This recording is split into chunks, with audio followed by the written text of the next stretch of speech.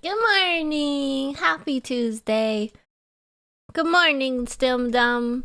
Welcome, welcome, welcome. How are we doing? Or happy afternoon or evening, wherever you are. Hi. How's everybody doing today? I've missed you. It's only been like 2 days. I missed y'all too. Hello. I was having a snack before starting. I was hangry. Had to feed the Stim Tamagotchi. Hi, everybody. How do you like me now? Now that I'm on my way, do you still think I'm crazy standing here today?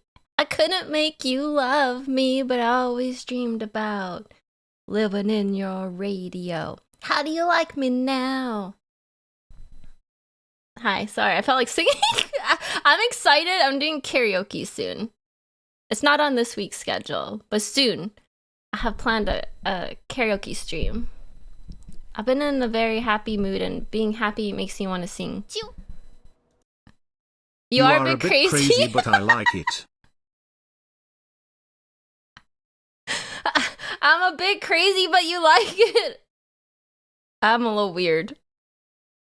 Stim spoiler. Hi. Thank you for the 4 months, Taka. Don't worry about it. Toby Keith gets me every time. Gotta sing along to Toby Keith. Hello, Dragon Lady who has never murdered anyone. Yes. Never. Anybody. No, never. No murder here. Never. Would not do that.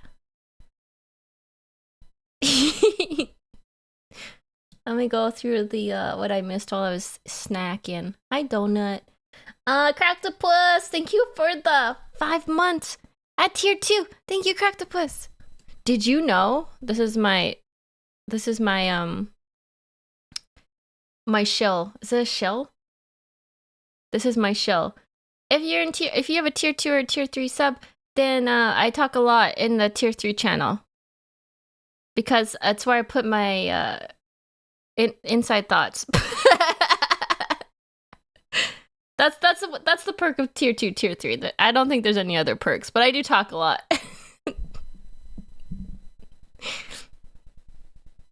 Raises from the coffin that's to put me in on tail. So thank you, Croctopus, for the tier 2. And a killer bird, thank you for the 3 months, subby. Thank you.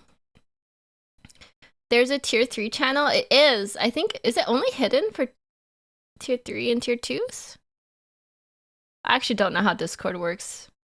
Don't at me. I don't actually know how it works. Oh, hi, Stim. Oh, hi, Dadbot Ed. Hi. Thank you for the 5 months!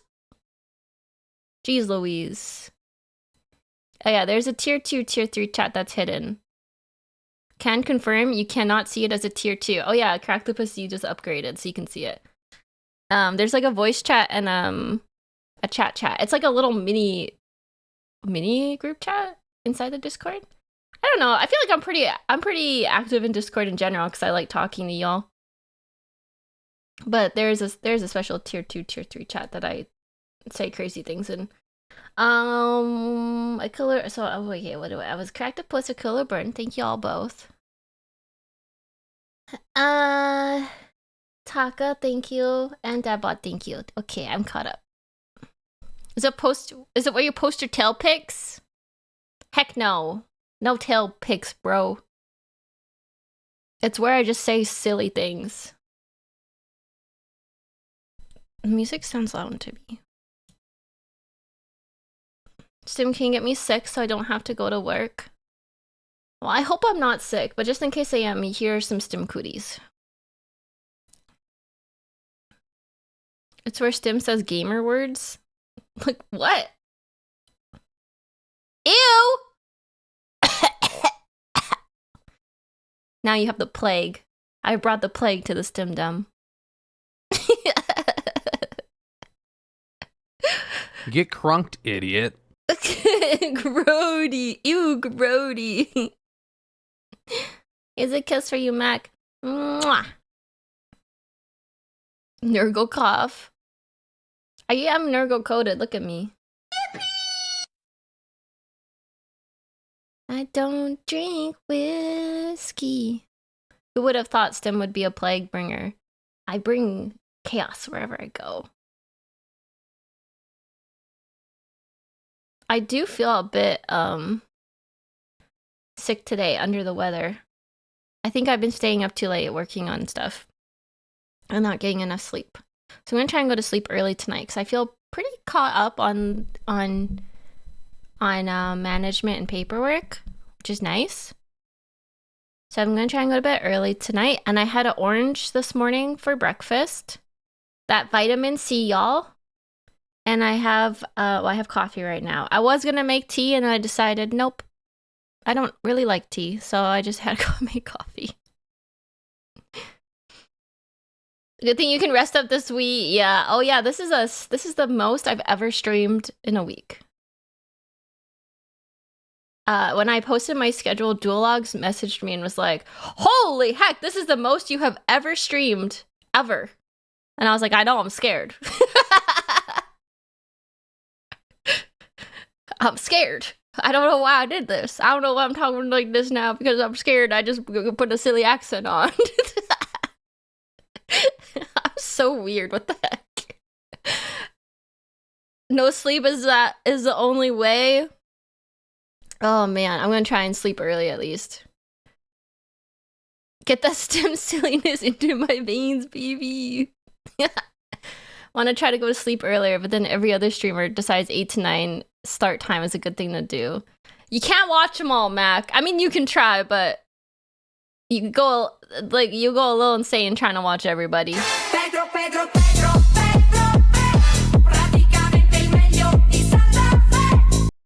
I'm a lurker or a VOD watcher a lot of the time because I don't really have time to interact with streams, so I lurk a lot. I put streams on in the background while I'm doing stuff, or I listen to VODs. And there's nothing wrong with that. All you lurkers, I'm not calling you out. I'm just saying there's nothing wrong with that because that's what I do too. You'd go insane watching one. Imagine multiple. Imagine multiple stims. Imagine how insane that would be. Yeah, never be sorry about missing a stream, y'all. Exactly. Terabyte said it the best. Never be sorry. Maybe that's why I need to go to therapy. Mac, I feel like everybody should go to therapy at least once just to try it out. It's just nice to talk to someone. It's nice to trauma dump on someone who has to listen to you. Would you be friends with yourself or would you hate your other self and diss her? I don't know. I think I would be friends with myself. But I don't know. Would I be nice to myself? Yeah. I think it would be fun because me, myself, and I could paint Warhammer minis together. And play D&D together. A whole Stim D&D group. It's just different versions of Stim in a group. Yeah, and they don't know anyone else in your trauma too. Oh yeah, that's a good point too. They're completely unrelated and they don't know anyone involved. That's nice. That group would never finish a session. That's so true. That many players all wanting to be the face of the party at the same time. We would just try and like boink everything, probably. Oh yes, Tim, there's a tutorial mission you have to do in Dark Tide before you can do co-op. Yeah. Me and Luton are going to play Dark Tide together on Thursday, I think. Yeah. I'm going to play the tutorial on Thursday. We'll probably just do chatting and I'll play the tutorial and then Luton will jump on when he's free and we'll play some together. Okay, because we have the collab. Everybody prayage that it happens and no one gets sick or busy. But it is happening. We had the collab with Sunny, Bricky, and Luton for Dark Tide. It was a bitch to reschedule because everyone's very busy. So, we're doing that on Sunday. Pray to me, Taka. Always pray to me. I'm your god now. So we have that Sunday. And then I was asking Luton if I should, well, I asked if there's a solo player mode or like anything I can do to learn. And he said there's just a tutorial, but we could play together to get the hang of it. Because he hasn't played in a long time too. Why you calling me humble? Didn't you guys say I need to build up my confidence? You're like, Stim, you need to be more confident. You need to blah, blah, blah. And then I say I'm a god, and suddenly, oh, that's too confident. There's a balance. I can imagine it's already hell to get 4 people together in private, but 4 streamers. Yeah, it's hard with balancing schedules. There's building confidence, and then there's declaring yourself a god.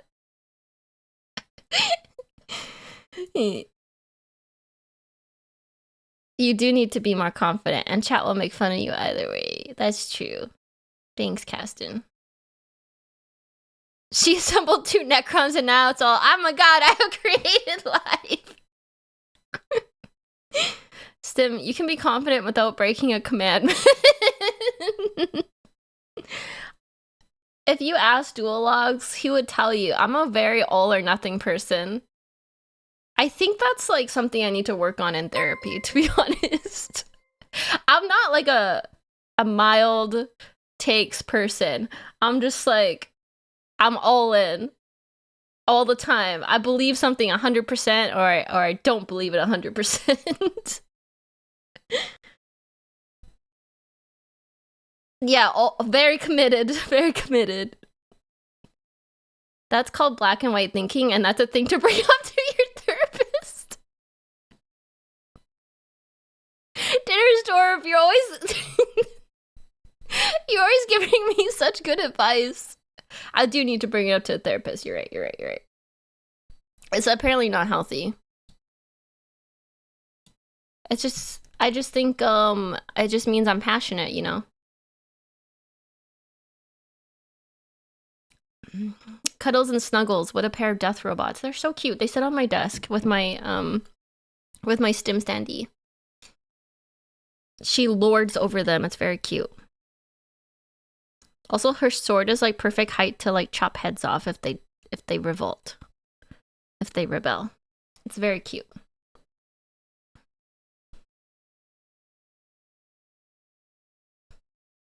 Cuddles is my Oshi. Today's been rough, homies. Aw, Tent, I hope your day gets better. Since you want to get more into history, have you looked into the Historia Civilis channel? I have not. I kind of got distracted looking at reacts to watch today. Imagine that. I got distracted. And I was gonna do like just like straight history. But then some things caught my eyes and I changed plan a little bit. I'm sorry. It's kind of like funny history plus food history. Let me look up that channel. Historia Civilis? Not oversimplified. Ah, the Great Emu War. So I'm trying not to embarrass yourself anymore in historical topics. You know, I just haven't found my era of history that I am an expert on. There is stuff that I know, it just hasn't come up yet, apparently. I did look at epic history, but I wasn't sure what to watch from there because the Napoleon videos are all split up into little battle chunks, or there's like one giant one. Food history sounds right up my alley. Yay! Do you know which era you know about? I was thinking like, I know about like,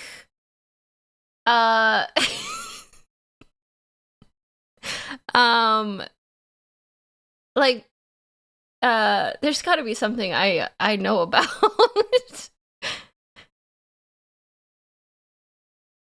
Like, I know about like Shakespearean times a bit.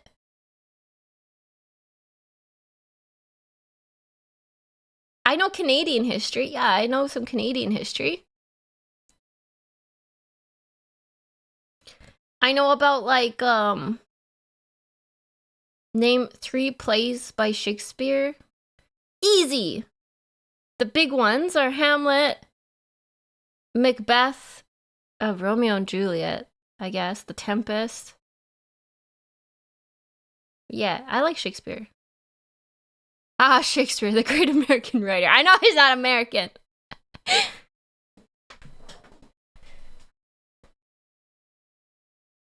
Too easy, name 3 more. Okay, don't gatekeep me on Shakespeare, chat. It's not cool. It's like when you wear a cool t-shirt and someone's like, oh, I love that band. Name 15 of their top songs. And you're like, oh, I just thought it looked cool, okay? That's fine too.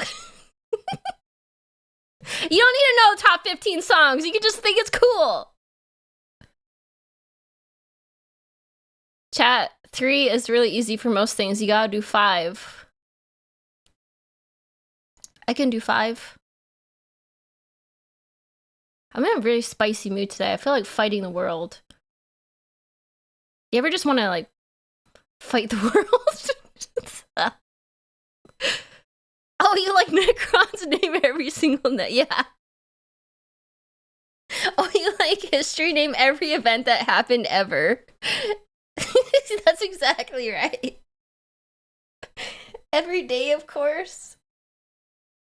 Fight the world, punch the moon. Yeah, that's that kind of morning. You're so right, Pet Rock. You're so right. You're so real for that. Actually, okay, this is gonna... okay, I was gonna say this earlier, but I didn't want you guys to call me a hag, but I realized I have real strong hag energy on stream. But in my YouTube videos, because I'm kind of stupid, people think I'm like 15, which I'm not. And to show you an example of my hag energy. Okay, last night, I was trying to work. I was writing stuff. I can't tell you what I was writing, but I was writing stuff for work. And somebody decided to drive past my house in one of those, like, big lifted trucks with, like, the... not the no muffler, but the, like, I don't know, whatever makes it loud. The exhaust, I don't know, the exhaust pipe thing. Straight pipe. Yeah, straight piped. Oh, it was so annoying. It was just like burr, burr, burr, burr, burr. And I was like, oh, okay. Well, I'm trying to write, and that's very annoying. So I went out there. I didn't go outside. I went to my window. I looked outside, and this truck was doing burnouts in front of my house. And I had the distinct urge to open my door, go outside, and shake my fist at this person and say, get off my lawn. And I was like, oh, actually, I should just go inside.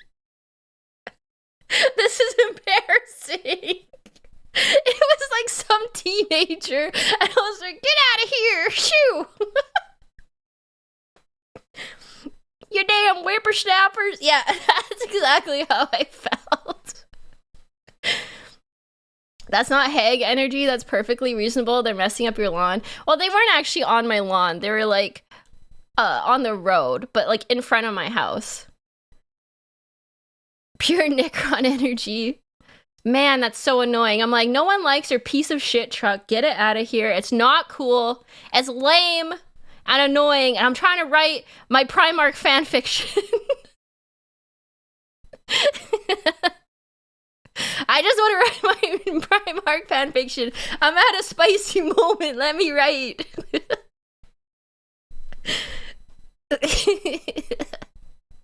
So annoying. Like, no one cares.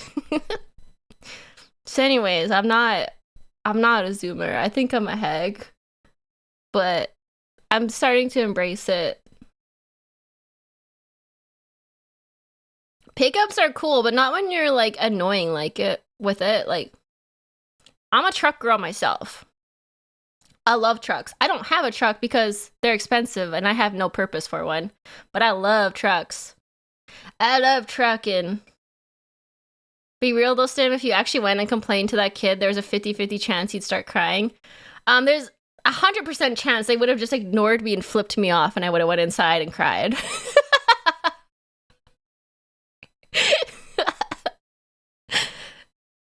Reading and gardening and canning and being crunchy. I hear you, Brittany.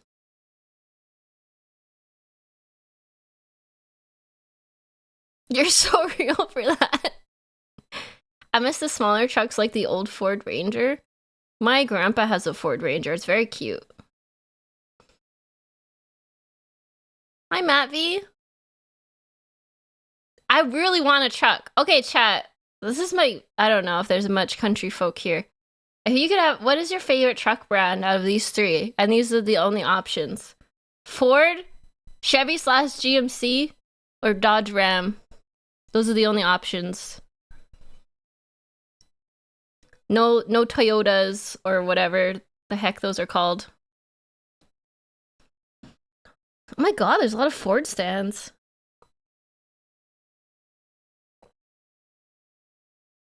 I'm not a truck guy. I'm not even a car guy. My family is very pro Ford. One of those tiny Japanese trucks.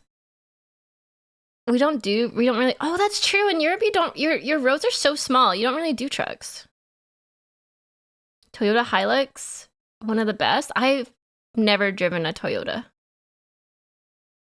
I prefer my tank. It's a Is it called a Renault? That's really cool, Taka. I like Ford too, but I was also brainwashed to like Ford because my family only drives Fords. It's weird. I don't know if your families are like this, but like farmers have like weirdly like set ideas on things they support. We only use John Deere here. We only use Ford products. We only use like DeWalt. I don't know. There's like some weird farmer like elitism? But it's different from each farmer. Like once you're in the family, you're in the family and you have to abide by the unspoken family laws that you drive a Ford. John Deere, you. It's the Harry Potter houses, but for tools. Should Stim react to Westland diesel durability test at Toyota Hilux? I feel like I know a lot about trucks.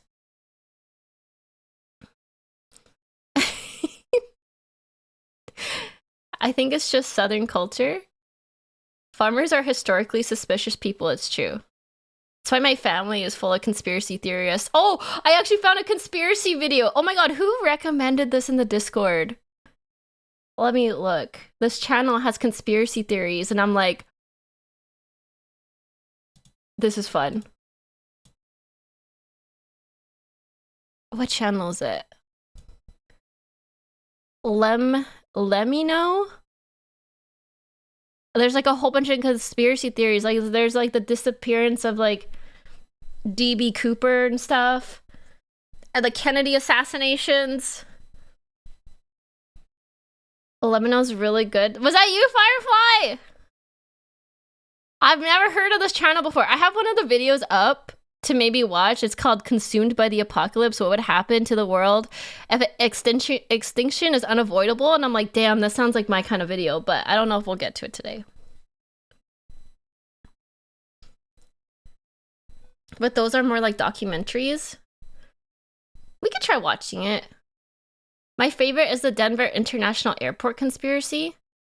Oh my god, that's so funny you say that, because when I was flying to Ofkai, I had to go through Denver Airport, and my dad was straight up like, don't get kidnapped at Denver Airport. Stim, have you heard about Denver Airport?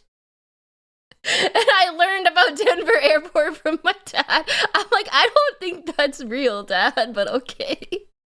He was seriously worried about me. I mean, it's also just a big airport and I'm kidnappable. It's all coming together. What do you mean? What is happening at Denver Airport?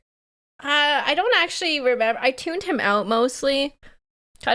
Something about like people go missing there, or it's like there's like a underground bunker underneath Denver Airport. We're not watching Oversimplified today. Because it got like copyright strike to heck. I don't think they like their videos being reacted to because they claimed it. Which totally fair. You have the right to not want your videos to be watched and on stream. So, if I watch it, it might just be like we watch together in like a Discord hang or something. Because I don't want to get in trouble. I could probably watch it and just not upload it to YouTube, or watch it and just not monetize anything and then just have it up there for fun. But I also don't want to, if people don't like their stuff being reacted to, I wouldn't want to react to it. We do need more Discord hangs. I haven't done one in a while. Yeah, I didn't get a strike or anything. It just said that it couldn't be monetized. So they like, it's not a copyright. It's a, what's it called when it gets hit by copyright? But it's not actually, it's not like a channel strike. It's just saying you can't monetize this, and any monetization from the video will go to the original creator. It's not like DMCA because it's like it's like the video got claimed, not like the music in it. I guess it's a claim, yeah. Because it wasn't like a song that got claimed. It was like the whole video was like, no, we claimed this. What? That's fair. I mean, it's their video. That's fair. I just don't. I want to be careful with it. Vagrant Holiday Forbidden Island is also a good react when it comes to the world. Vagrant Holiday Forbidden Island. I've never heard of that. DMCA is not just music? Oh, I didn't know that. I thought DMCA was just like music copyright. Time to put it in the notes. Fair but unfortunate. Yeah. Their videos are very good. I enjoyed it. But we could probably watch them on Discord or on stream and just not upload it. Have you reacted to cheese bunkers? I have not.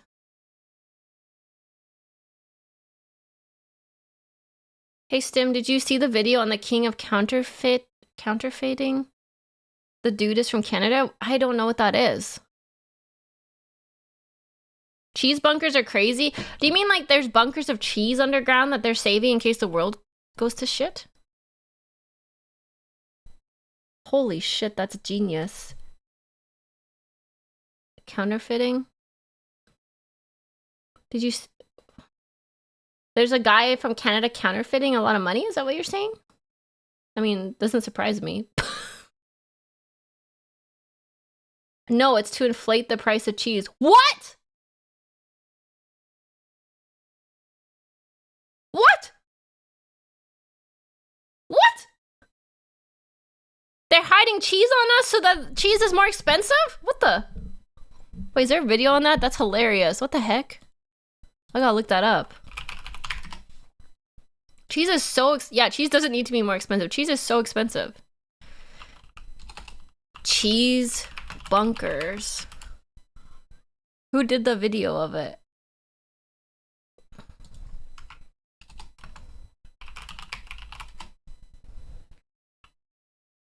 Let me look it up. I gotta know. I gotta know. This is crazy.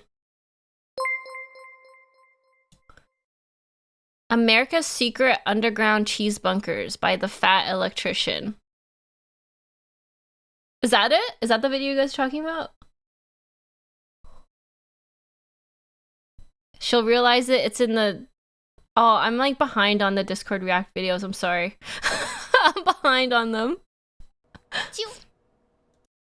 Vadding, thank you for the tier 1 sub. Thank you so much. Thank you, thank you, thank you. Is it vadding or vating? Vatting or vating?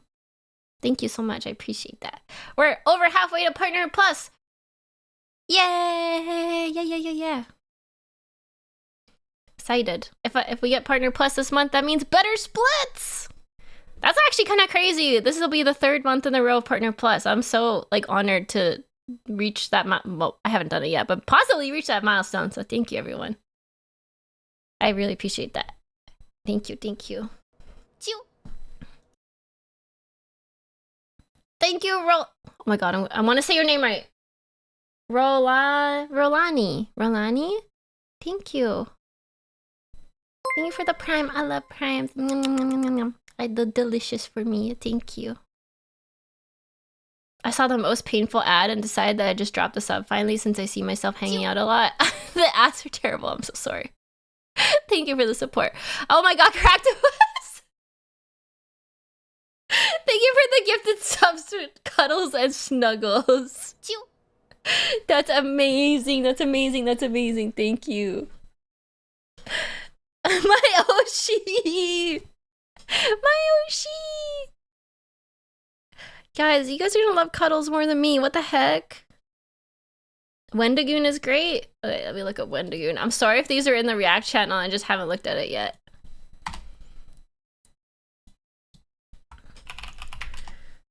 Wendigoon.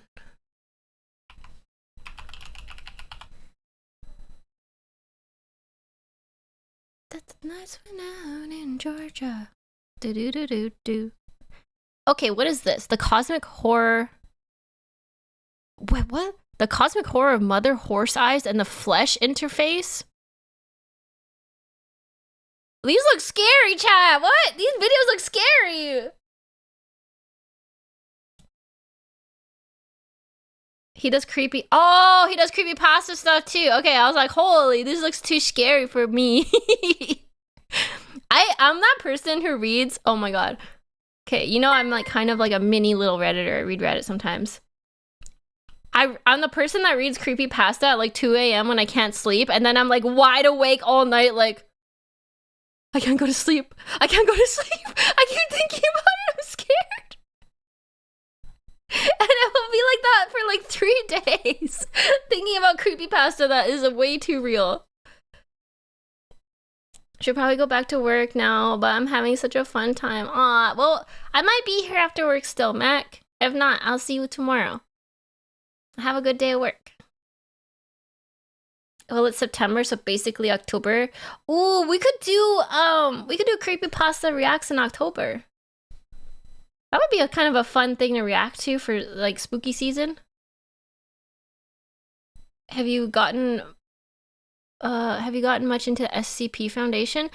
I only know what SCPs are because Leah did a stream last year about SCPs for Halloween, and I didn't even know what an SCP was. It was very interesting. It was very good. I feel like I should read those. You'd be down for those? It would be so fun to help you stay up for 3 days. I don't think it's as scary if I do it with chat, though. You know? If I'm, like, alone at night in bed reading it in the dark, that makes me scared. If I'm watching it or reading about it with chat, it's fine. Yeah, only one night of not sleeping. The SCP Foundation is one giant rabbit hole. I don't really understand how it works though. Like, people, like, SCPs are like fan fictions kind of, right? Like, people make up their own stories. And then people just say it's like, you just get accepted. Like, it is just like, okay, how do I explain this? Like, the popular ones are just like popular stories. Like, how does one get to be like known, I guess?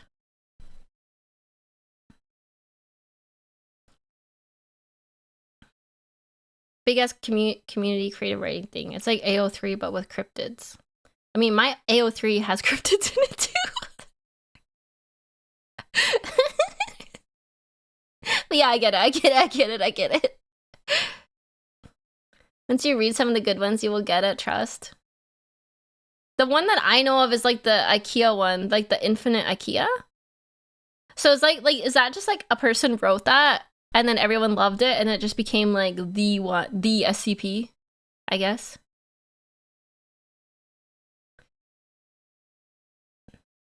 They don't want to F most of the SCPs. That's debatable. Infinite IKEA is good. I don't know the numbers of them. Oh, people vote on whether to keep stories. Oh, I see. They have a group vote on which ones get published. That's what I was trying to think of, the word published. That's what I was wondering. How do they pick which ones are publishable? It's just the community votes. Is it just like one person who's like really good who like they all get published, or like do other people have a chance of getting published? I have to look into this. We have to do an SCP stream for October. That'll be fun. Maybe I should write one. SCP writing stream? That would be cool. That would be fun. We could write a community one together.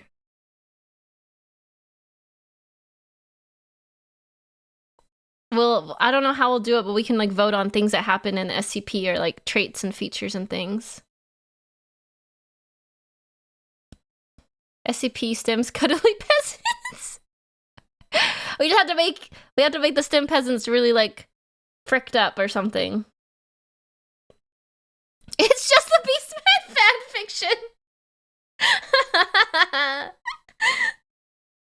Rude. That's not scary. That's cool. It's not scary. It's cool.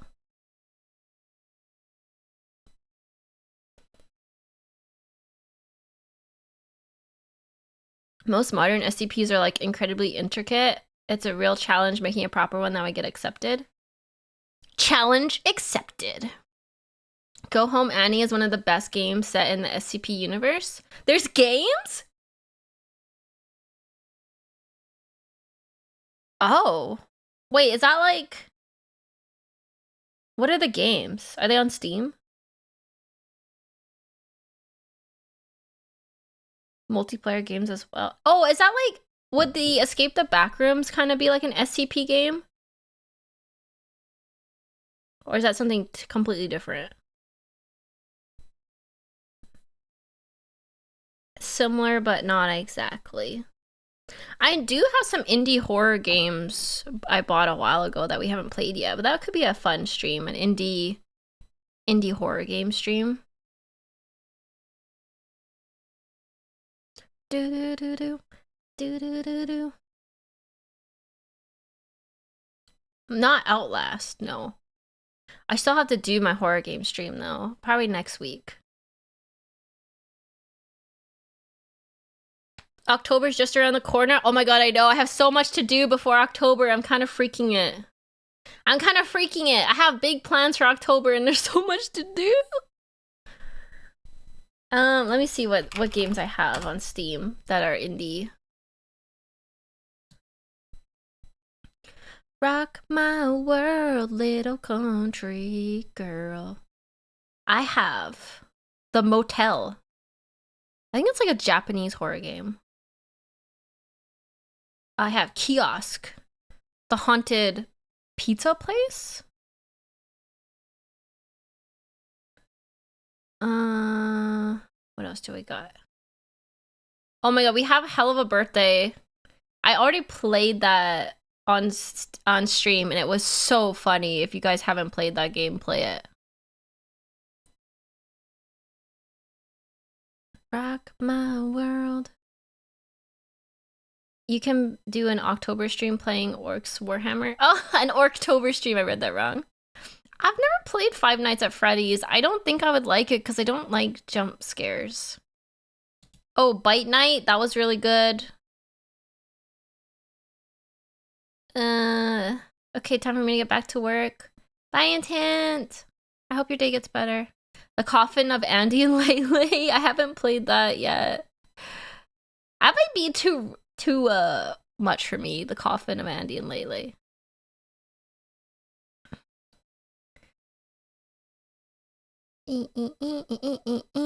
Dead Space. It's a little too saucy for me. Do you think?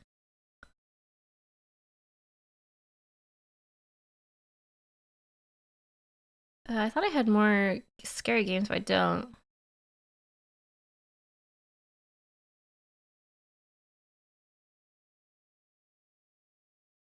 It will change you as a person? Really? Oh, that's intriguing.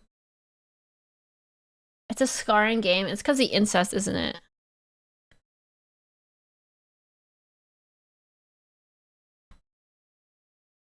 Specifically because it's you. What? I'm not that innocent, chat.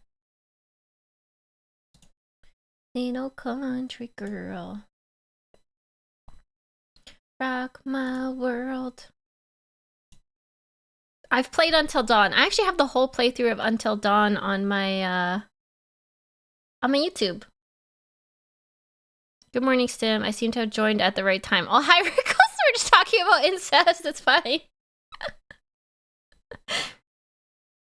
The incest is like the least of their crimes. What? Really? Oh. Okay, I didn't realize that. There's the Quarry made by the same... Oh, yeah. So I have a list of games to play for scary games. I have the Quarry, Alien Isolation.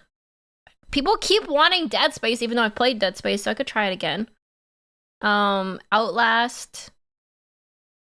What was the other one I was thinking? Soma. You played The Walking Dead? I have not played The Walking Dead. Amnesia, The Bunker. I don't want to play Amnesia. It's too scary.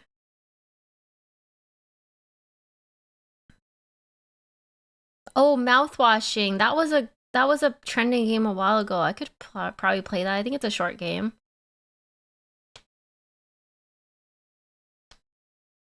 The incest might be the least extreme, but definitely not the most vanilla. When I play a horror game for the sub goal, I'm not gonna play the whole game. I'll probably just play it for like one day, because that will be enough for me. I'm really not a horror person. I get really scared. I feel like it gets better. Like with BioShock, I was actually scared of BioShock. It scared me at first, but then once you get used to the environment, it makes it a bit better. Like it makes it a bit easier because you get used to the environmental noises. Mouthwashing is more creepy than scary, but it's a phenomenal game. Maybe I should play Mouthwashing. Play Dead by Daylight. Oh, Brittany, do you want to play Dead by Daylight? I used to play it a lot.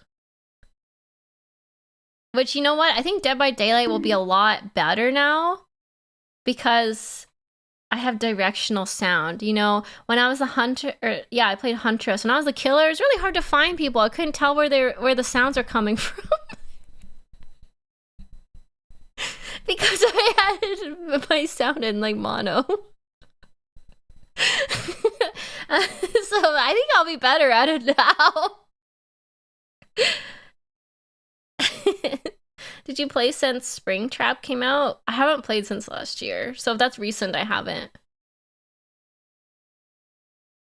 I really liked Huntress. I liked the skill where her axe one-shots, so is that you only have one axe, but one-shots immediately? That's my favorite skill. The Sniper Huntress. I'm surprised you aren't scared of it. I was scared of it for the first day I played it, but then like once you get used to it, it's not scary anymore.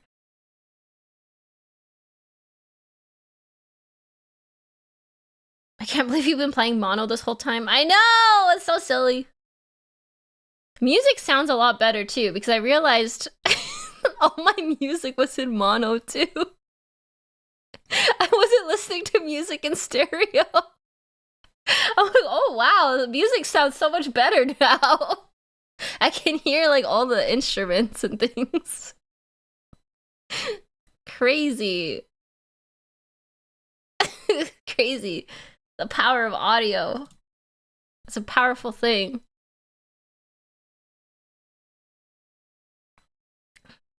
A Plague Tale. Oh, I have a Plague Tale already, Rickles. Wait, I think. Someone recommended it to me. Oh, I think it was Mad. Was it Mad? Maybe it was Terabyte. Someone recommended it. Boop, boop, boop, boo. Where is it? Oh, I have an Atome game on here. Why is the only person who's played this dual logs? That is so funny. It's like friends who have played this game and it's seduced me, the Atome, and it's dual Get logs. crunked, idiot. Dual logs is the only friend who's played this game. It's so funny. Oh my god. I should play that. What the fuck is that name? Seduce Me, the Atome. I love Atome games. This is why I don't play Love in Deep Space, because I would probably become obsessed with a fictional relationship. There's some things I just know is like crack to me. Again, not surprised. No, Britt, I can't. I literally can't. I will become obsessed and delusional. I can't. I'm too easily influenced by anime men. Miwa and Nova have a Gooner chat for it. That is so funny. Don't fall for the spacemen. I like the one with white hair. The demon looking one. Please become more delusional. Oh my god, Evo. If they had a Beastman version, that would go hard. Or like a Wolfman version. I have coworkers who play that. It's so popular. You just want a furry dating game? There probably is one. I just don't know about it. I need a Wolfman version. Yeah, like what if they're all like, there's like a Wolfman, a Minotaur, like, what else is there? A goat man, a cat boy, a centaur. Yeah. Whoa, we could even have like a snaky guy, lizard man. We could have a whole roster. It could be a reverse harem. Hatoful boyfriend. Oh, that's the pigeon one. That's the pigeon game, right? You don't want to know? I've seen furry dating sims and I wish I didn't. I'd rather not hear a goat scream during fun time.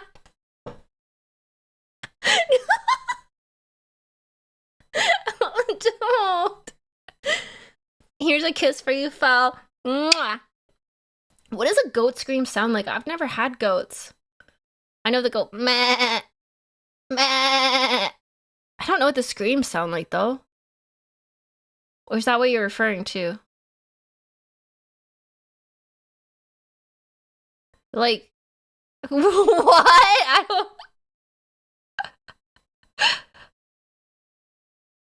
There's a tank girl. Oh my god, I heard of that. The tank girl game. Search it right now. Alright. Let's hear what a goat scream sounds like.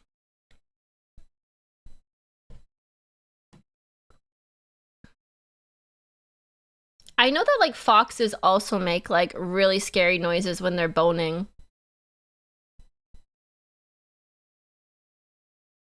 Do do do do. Where's goat screaming? Funny goats screaming like humans?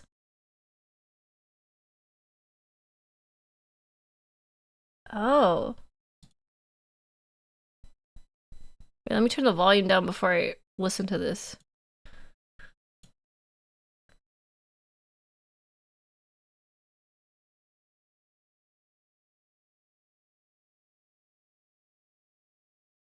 Oh, you guys can't hear this.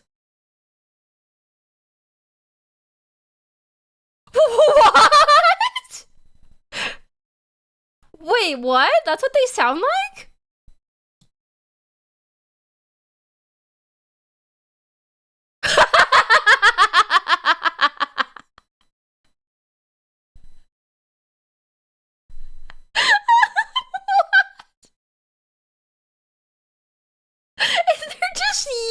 saying? What?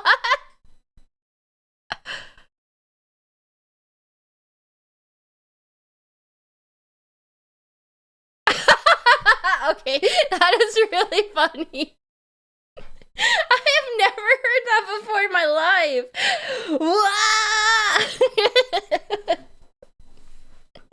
You're right. You're right, Chaka. That is so funny. We've never had goats. My dad is super against goats because he says they eat everything, they wreck everything. You can't contain them. The little bastards. So we've never had goats because he says they're a pain in the ass. I always wanted like the little fainting goats because they're cute, but we're not allowed to have goats ever. Hi, Winky. Pretty sure if the question is there something dating sim, the answer is always yes. It's true. Yeah, goats stand on top of each other and climb up stuff.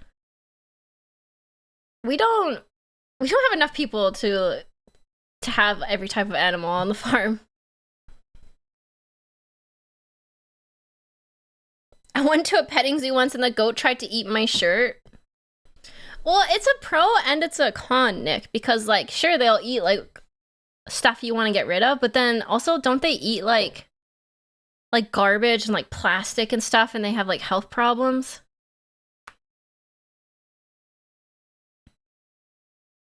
Goats also have those weird irises. Oh yeah, those are so freaky. Why are goats like that? Why are goats like that? Like, what is the purpose of their eyes being like weird like that? it's a shotgun gun.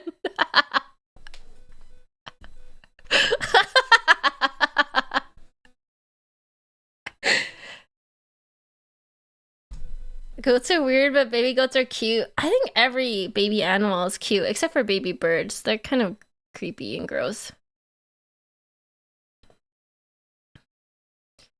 It's because they are a prey animal. Well, deer are prey animals and they don't have the weird eyes, do they?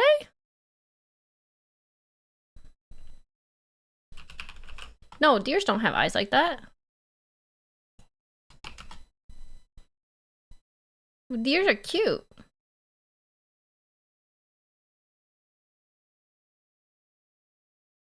Baby pigeons are not cute. Yeah, baby birds are disgusting. They're like misshapen lumps of flesh that like scream.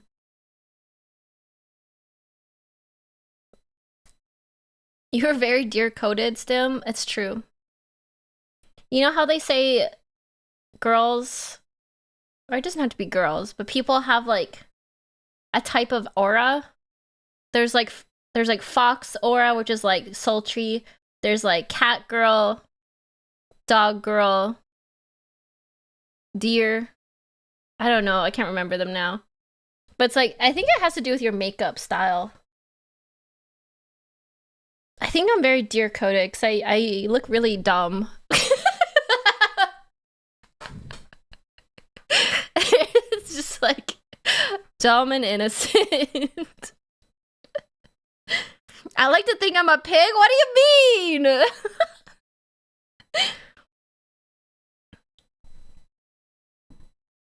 What do you mean a pig, Brittany? That's so funny.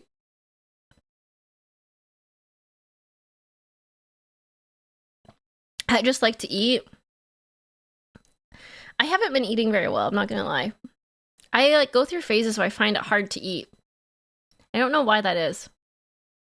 Like yesterday I didn't eat at all until about like 6 p.m. And you know when you like don't eat all day, you lose your appetite. It's so weird because you should be starving because you haven't ate all day, but like you reach that point where you're not hungry anymore, and then you have to like force yourself to eat and everything tastes gross. I wrote like all day basically, yeah. I had a really busy day with writing and doing like what's it called? Desk work. I think when you're just like locked in, you just miss the point of where you can eat. Your body told you to eat and you didn't, so it stops telling you to eat so it doesn't get in the way of what else you're doing. Oh, that is so interesting. What's a good point? The body gave up and went into maintenance mode. I always wondered why it did that, but that does make sense. Is that like how people survive in like weird situations? You just don't get food, so your body's like, all right, we gotta lock in, chat. Your body's like, all right, lock in. Survival mode.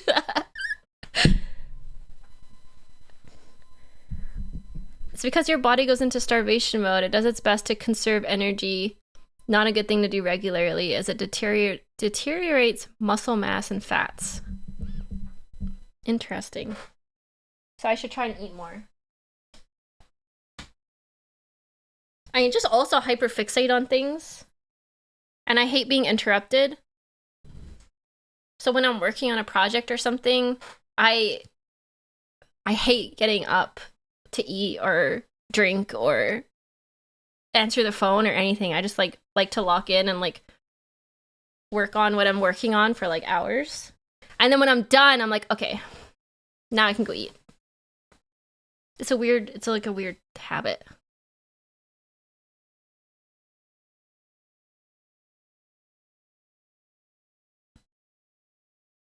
In a honky tonk. Ding, ding, ding. Please take care of yourself, princess. I will. Don't worry about me, guys. I had an orange this morning and a fruit and nut bar. I feel like that's pretty healthy. I had an orange because I was trying to up my vitamin C. But I realized I should probably actually take vitamins. I don't take vitamins. Because this is another thing. You know, I was saying how my family of farmers, they're all like suspicious and conspiracy theorists.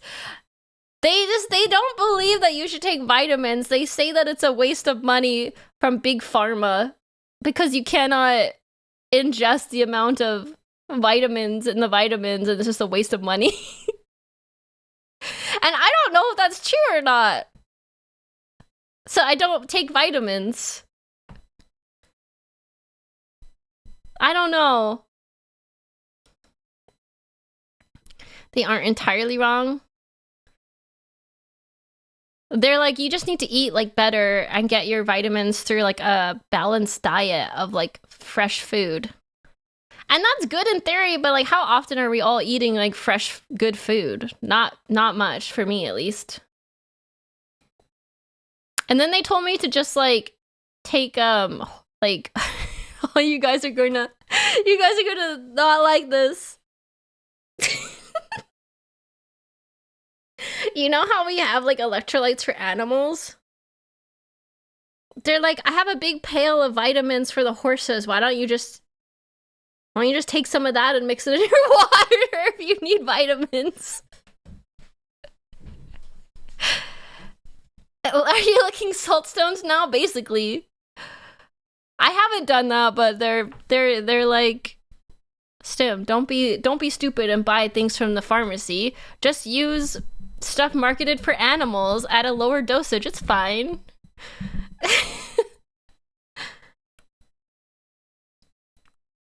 How is that different from pills that give vitamins? Because they say that like the stuff that you would buy from a pharmacy is like highly produced and marketable. So you're like paying for like the packaging and the name and the blah blah blah blah blah. Or you can just buy a big tub of vitamins for your animals. That's just like literally in a sack. And it will do the same thing without the 500% markup that the store is giving you, is what they're saying. I'm getting PTSD flashbacks to the online dude drinking horse electrolytes. Oh my god, yeah! Whatever happened to that guy? That's because there's lower health standards for what you give animals, so it costs less? Oh. You know what? That makes a lot of sense. I am not an animal. That's true. Well, technically humans are like animals, right? What's the difference between a human and an animal? We just have like better cognitive functions and empathy, technically. Sense of self. We are animals. We're high-functioning animals. Yeah, technically humans smart.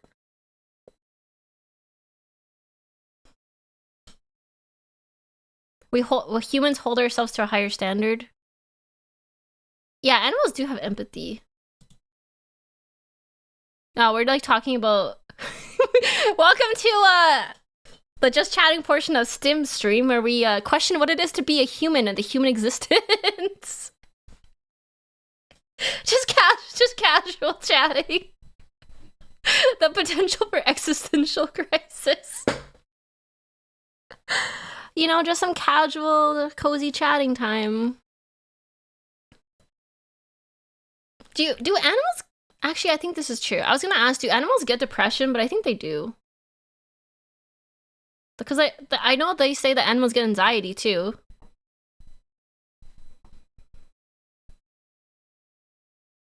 Because I know when our farm dog died a while ago, our other farm dog was like super depressed and sad. Oh my god, Mobius, I did not need to know that on a Tuesday morning. Otters can die from a broken heart? That is breaking my heart. Oh my god, that is so sad. That's gonna haunt me. I love otters. They're so happy and playful. It's gonna make me cry. That's so sad. What the fuck? Some apes and gorillas can die from a broken... Do you think people can die from a broken heart? Isn't that just when, like, how does that work? Yeah, they do? I've never really heard of that. I guess, like, in old people, they can just give up the will to live. And then they decline. Oh, I'm not talking about, like, depression. I just mean, like, just, like... I guess if you have a broken heart, you can be depressed. But I mean, like... Just the brokenheartedness, not with, like, the added mental illnesses. My gray parrot started to pluck his chest area when the other one needed to be isolated because of sickness. Oh, my parents had a parrot at once. They peck their feathers out when they're stressed, right, Tuck?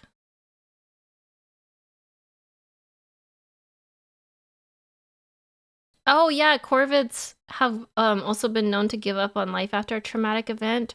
Holy shit, we're trauma dumping on chat today. Jesus. Anyway. This is I'm sad now. And Urara died too. Haru Urawa? Damn, that's so sad. Rip Uwawa. Uwawa? Urara? Pour one out for our goat.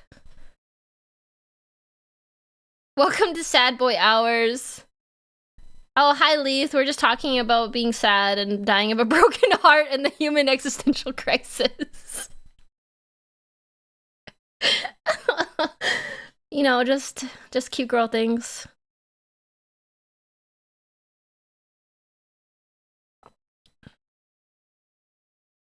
At least she went surrounded by her favorite ryegrass. It's true. Chicken dance!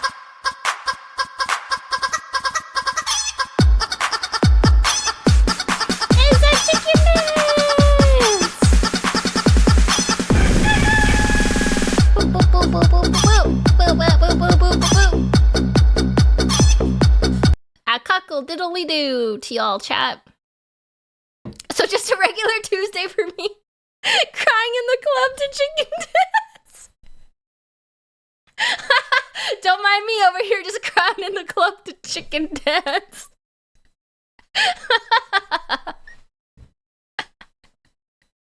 We also, okay.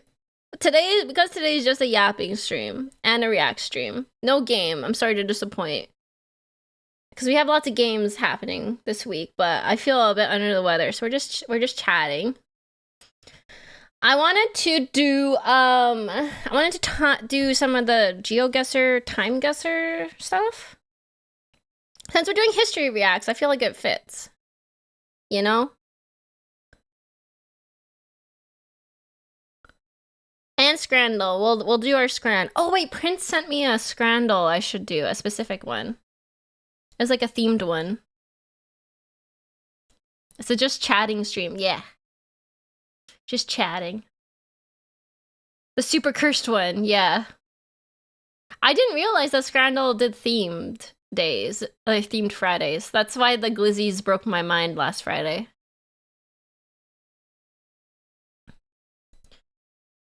Picking that dough. Boom, boom, boom, boom, boom.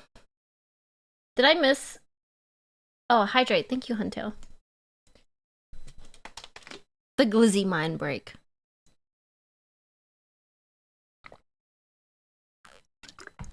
Okay. Bam, bam, bam. We saw the most cursed hot dogs ever that day. It made me extremely happy. It brought so much joy to my life that Outbreak, all of them did the glizzy stream. They're so cute. I love them. Thank you, Mad, for the tier 1 for 2 months. Thank you so much, Madtrax. I appreciate that. Thank you for supporting me in the stream. Wait, they did? Yeah, they all did. It was so cute. Poor Outbreak. Oh, it was so funny watching Maple because she was like, what the? She was having none of it. She was like, what the? What? Why did Stim... What? I'm not the same man I was before that stream. That stream left its mark on me. Oh, thank you for the date. For the cursed Scrandle. Print. Okay, so, let's go to the React screen. We got some Reacts loaded up. Actually, we'll do, let's do Scrandle first, and then we can do the, time guesser before the history reacts.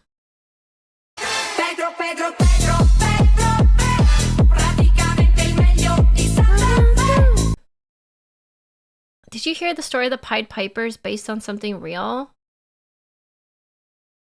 Is the Pied Piper the guy who played the flute for the rats? Is that the Pied Piper? Yeah, I actually did read about that. It was real, kind of. I don't remember what happened in it, but he was like a real person.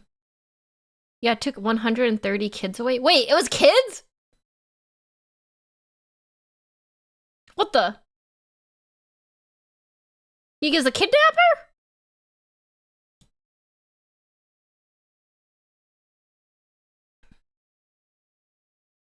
There we go.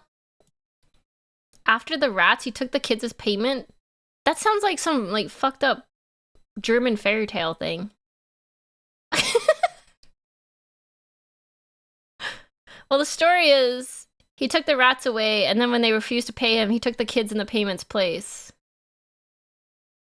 Well, it is. Okay.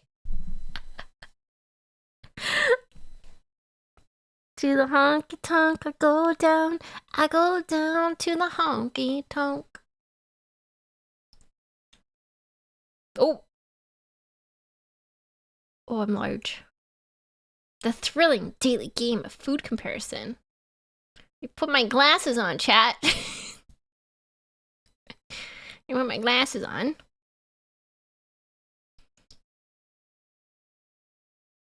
I was literally thinking this sounds like a Grimm story.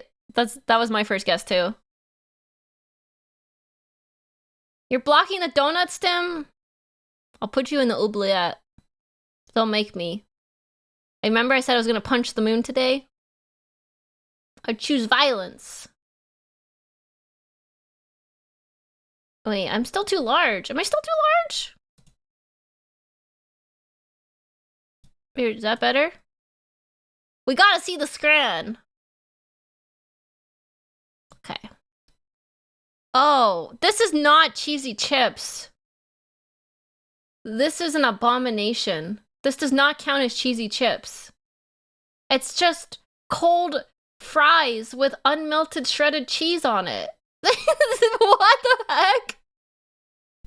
Yeah, why doesn't England melt their cheese? This is a consistent thing.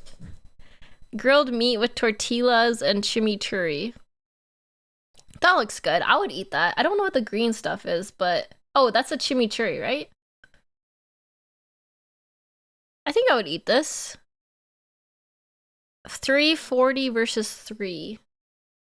Is chimichurri like a salsa?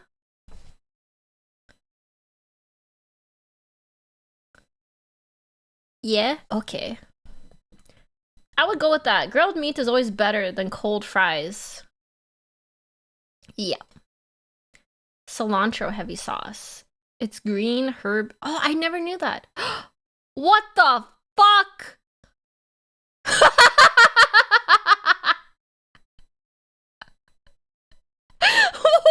is this? What is this?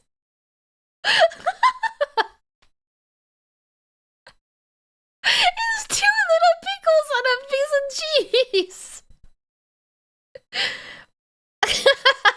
But it comes with a pint. It comes with a pint. It's 9 pounds, but it comes with a pint, which you can barely see here. But still.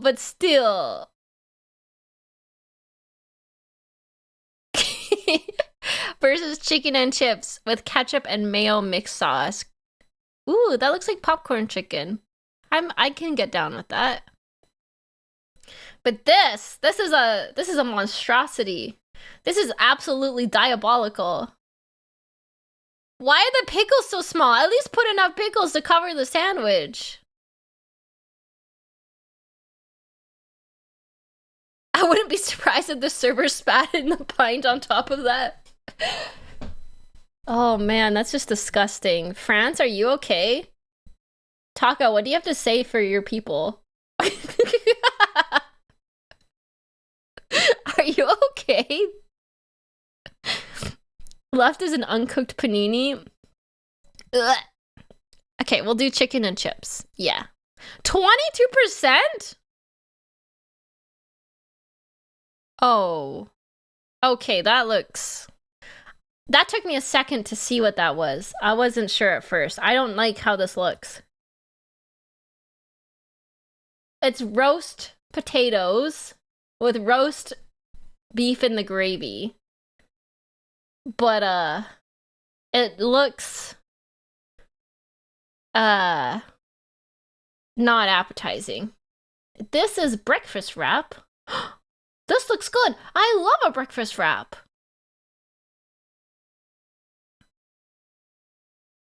Two sausages, bacon, egg, hash brown, cheese for $3.50, or loaded roast potatoes with beef and gravy for $5.50.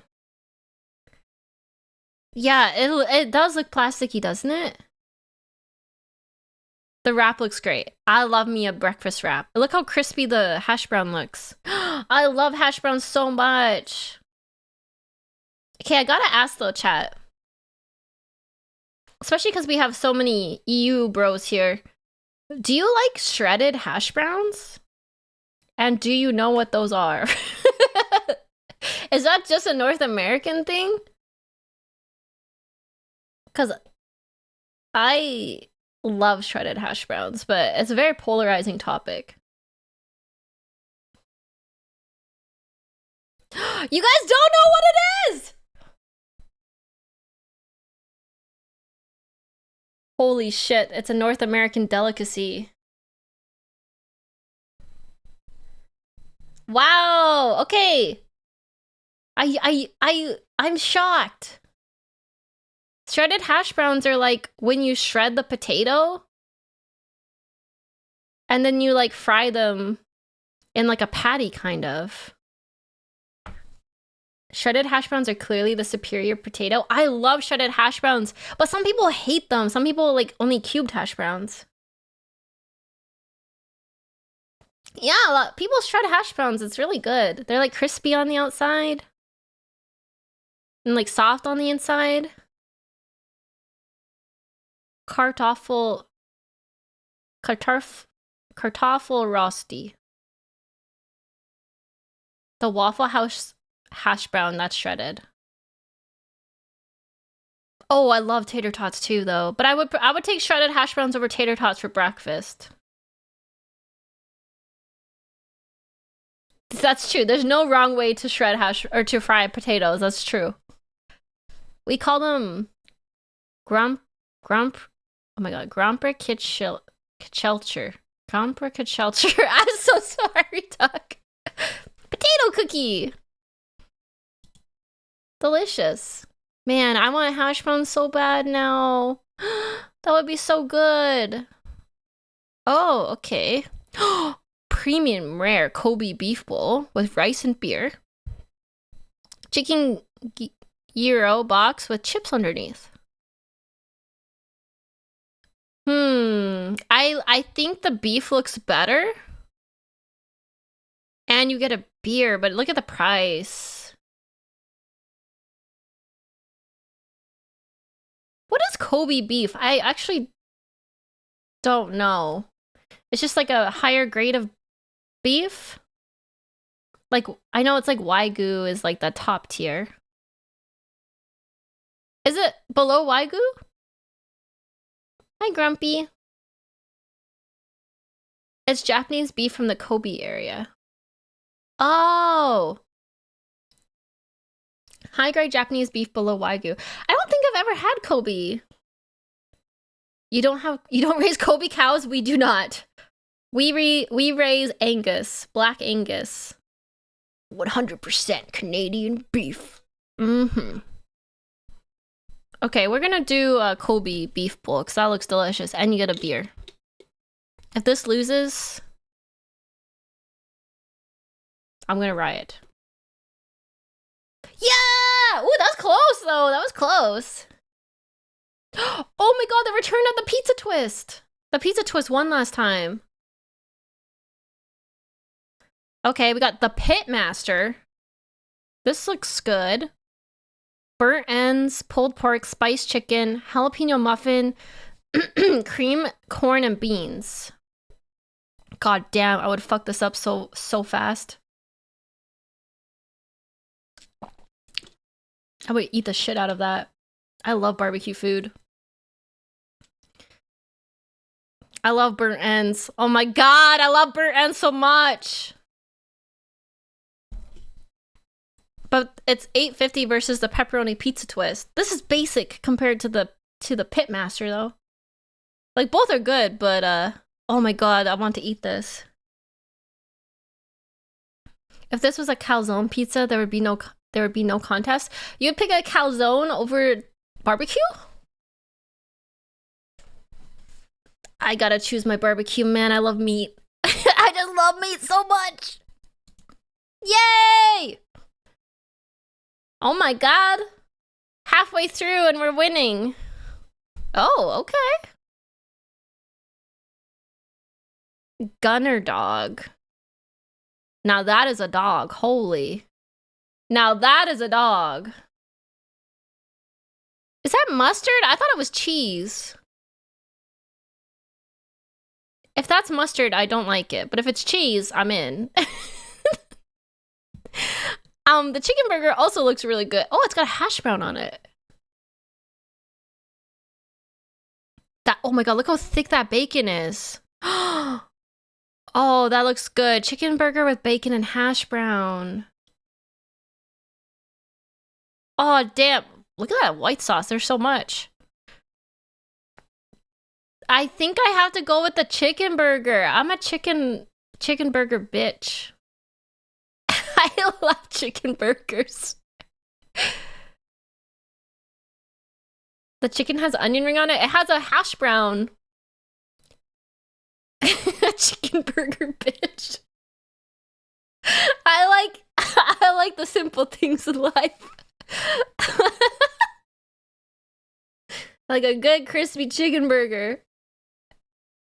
There's at least 2 animals on bread on the right versus the... Oh yeah, that's true. Like, look how good that bacon is. Like, this is also a really good dog, though. It looks like it's got, like... I don't know, what would that be? Pulled pork on it or something? I'm surprised they didn't say what's on it. Like pulled pork, jalapenos. I think this is cheese sauce. That's too much mustard if it's mustard. It's tough. And they're both the same price. We gotta go with the... I'm gonna go with the chicken burger. It looks really good. Yes! Woohoo! We win here! We win! We win! We win! Oh no. 2 of the most cursed foods. Aw, heck. I don't like either of these. Why is it green? Like, that's not mushy peas. Like, why is this green? And also, why does this have Nutella on it? Stop torturing me with the Nutella fries. We get the Nutella fries every time. Ugh. Pie and mash with liquor and chili vinegar. No. Chips with Nutella. No. We gotta go. Germany, go home. You're not drunk enough to eat that. I can't. And like, there's just like powder on top of it that's like not. No. It has to. I have to go with chips and Nutella, even if that's an abomination. Stim, if a Philly cheesesteak pops up and you don't insta-lock that shit, I will never forgive you. You know, I don't think I've ever had a Philly cheesesteak. No, I don't think I have. I've had a beef dip. That's different though. Okay, we're gonna go with chips and Nutella because I cannot vote for pie and mash. No! No! How? Really? That was so close. Dang it. Gosh dang it. Ugh. The liquor is made of lamb stock, mint, and spices. Try it before you knock it. That is very interesting. I have never heard of that combo before. Actually, I've heard of mint with lamb before. But not in like a sauce. There wasn't a right answer there. Yeah, both of those were cursed, I think. Oh my god, we got another chicken burger. Oh, it looks a bit too saucy though. And then we got sausage and chips with curry sauce. Oh, okay.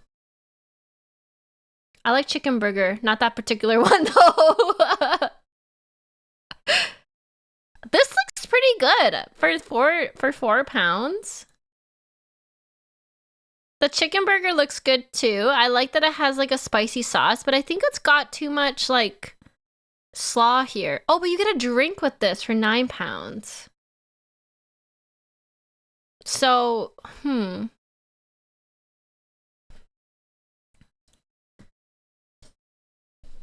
Dang, I don't know. What picture is more appealing, though? This is really tough. I like both of them too, Mad. I love chicken burgers, but I don't know. This coleslaw, whatever it is, looks too wet. The burger seems like a trap. The game is to figure out which more people picked, not what you would eat. Guaranteed the one with the actual color wins. This one. But something about these little sausages looks so appealing. Okay, we're gonna go with burger, I think. Because it has a drink too. Oh man, this is tough. Oh, whoa! 2% difference! Wow, we locked the fuck in on that one, chat. Good job. Good job. That was close. All right, now. Oh, this is not even pizza. Please don't call this pizza. This does not count as pizza. This is, I don't know what this is, but it's like bread with like cheese on it. 18, oh man, 18 pounds. Riot Shield pizza. Yeah, it looks like a Riot Shield. But it comes with a beer. And this kind of looks like a tall boy, like a big boy of beer, which potentially could be like 12 pounds in itself. The other one is chicken tikka and mint yogurt wrap. That looks good. Ooh, that looks good. With chips. That looks good. I don't think the beer is worth the price with this like cardboard ass looking pizza. This is not a margarita pizza. This is like a flatbread sprinkled with some cheese and sauce and like dried parsley or something. That beer better do my taxes for that price.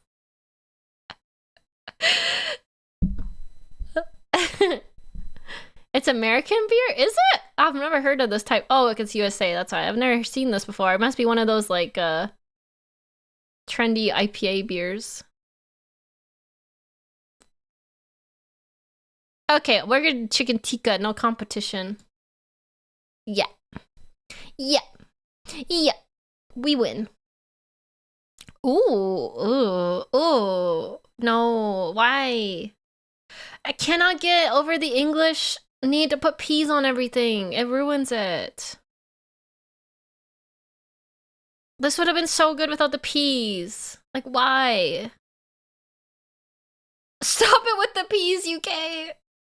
Not on top of the fries. Curry in a cup sounds depressing. It really does.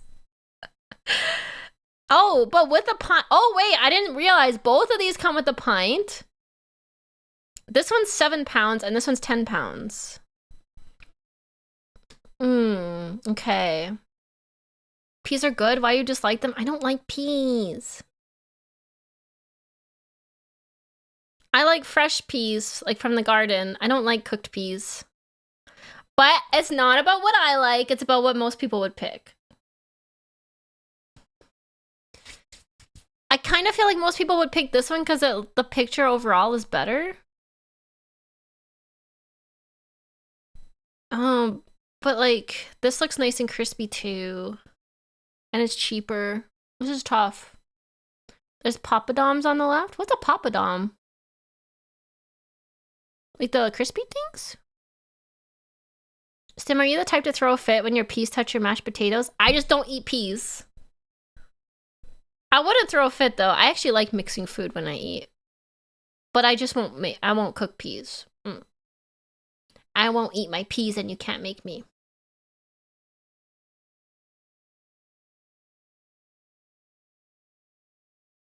Peas and mashed potatoes go hard? No.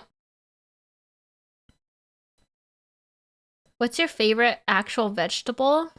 Do not say potatoes. Cooked vegetable or raw vegetable? A cooked vegetable.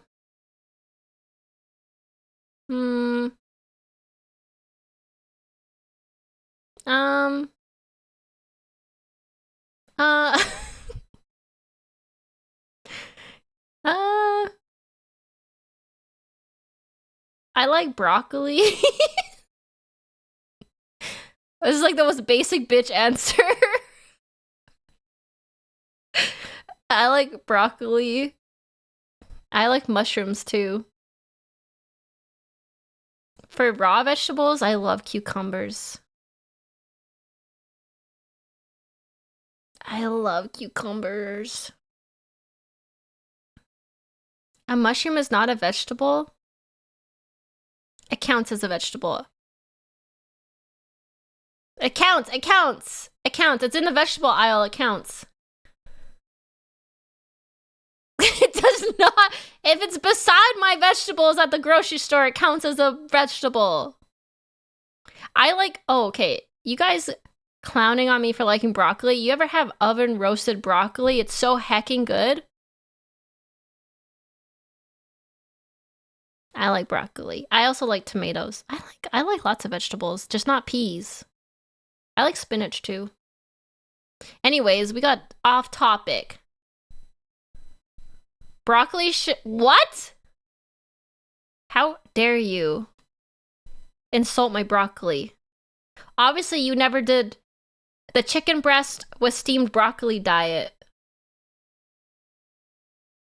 It's like good for you and it tastes okay.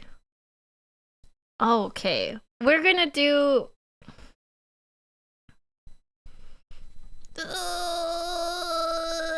I can't pick. We're gonna do curry in a cup. Fuck! Damn it! I lost to mushy peas again! Every time I lose this game, it's because of peas. It's because of peas! Get peed.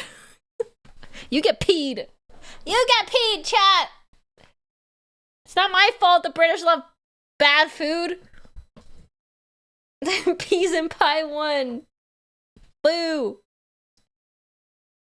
I also really love potatoes. If potatoes wasn't the answer, it would be potatoes. Because you can bake them, you can fry them, you can steam them, you can mash them, you can slice them up with butter, you can roast them, boil them. Starches don't count as vegetables. Oh, actually, I really like lettuce. Oh my god, I'm sleeping on the goat. I love lettuce. I eat salad so much. I love lettuce. I like jalapenos too. I love jalapenos. Lettuce is just crunchy water. That's why I like cucumbers too. I don't like cabbage. Saying you like lettuce is the equivalent to saying you like water.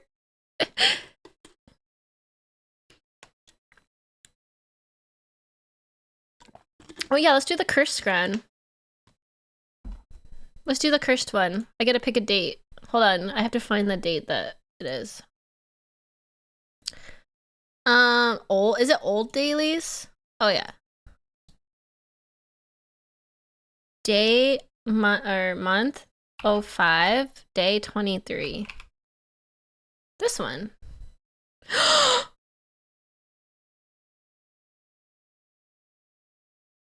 What?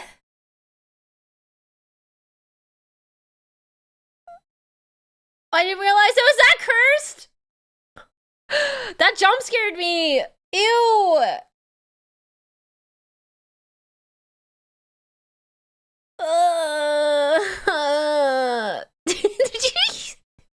Could you hear my gasp of horror?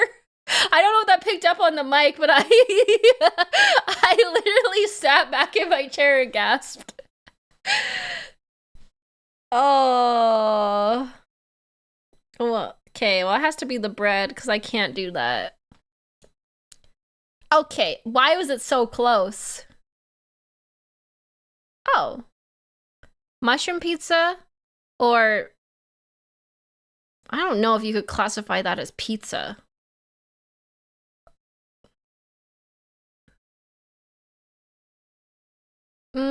Mushroom pizza. I actually like mushroom pizza. I like mushrooms. I've had like a mushroom pizza and it had like mushroom and arugula and like balsamic on it. It was really good. Why is it 8 pounds? That is questionable. Why is this 4 pounds? It's like a bun with some microwave cheese on it.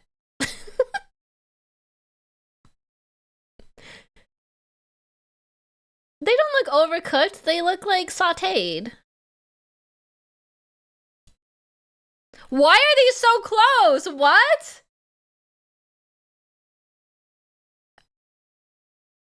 Cow rectum sandwich? I've had a lot of parts of a cow, but I've never had a cow rectum.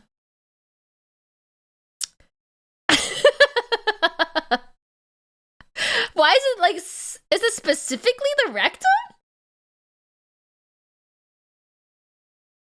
Y'all eat ass?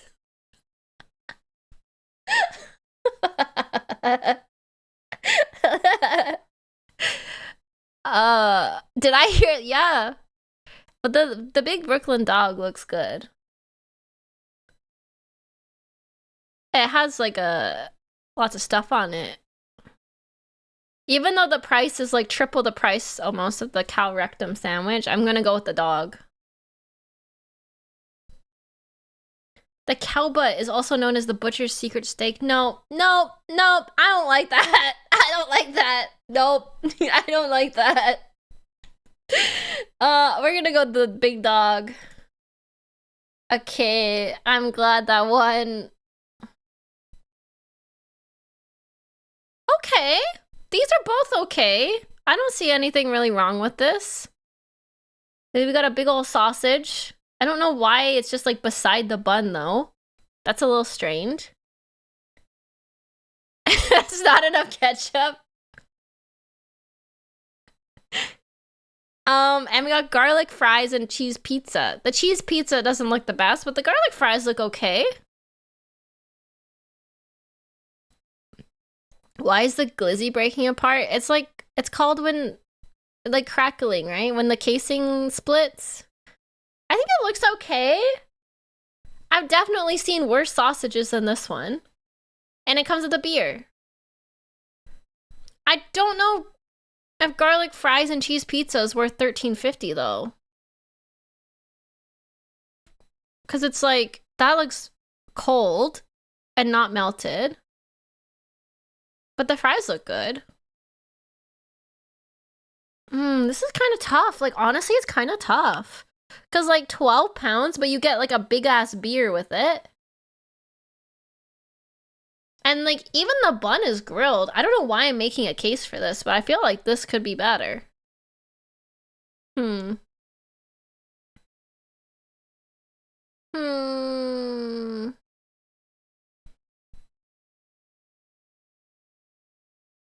It's lacking sauce. This might be controversial, but I don't think you need sauce with the sausage. If you got a good juicy sausage, you don't need sauce. I also don't get the bread with the sausage though. Because like, what is the bread doing here? It's doing nothing. They're like, they just grilled some bread and put it beside it. Okay. I'm gonna go with this one. It's a Danish thing, you get sauces and dip. I'm gonna go with this one. This might be a mistake. Oh my god, yes! Yay! Sausage supremacy! Oh, no, not again. Not again. Seasoned chicken hearts on a stick or a tub of insects. Who here has had a cricket, though?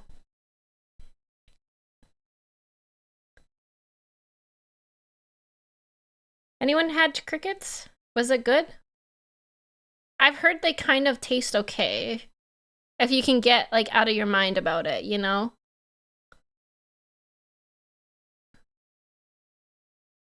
I heard crickets taste like chicken.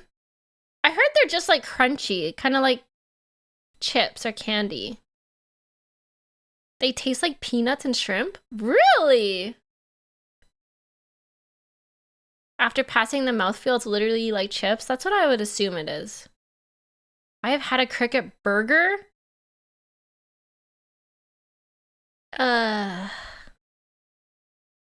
Chili roasted chapulinis, as my people call. I think I would still pick the chicken hearts on this. I think I could deal with the roasted chicken hearts. I would eat this over its crickets. Because they fried in peanut oil. If you're allergic to shrimps, you're allergic to crickets? Oh yeah, like shrimps are like the ocean version of a cricket, aren't they? Why is that? That people can eat ocean bugs without flinching, but not earth bugs. Social conditioning? Because shrimp are like the ocean bugs. Because ocean ones are bigger. I guess like, yeah, I guess the ocean ones have more meat on them. Like crickets don't really have meat on them. Because we don't call shrimp insects. Oh, that's a good point. Stim asking philosophical questions. Welcome to Stim Scrandle, where we discuss the social conditioning behind what humans will eat. Because they don't crawl over you all the time and therefore you don't think of them as disgusting. That's true. Oh, that's true. We don't see them. Yeah, we don't see them often in nature, so it's not like, ew, I stepped on a shrimpy. Okay, I'm stalling. We're gonna do chicken hearts. Yay! When do we get the scrandle? Again? Oh! What is this picture? What is this picture?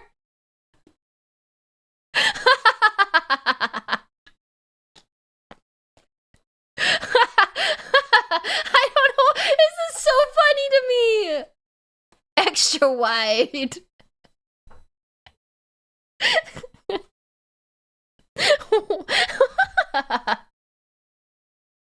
Why is it doesn't fit? It doesn't fit. Stop trying to make it fit. It doesn't fit.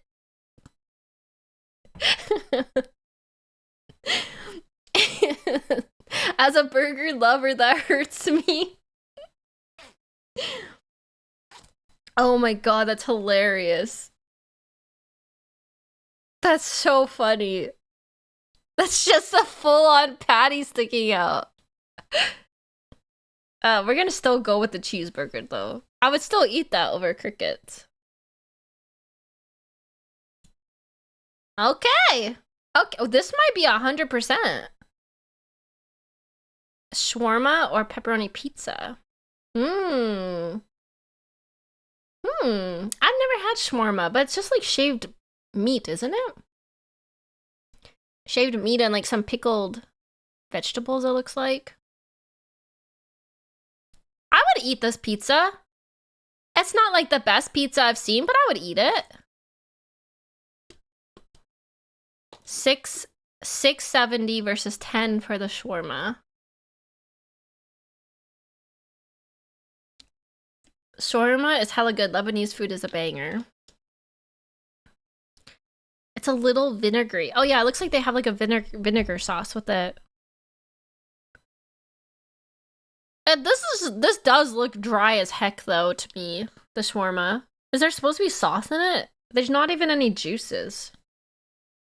I want my meat juicy. I want to see the juice like dribbling down. If it's not juicy, it looks kind of dry. I'm kind of going towards a pepperoni pizza.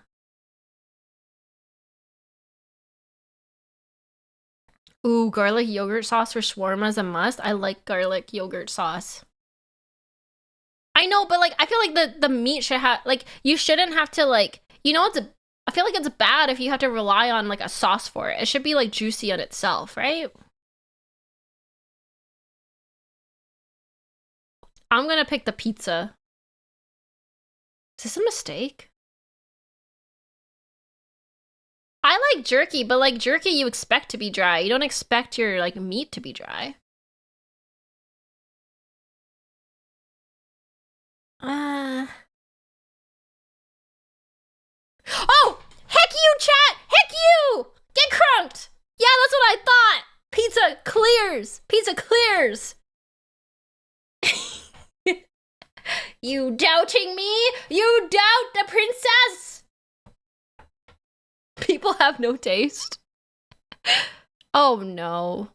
Wait, why is that hot dog in a wrap?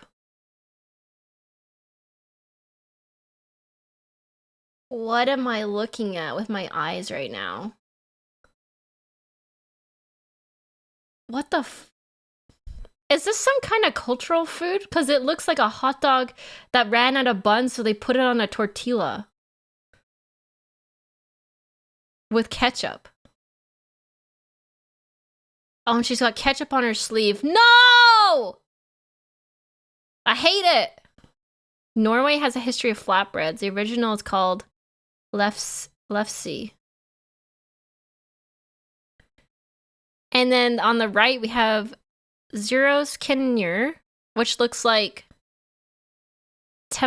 not tomatoes, onions on bread with some kind of like sauce. Say tortilla again. What? I wouldn't spend €3 on that thing. I don't really like onions that much. It's about to escape if she holds it like that. It's literally gonna fall on the floor. Wait, why are you getting mad at me? You're so close to pronouncing tortilla correctly.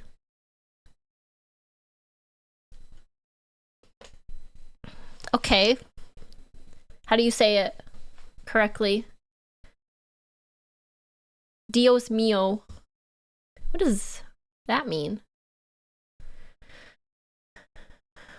Double L equals Y.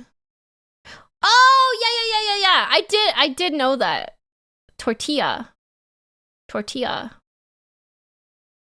Dios mío means my God. Oh! Dios mío.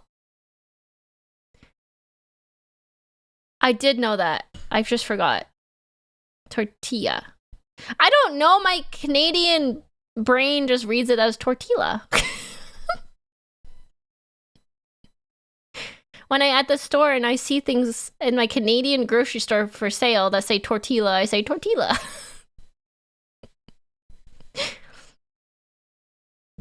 Quesadilla. Oh!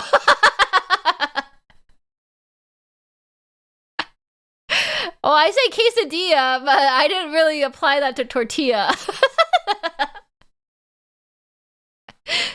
That's funny. Okay, I'm afraid to say how she says jalapeno. I know how to say jalapeno.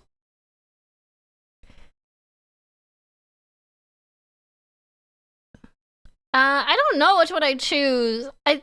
I think I choose this. I really don't like onions that much to eat a whole piece of bread with onions. But like, what would the public choose? Carne asada. The perfect run, Stim, no! Oh, what do you guys think?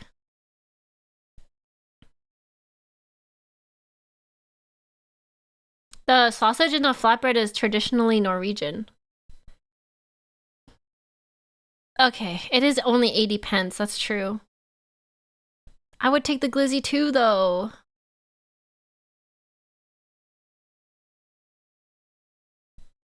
The ketchup on the sleeve makes it a 0 out of 10. Alright, we're going bread. Wow, that was close. A beer! A boot beer! A boot beer! A beer to boot!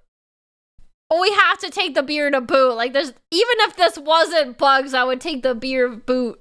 The boot of beer. The boot of beer, yeah. Das Boot. Boot beer. It's like root beer, but it's in a boot. And it's beer. Yeah. Yeah, das Boot beer. Yay. Oh, lordy.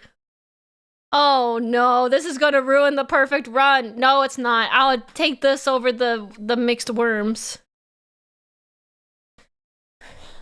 There's no way I'm paying more for worms.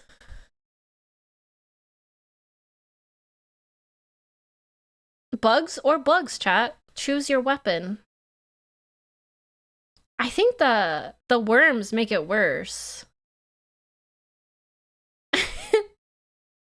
I think the worms make it worse. Because, like, they're either juicy, which is disgusting, or they're dusty inside, which is also disgusting. At least the worms, you can eat in one bite. Imagine biting into a cooked worm and it's just like worm dust inside. It's just like, poof, like,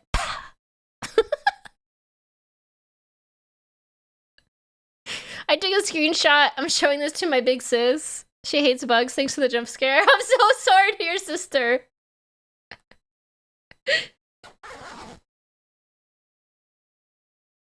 They're like overcooked chicken. Blah. We're gonna go with the cheaper one because I'm not paying more.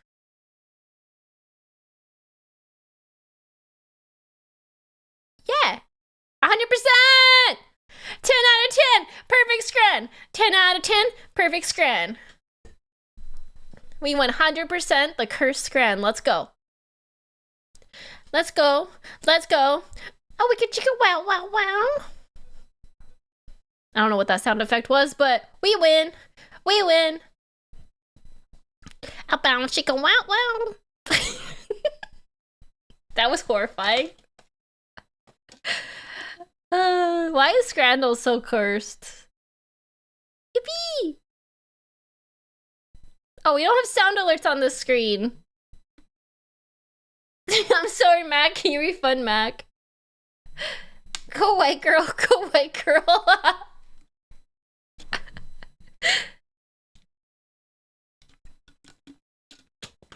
Using the bow chicka wow wow on the bug scrat, it's crazy. Alright, should we now do time guesser? Do we have time for time guesser, or should we just go into reacts?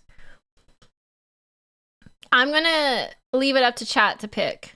Can we do a poll? Like a short poll? Because I would like to get another coffee. I would like to get a coffee and a bottle of water. Some tea and crumpets. And then we'll lock in for reacts, or why does this look so sussy? Anyways, yeah. We'll do that.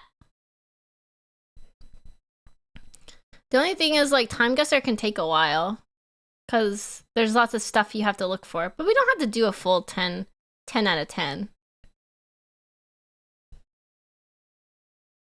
Oh, it's Obama!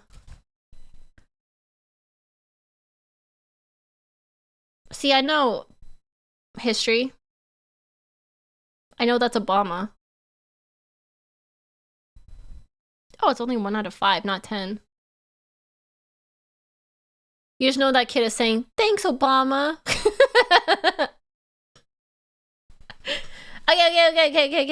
Okay. I will go get some, I will get a coffee. I'll be right back. I will get the coffee, and then I will return. And we will pick what to do next. What's Obama's last name? His last name's Obama! Obama, right? No, just kidding. Okay, I'll be right back. I'll go get coffee. Bye-bye. Let's take a quick 5-minute break. It won't be 5 minutes, but okay, bye.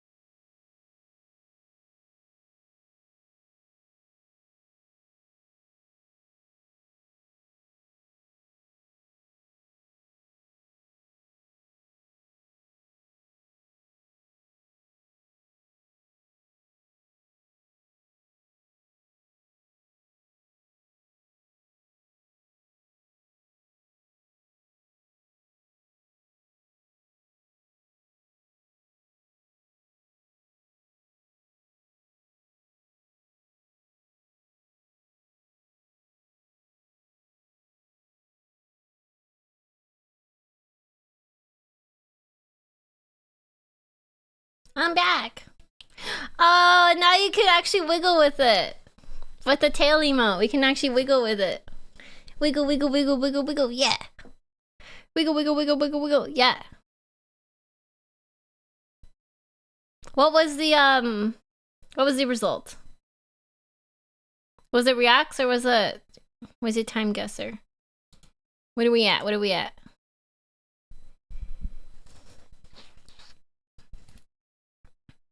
React? Okay, let's go to reacts. The tail is actually so versatile. I love my tail. You remember when I was like first self-conscious about it? I was very self-conscious of my tail at first. And then, cause I was like, with like future outfits, should I just like not do the tail? Just do like cute girl outfits? And chat was like, no, you need the tail. You need it.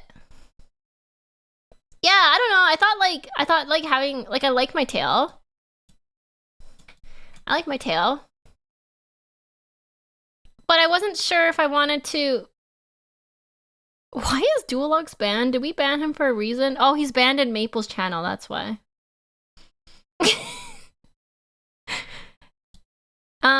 Yeah, I wanted to maybe do like my future outfits with no tail, because I didn't know if it would like match the vibe. But people like it, so I guess we'll keep it. The tail is your best feature of your many good traits. It was funny when my artist was making this outfit. Actually, when my artist was doing the design. They kept giving me sketches, and every time I was like, it has to be thicker. It's gotta be thicker. Make the tail thicker. More. Bigger. Make it bigger. It needs to be thicker. And we did like 4 sketches. Until it was finally thick enough for me. They're like, damn, okay, you want a thick tail. I got it.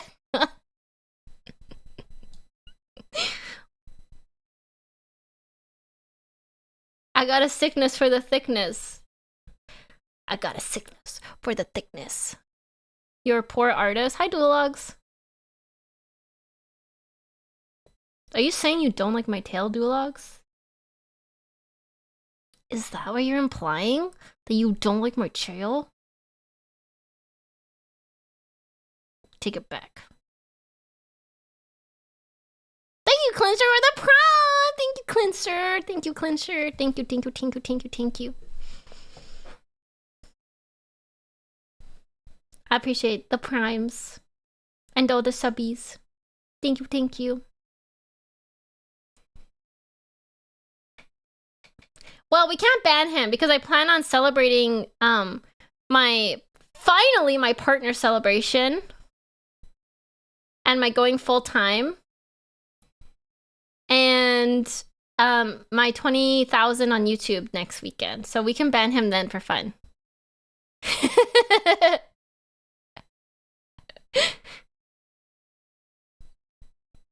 we can ban him then.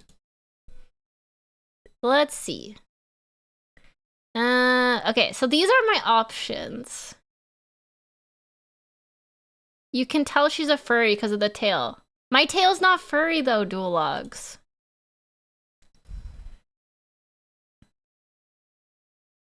Premature celebration by banning him early. Yeah, excuse me, when it's a dragon, it's called being a scaly. Gosh. Get it right. So, okay, these are the options for today. Chat. I saw this video. It was recommended to me randomly on YouTube and it looked really funny. It's called The Most Embarrassing Royal Deaths in History by Chat History. I thought it could be funny. I haven't watched it yet, but we love talking about death here. And morbid, grim, dark things. Oh, and then actually my brother suggested this to me because I told him, oh, my brother's so funny. I showed him my schedule for this week and he was like, what's history reacts? And I'm like, It's reacting to history videos. He's like, oh. It's exactly what it says it is. I'm like, yes, it is. He's like, I thought it was some weird VTuber thing. So he recommended this video. History of the World is so good. He said I should watch this one and the Japan one. No, I haven't seen the Japan one either.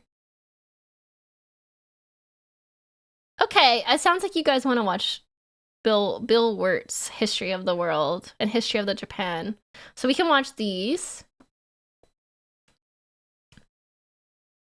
I've never seen this.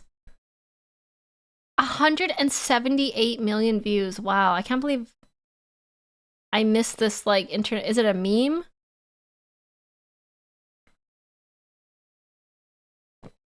You're such a normie. I'm kind of a normie. I'm just like a book video game girl. It spawned a bunch of memes? Oh, okay.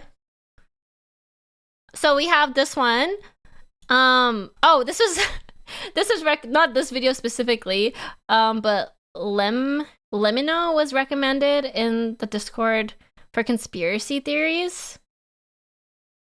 So I kind of wanted to watch this, but maybe this will be a different stream. Maybe we'll save this for like a conspiracy theory stream.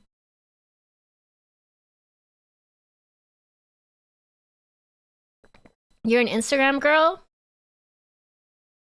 Shut up. I'll kill you.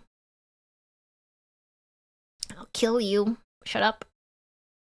And then we have... oh, this one. What it was like to visit a medieval tavern.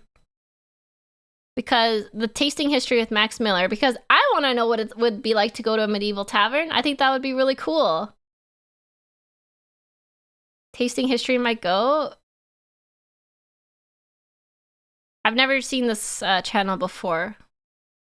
But I was like, this is kind of history themed. It's like medieval themed, you know? And it's like all about what the peasants would eat, which is like what you guys eat. So that's also an option. Man, I found some good stuff today. We eat? I mean, if you do a really good job. Thanks, Tim. This is what I mean when I was like looking for history reacts, and I just found a bunch of random stuff that sounded really good. So I just picked a bunch of random stuff for us to peruse today.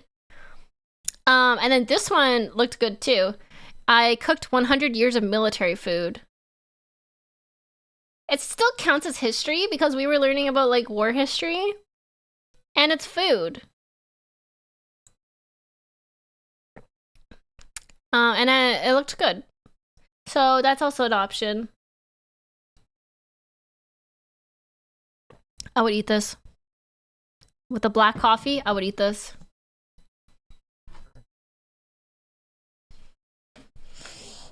I have a bunch of French field is it rations or rations, I think.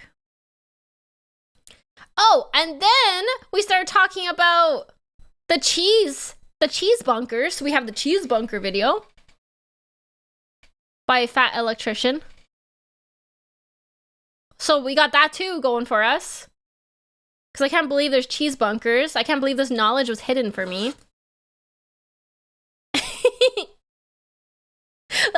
There's so many videos I want to watch. And then I also saw this one, which is the craziest 1v1 fights in history by Serious History. So, I don't know how to say this. Jean de Carogues versus Jacques Legris. Watch the cheese video, you won't be disappointed. Okay, we'll watch the cheese video. Okay. And then, the last thing we got was the Wendigoon channel. But I think we'll save this for October when we do our creepypasta reacts. Creepypasta and SCP streams.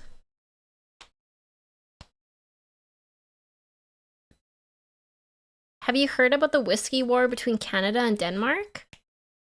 I have not. I didn't know we were at war. We're at war? I don't drink whiskey though. Alright. Okay. Let's start with... Wait, what were we excited about? Oh, the history. We'll start with this.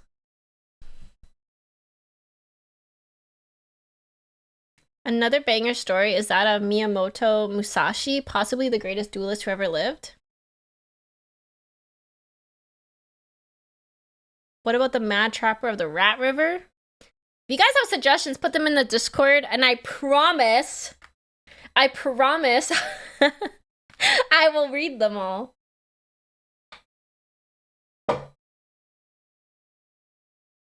I promise. We'll see how these reacts are. This is like kind of experimental.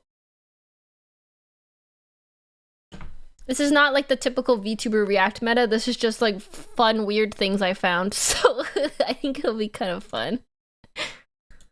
All right. STEM history is like a special interest of mine. Is it? I didn't know that, Chase. I did not know that. I just started getting, well, I've actually always liked history, which is shocking, I know, because I'm stupid and don't know history, but I've always liked it. It's like lore of the world. That's how I think of it. Lore of the world. That's deep.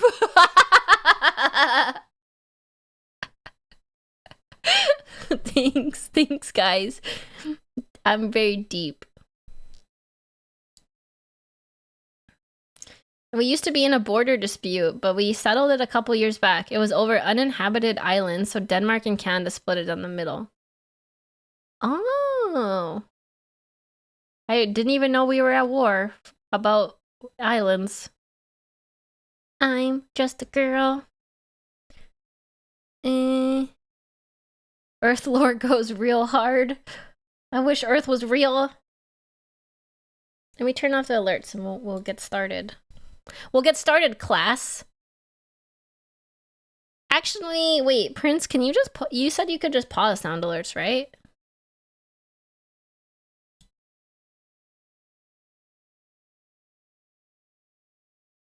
I can just turn off Pedro.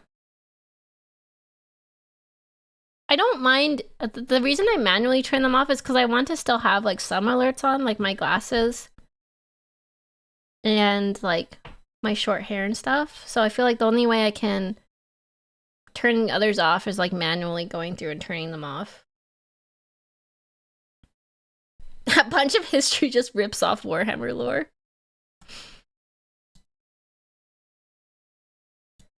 Is there no preset? Could a reaction scene that does not have your alert... Wait. Oh, yeah. So my reaction... Okay. My reaction scene has no alerts on it, but people still redeem them, and then I have to refund them because they don't get, like, the actual alert. That's why I just manually turn them off so people can't redeem them. Does that make sense? They won't actually play on my screen. I just feel bad if people redeem things that don't work.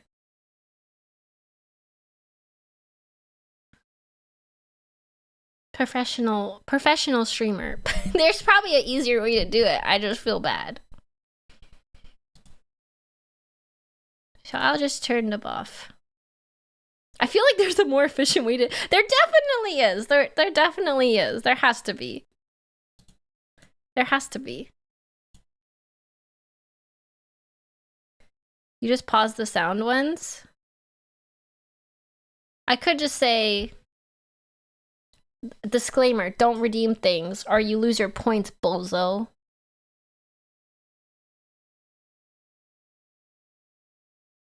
Bozo. I just turned them off for this time.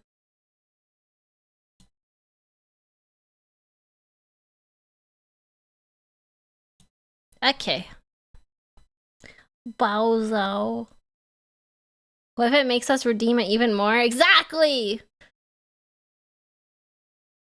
Chat cannot be trusted. Cannot be trusted. You know what's so funny? I went to my other browser with my stream stuff on and I just have a tab open that says deer because I looked up if deer have goat eyes. Because I had to double check for a second. I'm pretty sure they don't, but I was like, wait a second. I gotta double check. It's just a Google search of deer. Okay, let's watch the video. Let's watch the video. This is history of the entire world, I guess. And it was highly recommended, so we're gonna learn about the whole entire universe, chat. Are you ready? 3, 2, 1, movie time. Floating in space. Pretty cool, huh? Some of it's water. Fuck it. Actually, most of it's water. I can't even get from here to there without... It's gonna be fast? It's gonna go fast? Okay. I'm ready. I'm ready. buying a boat. It's sad. I'm sad. I miss you. How did this happen? A long time ago, actually never, and also now, nothing is nowhere. I'm already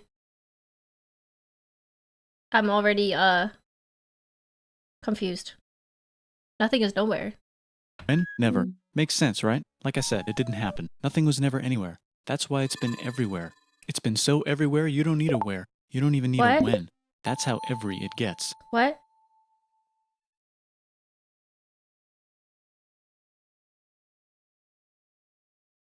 What? What? Okay.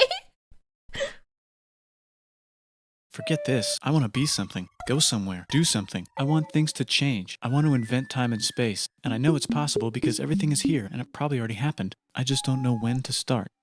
And that's exactly where it started. Oh, I paused it. I think there's a universe now. What's it made of? Quarks and stuff. Ah, Oh, the Big Bang. that's a thing. In a place. Don't like it? Try a new place. At a different time. Try to stick together because the world is going to get bigger and emptier. But it's not empty yet. It's still very full and about 1 jillion degrees. Great news. The quarks are now happily married in groups of 3 called a... Oh, it's a polyamorous relationship of quarks. How cute. proton or a neutron. And Oh, there's something else flying around too that wants to Science. join in but can't because it's still too... Great news. The protons and neutrons are now happily married to each other. Some of them even doubled up.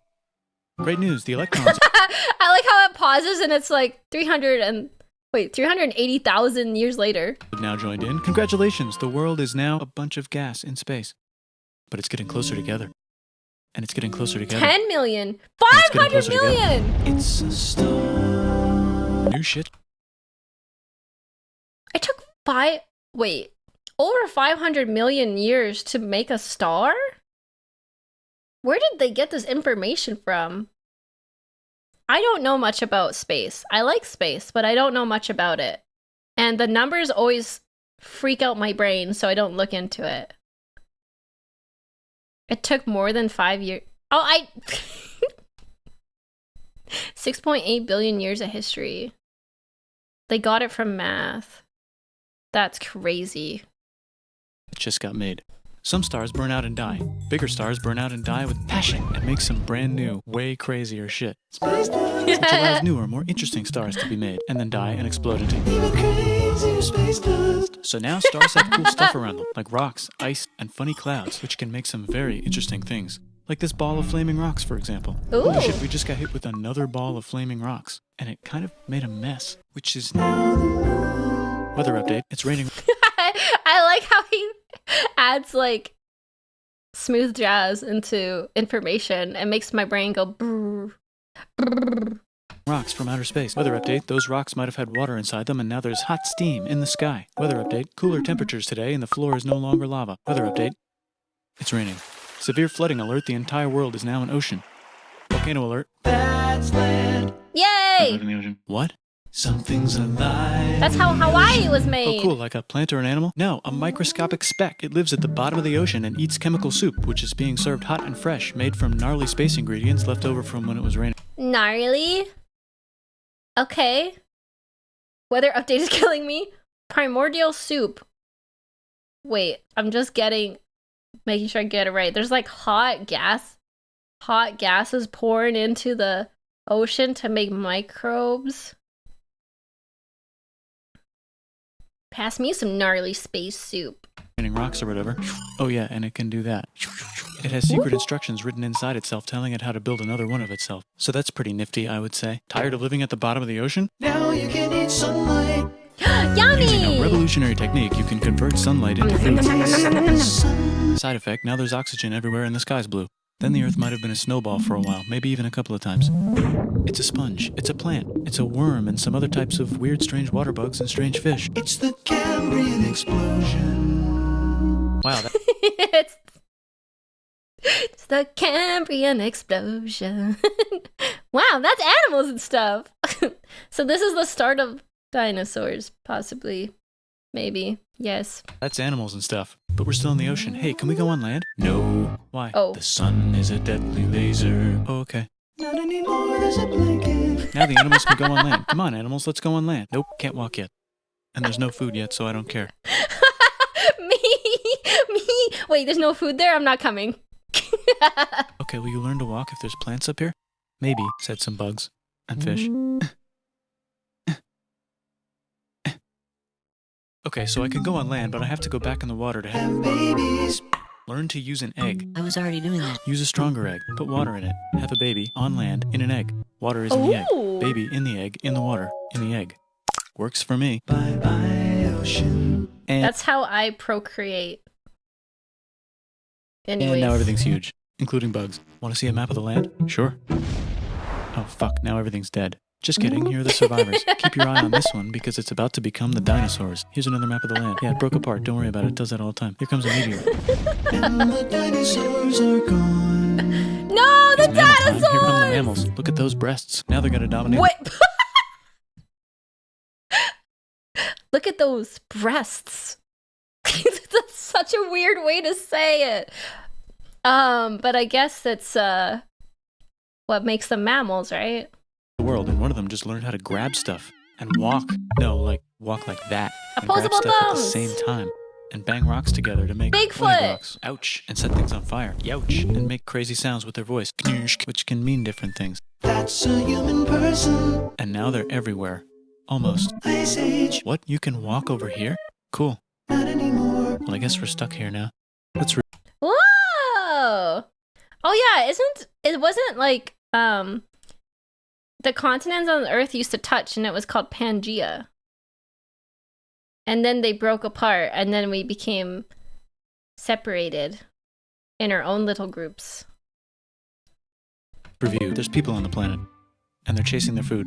Fuck it, time to plant some grass. Look at this. I control the food now. Now everyone will want to be my friend and live near me. Let's all build houses. Not Pangea? Oh. There were 5 continents before Pangea. Similar principle, but timing is off. Oh. So basically, I'm right. Except mine is bigger because I own the food. This is great. I wonder if anyone else is doing this. Tired of using rocks for everything? Use metal. It's underground. Better farming was just invented in a sweet dank valley right in between these 2 rivers. And the animals are helping. Guess what happened? Oh yeah, Mesopotamia. That's like the cradle of life. Where human civilization was made. Possibly. Next. More food. And more people who came to buy the food. Now you need people to help make the food and keep track of the sales. And now you need houses for people to live in and people to make the houses. And now there's more people and they invent things, which makes things better. And more people come and there's more farming and more people to make more things for more people. And now there's business, money, writing, laws, power. Society. Coming soon to a dank river valley. That's where everything went downhill, right? Society was created and then bad things happened. Near you. Meanwhile, out in the middle of nowhere, the horse is probably being tamed. Why is all my metal so lame and lumpy? Tired of using lame, sad metal? Introducing bronze, made with special ingredient tin from the far lands of Tinland. I don't know, my dealer won't tell me where he gets it. Also, guess what? Tinland? Meanwhile, out in the middle of nowhere, they figured out how to put wheels on a horse. Now we're getting somewhere. Also, China! And did I mention Indus River Valley Civilization? Oh. Society count. Mesopotamia, Egypt, China, Indus River Valley, North Chico. I've not heard of the last 2. I have not heard of that. You preferred being a monkey banging rocks together? Yes. I prefer to be Oonga Boonga brained only. The Middle East Oh, is getting more Nordichico. complicated. Maybe because it's in the middle of the East. Knock knock, or clop clop. It's the people with the horses. And they made an empire. And then everyone else copied their horses. Greeks! Ah, look, it must be the Greeks, or a beta version of the Greeks. Let's check in with the Indus River Valley civilization. They're gone. Guess who's not gone? China. Oh, what happened to the... Oh, they're just gone? They died out? I have so many questions. What happened to them? New arrivals in India. Maybe it's those horse people I was talking about, or their cousins or something. Wait, we have no clue they just poofed? For real? Is it a mystery? Did aliens take them? Interesting. And they wrote some hymns and mantras and stuff. You could make a religion out of this. There's the Bronze Age collapse. Now the Phoenicians can get down to business. Also, can we switch to a metal that's a little easier to find? Thanks. Look who came back to Israel. It's the 12 tribes of Israel. And they believe in God. Just one, though. He's got like a 10-step program. Oh, the 10 Commandments. Yeah. Some huge heads. Must be the Olmecs. The Phoenicians make some colonies. The Greeks copy their idea and make some colonies. The Phoenicians made a colony so big it makes colonies. Here comes the Assyrian Carthage. Empire. Never mind, it's the Babylonian Median. It's the Persian Empire. It's a everything's been conquered empire. That's amazing. Okay, that's how it happened. Wow, that's... This is the part, sorry, I keep pausing. This is the part of the history that gets confusing to me. I need to learn about this era of history because I feel like so many things are happening. big. Ah, the Buddha was just enlightened. Who's the Buddha? This guy who sat under a tree for so long that he figured out how to ignore the fact that we're all dying. You can make a religion out of this. Oops, China just broke, but while it was breaking, Confucius was figuring out how to have good morals. Oh, Confucius! Ah, the Greeks just had the idea of thinking about stuff. And right over here, Alexander just had the idea of conquering the entire Persian Empire. It's a great idea. He was great. And now he's dead. Hopefully the rest of the gang will be able to share the empire evenly between them. Knock knock, it's Chandragupta. He says get the hell out. Who's Chandragupta? Thank you, Magic, for 23 months! There's so much going on with the Persian... There's so much going on with Persian Empire and Alexander the Great and stuff. That's what I mean. Out of here. Will you get the hell out of here if I give you 500 elephants? Okay, thanks, bye. Time to conquer all of India. Or most of India. Whoa! But what about this part? That's the Tamil Kings. No one conquers the Tamil Kings. Who are the Tamil Kings? Merchants, probably. Oh! And they've got spices. Who would like to buy the Ooh. spices? Me, said the Arabians, swiftly buying it and selling it to the rest of the world. Hey, China put itself back together again, with good morals as their main philosophy. Actually, they have Confucius says, pledge fealty to Stimpak. three main philosophies. Out here, the horse nomads run wild and free, and they would like to ransack your city. Let's check the Greekification levels of the Greekified kingdoms. Greekification overload. Bye, said the Parthians. Bye, said the Jews. Hi, said the Parthians, taking over the entire place. Hey, said the Romans, eating the entire Mediterranean for breakfast. Thanks for invading our homeland, said the Jews, who were starting to get tired of people invading their homeland. Hi, everything's great, said some guy who seems to be getting very popular and is then arrested and killed for being too popular, which only makes him more popular. You can make Oh my god, there's so much happening in this time period. I'm like, ah! Ah! a religion out of this. Want Okay. silk? Now you can buy it from China. They just made a brand new road to the world. Oh! Okay, don't come after me. But I've never heard of the Silk Road before. I did not know. Wait, never mind. I'm not going to say that. I didn't know that there was this road from China. You cannot be saying this. Oh no, did I say something bad?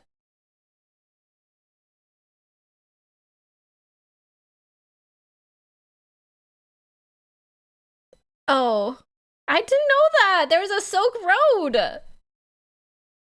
I've never heard of that before. I was going to ask if this was the same thing as the Great Wall of China. And then I remembered that the Great Wall of China went around China, so it couldn't have been the Silk Road. So I know. Don't worry. I caught myself on that one.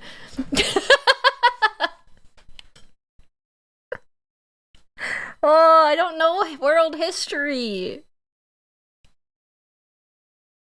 Okay. Don't cancel me. I'm learning. This is why we're doing history reacts. To learn. It's not my fault the education system failed me.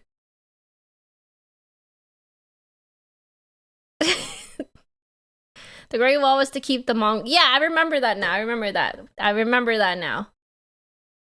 But I don't know anything about the Silk Road. I'm guessing it was a road made for trading silk. Let's find out. Maybe. Or you can get their own water. Sick, new trade routes, said India, accidentally. Trade routes. I don't think he's gonna explain it because that's one minor blip in this video. We might have to watch a video on China. I'd never heard about the Silk Road until I learned about it. Ignorance isn't a bad thing, Wilford. Yeah, I mean, I don't think the Silk Road was ever taught to me. Huh. Spreading their religion to the entire southeast. That's a good place for an epic trading kingdom. There goes Buddhism traveling up the Silk Road. I wonder if it'll reach China before it collapses again. Remember the Persian Empire? Yep, said the Persians, making a new one. Axum is getting so powerful they would like to build a long stick. Has anyone populated Madagascar yet? Let's do it together. Wait, was Madagascar unpopulated that entire time? There had to be people there. Like, they had to have like tribes or something. Or was it just empty? That makes no sense. Huh. There wasn't people there? Islands are good at... But that's a big island. What? But like, when like... Okay, but like when people started existing, don't you think like maybe some people could have got there? And then made a little hidden village or something and had their own people, their own culture. It's not big enough for that. No one knew about it because it was far from anything else. Holy, that's blowing my mind. What? I just assumed there's people there already. I have no understanding of how big Madagascar is. That's blowing my mind. What? It was just a completely empty island? What the? With lemurs and stuff? Crazy. Still can't cross the Sahara Desert? Try camels. Hell yeah, now we got business, said the Ghana Empire, selling lots of gold and slaves. Hi, I live in the Roman Empire, and I was wondering, is loving Jesus legal yet? No. Actually, okay, sure, said Constantine, moving the capital way over here to be closer to his main rival. Don't worry about Rome, it won't fall. It's the golden age of India. Ooh. There's the Gupta Empire, not Chandragupta, just Gupta. First name Chandra.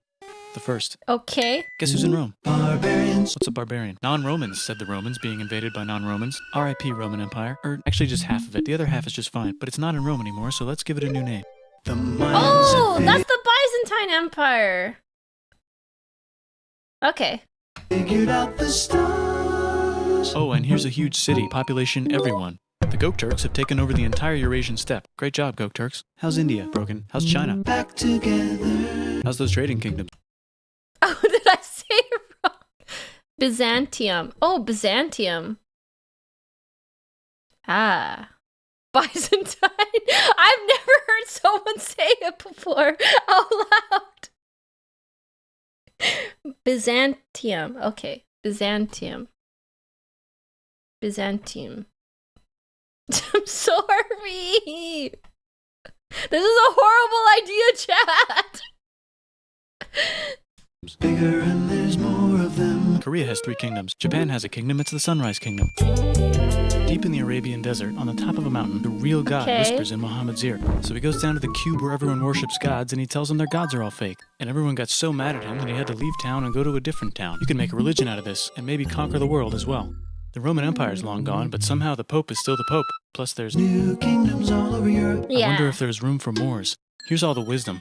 In a house. It's the Baghdad House of Wisdom. Just in time for the Islamic Golden Age beach. Let's bring stuff to the coast and sell it and become the Swahili on the Swahili coast, said the Swahili on the Swahili coast. Remember this tiny space you have to go through to get from here to there? Someone owns that now. Want to get enlightened in the middle of nowhere? The Franks have the biggest kingdom in Europe, and the Pope is so proud that he invites the king over for Christmas. Surprise, you're the new Roman emperor, said the Pope, What? Surprise? Okay. This was the Holy Roman Empire with Charlemagne. I saw an interview with this guy who made this, and he said it pretty much consumed his life for an entire year. Oh my god, this would be really hard to edit. It's so fast. pretending to still be part of the Roman Empire. Then the Franks broke their kingdom into what will later be called France and not France. The Northerners, or just Norse if you don't have much time, are exploring. They go north, from the north to the northern north, and they find some land, 2 types of land, and they name them accordingly. They also invade some other— Wait. It's not the Vikings. Is it? Are the Northerners just Vikings? Norsemen? Okay. Okay, Nords. Yeah. Okay. Did you know that Iceland is like really green and beautiful and like lush with life and forest? But Greenland is icy and snowy. It's like the opposite. Why did they name it like that? Yes, I live there? Oh, that's amazing! Were they trolling us when they named it? Were they like, heh? other places and get called many names, such as Vikings. There's the Rus, the Kievan Rus. Are they Vikings? I don't think so, said the Kievan Rus. Okay, fair enough. The Pope is ready to make some more emperors of the Roman Empire, the Holy Roman Empire. It's actually Germany, but don't worry about it. New kingdoms. Christianize all the kingdoms. Which brand would you like? Mine's better. Mine's better. Mine's better. Which brand would you like? I'm sorry, but that's funny. Which brand of religion would you like? Time to conquer England, said William. It's a bird, it's a plane. It's the Seljuk Turks, said the Byzantine Empire, who's getting so small it almost doesn't exist anymore. We need help. They need help, so they call the Pope. Oh, Hey they're Pope, still can you help us get rid of the around? Seljuks? Maybe take back the Holy Land on the way? Come on, I know you want to take back the Holy Land. Yes, I do actually want to do that. Let's do a crusade. Crusade! They did many crusades, the some of which almost didn't fail, crusade! but at least the Italians got some sweet trade deals. Goodbye, Mayans. Hello, Toltecs. Goodbye. No, Mayans! Rip. Toltecs. Hello, Mississippi. Look at those mounds. There's the Pueblo. I always wondered how to build a town in a cliff. Guess who's here? Come here. Where? Here. And Come Pagan here? is there. Vietnam unconquered itself. Korea just became itself. And Japan is so addicted to art that the military might have to take over the government. China just What? invented bombs and typing. And the Mongols. Wait, did China invent gunpowder? Before everybody? Whoa! I did not know that. That's really cool. I didn't know that. Just invaded most of the universe. Nice going, Genghis. I bet that will last a long Genghis time. Khan. Some of the Islamic Turks were unaffected by the Mongol invasions because they were busy invading India. Is it Tonga time? I think it's Tonga time. I just found out where the Swahili gets all their gold. Look at this Chad. Means lake. There's an empire there. Right in the middle of Africa. The king of Mali is so rich he's going on tour to let everyone know. Wow, that guy's rich, everyone said. Christians are doing a great job reconquering Iberia, which will soon be called Spain and not Spain. Please remain Christian. We will check in later to see if you're still Christian when you least expect. Whoops, half of Europe just died. Oh! China's back, yay! Hey, The come here, Black time Plague. to share. New kingdoms The Black here and Death. there. Oh, look who controls all the islands. It's the Mahajapit, Majahapit, Mapajahit, Mahapajit, Mapajahit, Majapahit. Yay! Oh, Italy's really rich. Time for them to care a lot about art and the ancient classics. Oh, this is the This isn't the Renaissance. This is the Renaissance. Yeah. I had to look at Chase. I was like, this is the Wait, I don't know anymore. Is it? Is it? This is the Renaissance, right, chat? Right? I'm scared to have an opinion about anything. I'm scared. My brain is overloaded. I'm like, this is clearly the Renaissance, right? Right? It's kind of like a rebirth. Here's a printer. Let's make books. So you think you can conquer the Byzantine Empire? Yep, said the Ottoman Turks. Nice job, Ottoman Turks. Oops, you missed a spot. Don't forget to ban Europe from the Indian spice trade. What? That's bullshit, said Portugal, spiceless. Well, I guess we'll have to find another way to India. Whoa! They took a boat from all the way there to all the way there?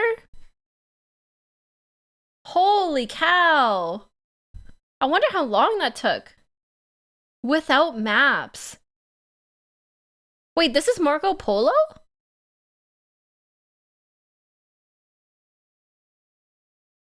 Oh, it's not.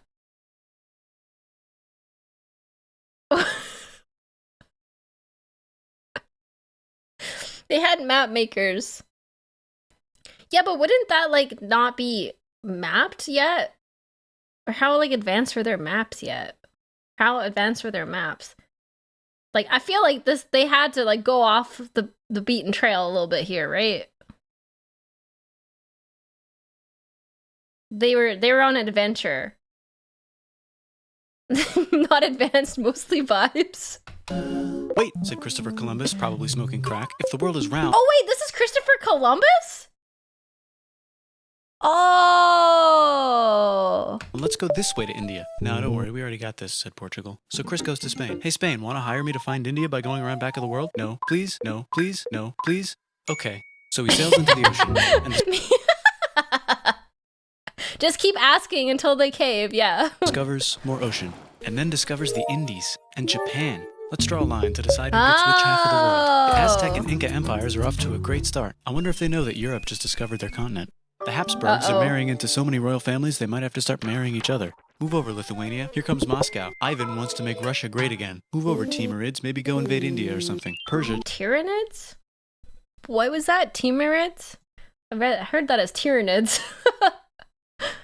Just made Persia Persian again. Let's make it the other kind of Islam. The one where we thought the first guy should have been the other guy. Hey Christians, do you sin? Now you can buy your way out of hell. That's bullshit. This whole thing is bullshit. That's a scam. Fuck the church. Here's 95 reasons why, said Martin Luther in his new book, which might have accidentally started the Protestant Reformation. You know what would be magnificent, said Suleiman wearing an onion hat? What if the Ottoman Empire was really big, which it is now? What if Russia was big, said Ivan, trying not to be terrible. Portugal had a dream that they controlled the entire Indian Ocean, including the spice trade. And then that dream was real. And Spain realized that this is not India, but they pillaged it anyway. Damn, said England and France. Damn, Spain, you crazy. That's not good. I don't think. Maybe. That doesn't sound good. That doesn't sound good. We gotta start pillaging some stuff. Then the Dutch revolt and all the hipsters moved to Amsterdam. Damn, said Amsterdam. We gotta start pillaging some stuff. Question 1, can you get to India through North America? No, but at least there's beaver. Question 2, steal the spice trade. That's not a question, but the Dutch did it. And everyone lived happily ever after. The history of the world is just everybody takes turns conquering each other. Basically. As much as they can. Until they then are conquered. And then someone else conquers them. And then someone else conquers them. Until someone else... Anyway. Guess where all the sugar's made? In Brazil. Stolen. In the Caribbean. And it's so goddamn profitable you might forget to not do slavery. The next thing on Russia's to-do list is to get bigger. Britain and France are having a friendly discussion about who should... The Aztec Empire was going to fail anyways. It didn't need Spanish intervention. Oh, was it? I would like to learn more about the Aztec Empire. I went to a museum showing of like artifacts, I think, from the Aztec Empire, and it was very interesting seeing like all the art and tools and things. The Aztecs had a lot of enemies. They predicted, oh yeah, with their calendar and stuff. They were starving to death from drought. No, this kind of makes me want to take a history class. Can you just take, this is going to sound stupid, can you just take college classes just for the fun of it to learn without having to be in a program for like a degree?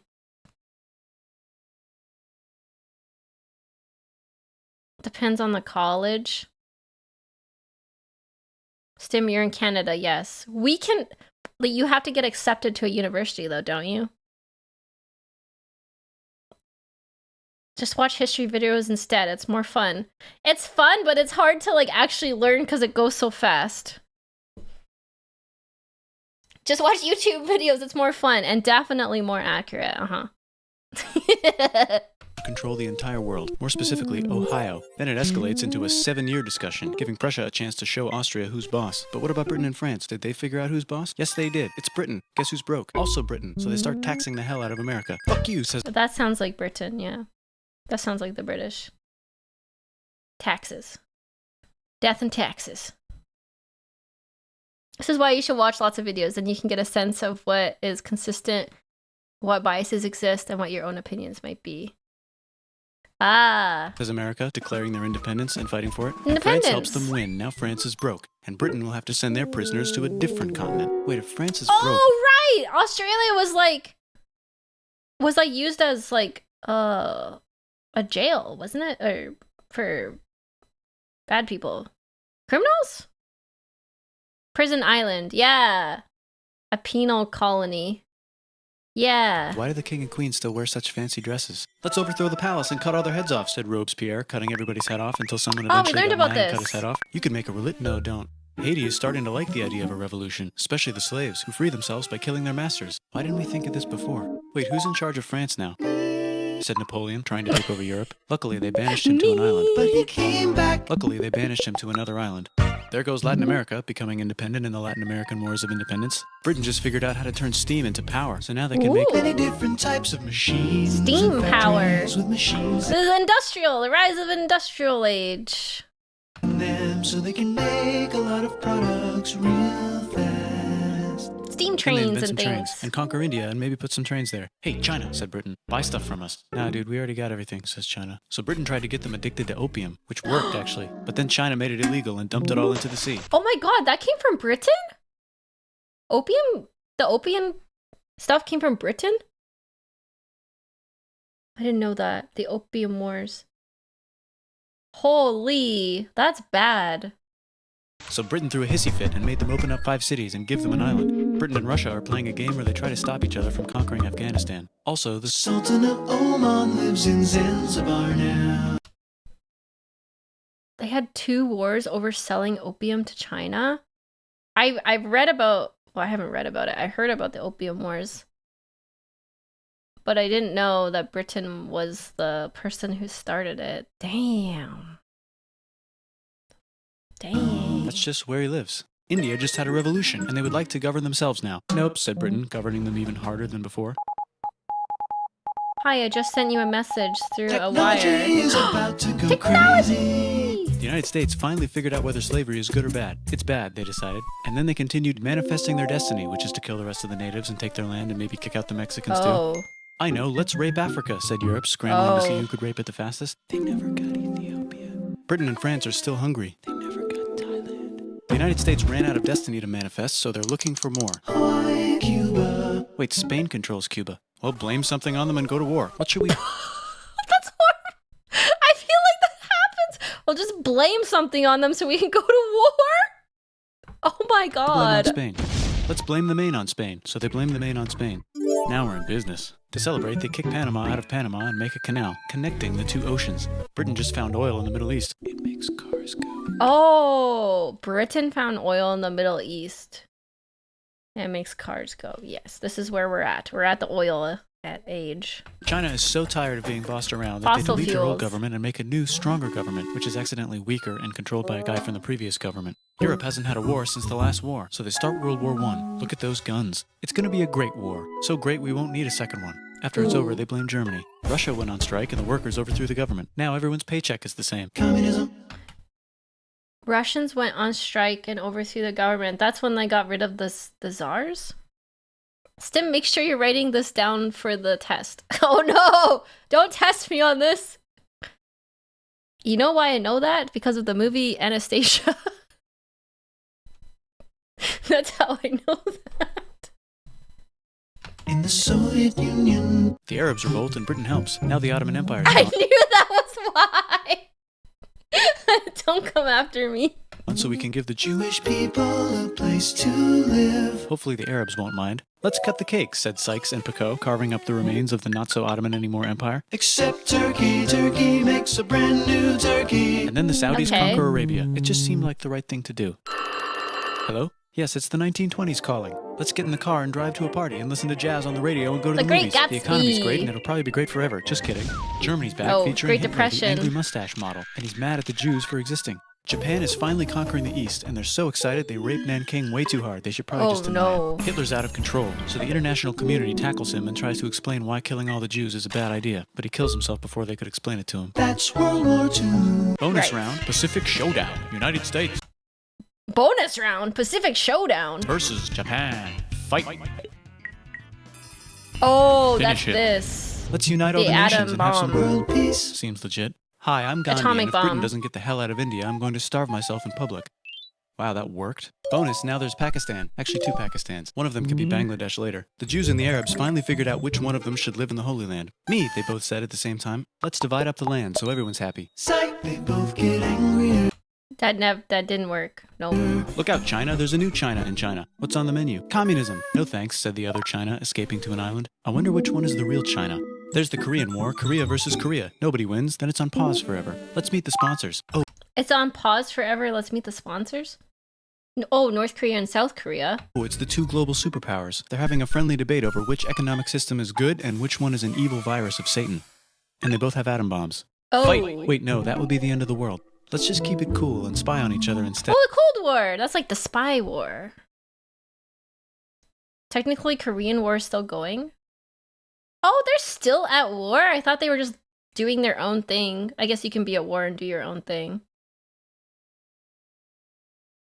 Ah.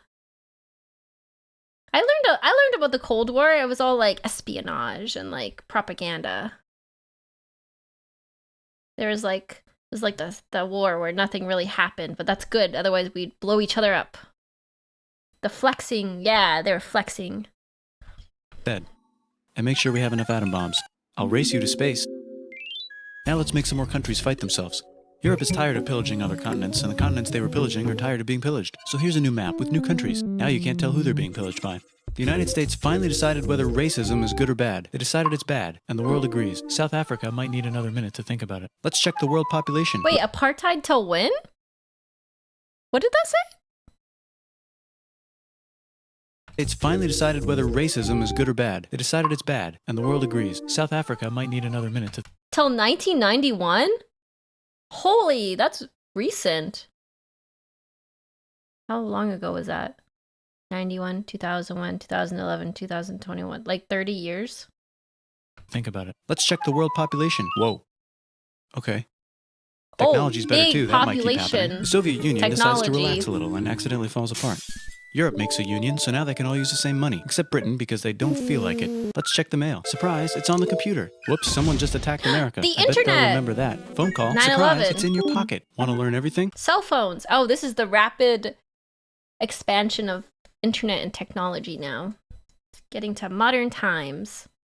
Surprise, it's on the computer. Now your phone's a computer, which is in your pocket. Whoops, the economy just crashed. Don't worry, the big banks won't fail because they're not supposed to. Surprise, flying robots. With Surprise! bombs. Want to print a brain? Some people have no friends. Some people have... Wait, did they print a brain? I missed that if they actually did. no food. The globe is warming. And the ocean is full of plastic. Let's save the planet, said everybody, not knowing how. Let's invent a thing inventor, said the thing inventor after being invented by a thing inventor. That's pretty cool. By the way, where the hell are we? Whoa. Oh, whoops. That was a lot. Oh my god, that was a lot. Maybe not the best video for me to start with. Well, actually, it's a good video because it's a starting point, and then you can deep dive after. They did print a brain. It's just not useful yet. That's crazy. I didn't know they printed a brain. Did you hear that they're gonna make robots that can get pregnant and have babies? That's crazy. Yeah. That does sound like kind of a bad idea, maybe. I feel like that could be a bad thing, possibly, but I don't actually know. Mpreg robots? I mean, I don't know. I guess if you would call a robot Mpreg. The Chinese pregnancy robots. Oh, is it Chinese? I just saw it on Twitter like a while ago. South Korea trying to address their population crisis. Oh yeah, is South Korea's population decreasing? Because didn't China have a one-child rule at one point? I don't know if they probably don't anymore.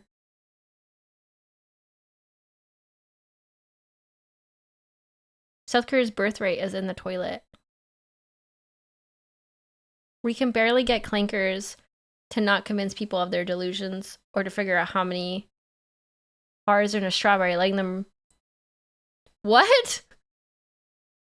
South Korea has the lowest birth rate? Isn't it because South Korea is like small though? China's one-child policy was 1979 to 2015. To 2015? Oh my god, that's recent. I thought it was older than that. Holy, that's crazy. And that's a two-child policy. What? Interesting.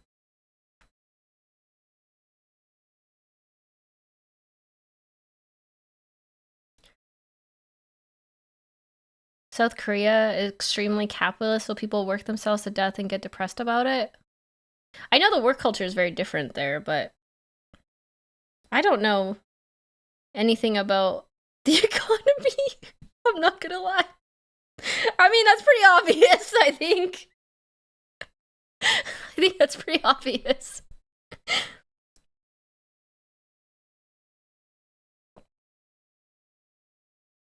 South Korea has a bigger population than Canada? What? Holy, and Canada's ginormous. I know lots of Canada is and I don't know if we call it civilized, but basically. I know Canada is tiny. No one wants to live here. Why does no one want to live in Canada?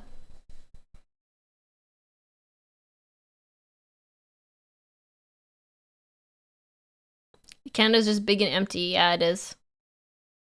Because it's cold. Well, yeah, the housing prices, that's true. The housing prices are everywhere in the world, though, basically. Why don't you move to the US, Stim? Because I don't want to live in the US.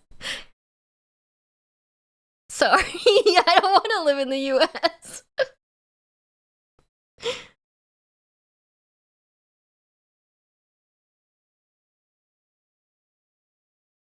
Because that giant Arctic lake in the center ruins the vibes, to be honest. US sounds worse to move to than Canada right now if you're overseas. Look at the Google Maps of most of the middle of Canada. So they're just billions of small lakes. Yeah, I know, that's true. The northern Canada is very harsh. It would be hard to live there. It's very cold and not forgiving climate-wise. And you'd have to like it's just like all rocky mountain and trees and things. Okay. Hi, you're on a rock, floating in space. Pretty cool. That was an interesting video. Hello, I just got here. What are we watching? We're just like we're just deep diving on like the human experience basically today. Cheese time. Yeah, let's watch the cheese bunker video. Let's do do the Japan one next. He only has 2 videos. Sure, we could do the Japan one. It's short. We'll do Japan. We'll do Japan and then we'll do cheese. They're all short, I think. History of Japan. Japan is a very frantic video for the first dip into history.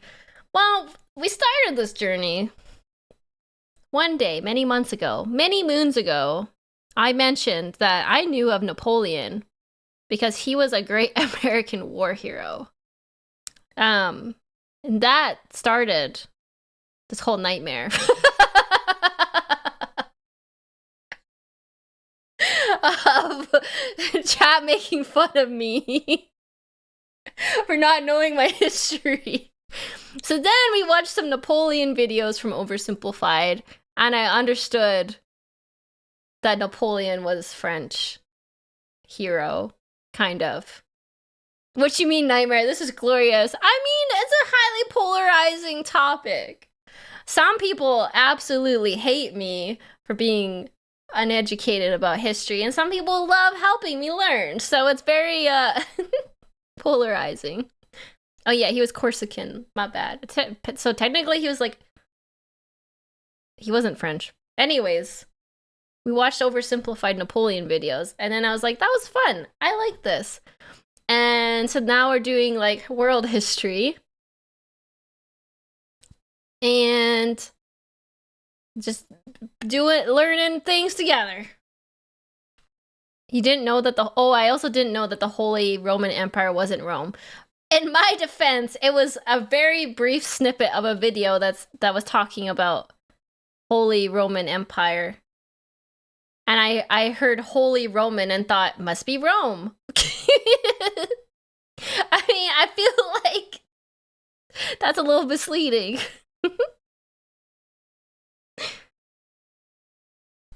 So now we're just doing history videos because I think everyone, for the most part, enjoys them. I like learning about history. It's fun. She fell for the medieval propaganda. I did. Propaganda works on me too effectively. It wasn't Holy Roman, and it wasn't really an empire. It's so funny that that's the name of it, when it wasn't really any of those things, you know? My face when you think the empire specifically named the Holy Roman Empire is supposed to be Roman, the oldest blunder in the book. I like watching history with you. Thanks. Thanks. I like this. History is just fun. History is fun. It also kind of goes with my interest in Total War, so it's been fun to do together. Okay, we're gonna do Japan. The history of Japan, which I feel like I know a bit about. Because I know that there was like the feudal age with emperors and samurais, and I know about the war and Emperor Hirohito, and that's all I know. the one war, the one war. I know that. Stim, every country had a feudal age. Ah, interesting. Interesting. Okay, let's watch The History of Japan by Bill Wirtz and learn something together. Movie time! Movie time! There's an island by the sea filled with volcanoes, and it's beautiful. Beautiful. In the year -1 billion, Japan might not have been here. In the year -40,000, it was here, and you could walk to it, and some people walk to it. Oh my god! That's cool. I didn't realize it was attached, but yes, that makes sense of how they got people there. Hi, Stim, you're beautiful like that. Hi, Gage! Don't make fun of me, Gage. Please. Please. I'm trying to learn. When it got warmer, some icebergs melted, it became an island, and now there's lots of trees because it's warmer. Yay. So now there's people on the island. They're basically sort of hanging out in between the mountains, eating nuts off trees, and using the latest technology, like stones and bowls. Ding dong, it's the outside Ooh. world, and they have technology from the future, like really good metal and crazy rice farms. Now you can make a lot of rice really, really quickly. That means if you own the farm, you own a lot of food, which is something everybody needs to survive. So that makes you king. Rice farming and rice kingdoms spread across the land, all the way to here. The most important kingdoms were here, here, here, here, here, here, and here. Oh, rice kingdoms. Okay. I know that Japan is famous for rice farms. I didn't know there was kingdoms about it. But this one was the most important. Yamato. Ruled by a heavenly superperson, or emperor for short. Knock knock, get the door. It's religion. The new prince wants everyone to try this hot new religion from Biek to... What's Buddhism? What is the sound? Please try this religion, he said. No, said everybody. Try it, he said. No, said everybody again, quieter this time. And so the religion was put into place, and all the rules that came with it. Okay. Then the government was taken over by another clique, and they made some reforms, like making the government govern more, and making the government more like China's government, which is a government that governs more. Hi, China, they said. Hi, dipshit, said China. Can you call us something else other than dipshit, said Japan. Like what, said China. How about Sunrise Land, said Japan. And they stole China's alphabet and wrote a book about themselves. And then they made lots of poetry and art and another book about themselves. Then they stopped moving the capital every time the emperor died and kept it in one place for a while, right here. Oh, And they okay. conquered the north finally. Get that squared away. A rich hipster named Kukai is bored. Well, what was happening in the north at this whole time? They were just like doing their own thing. They were like, we're the north and you can't conquer us. And then one day they did. They were just vibing. Surviving the winter. Huh. The Ainu were there. Oh, Bored okay. with modern Buddhism, visits China and learns a better version, which is more. They were fighting the White Comes Walkers. back, reinvents the alphabet, and causes art and literature to be great for a long time. And the royal palace turned into such a dream world of art that they really didn't give a shit about running the country. So if you live outside the palace, how are you supposed to protect your shit? Oh, wow. They just kind of let everybody free for all a bit because they were like, we're happy in the palace and this is so beautiful and nice. So good luck. Shit from criminals. Hire a samurai. Everyone started hiring samurai. Rich, important people hired samurai. Poor people who could not afford to hire samurai did not hire samurai. Interesting. The samurai became organized and powerful, more powerful than the government. So they made their own military government. Here. What? They let the emperor still be emperor, but the shogun is actually in control. Breaking news. The Mongols have invaded China. We've invaded China. Said Whoa. Okay, I didn't realize the shogun was that powerful. the Mongols. Please respect us, or else we might invade you as well. Okay, said Japan. So the Mongols Okay. came over, ready for war, and died in a tornado. But they tried again and had a nice time Died in fighting a with the Japanese, tornado? but then died in a tornado. What? Then the Two emperor times? overthrows the shogunate. Then the shogunate overthrows him back and moves to Kyoto and makes a new shogunate. And the emperor can still dress like an emperor if he wants. That's fine. Now there's more art. Like painting with less colors, collaborative poetry, plays, monkey fun, tea parties, gardening, architecture, flowers. It's time for who's going to be the next shogun. Usually it's the shogun's kid, but the shogun doesn't have a kid. So he tries to get his brother to quit being a monk and be the next shogun. He says okay, but then the shogun has a kid. So now who's it going to be? Oh. Vote now on your phones. And everyone voted so hard that the palace caught on fire and burned down. Oh the my shogun God. actually didn't care. He was off somewhere doing poetry. And the whole country broke into pieces. Everyone is fighting with each other for local power, and it's anybody's game. Knock knock, it's Europe. No, they're not here to take over. They just want to sell some shit, like clocks, and guns, and Jesus. So that's cool, but everyone's still fighting each other for control, now with guns. And wouldn't it be nice to control the capital, which right now is puppets, with no one controlling them? This clan is ready to make a run for it, but first they have to trample this smaller clan, which is in the way. Surprise. So there was a time where no one was running the country. It was just basically broken up. Interesting. Okay. The smaller clan wins. I didn't know and that. the leader of that clan steals the idea of invading the capital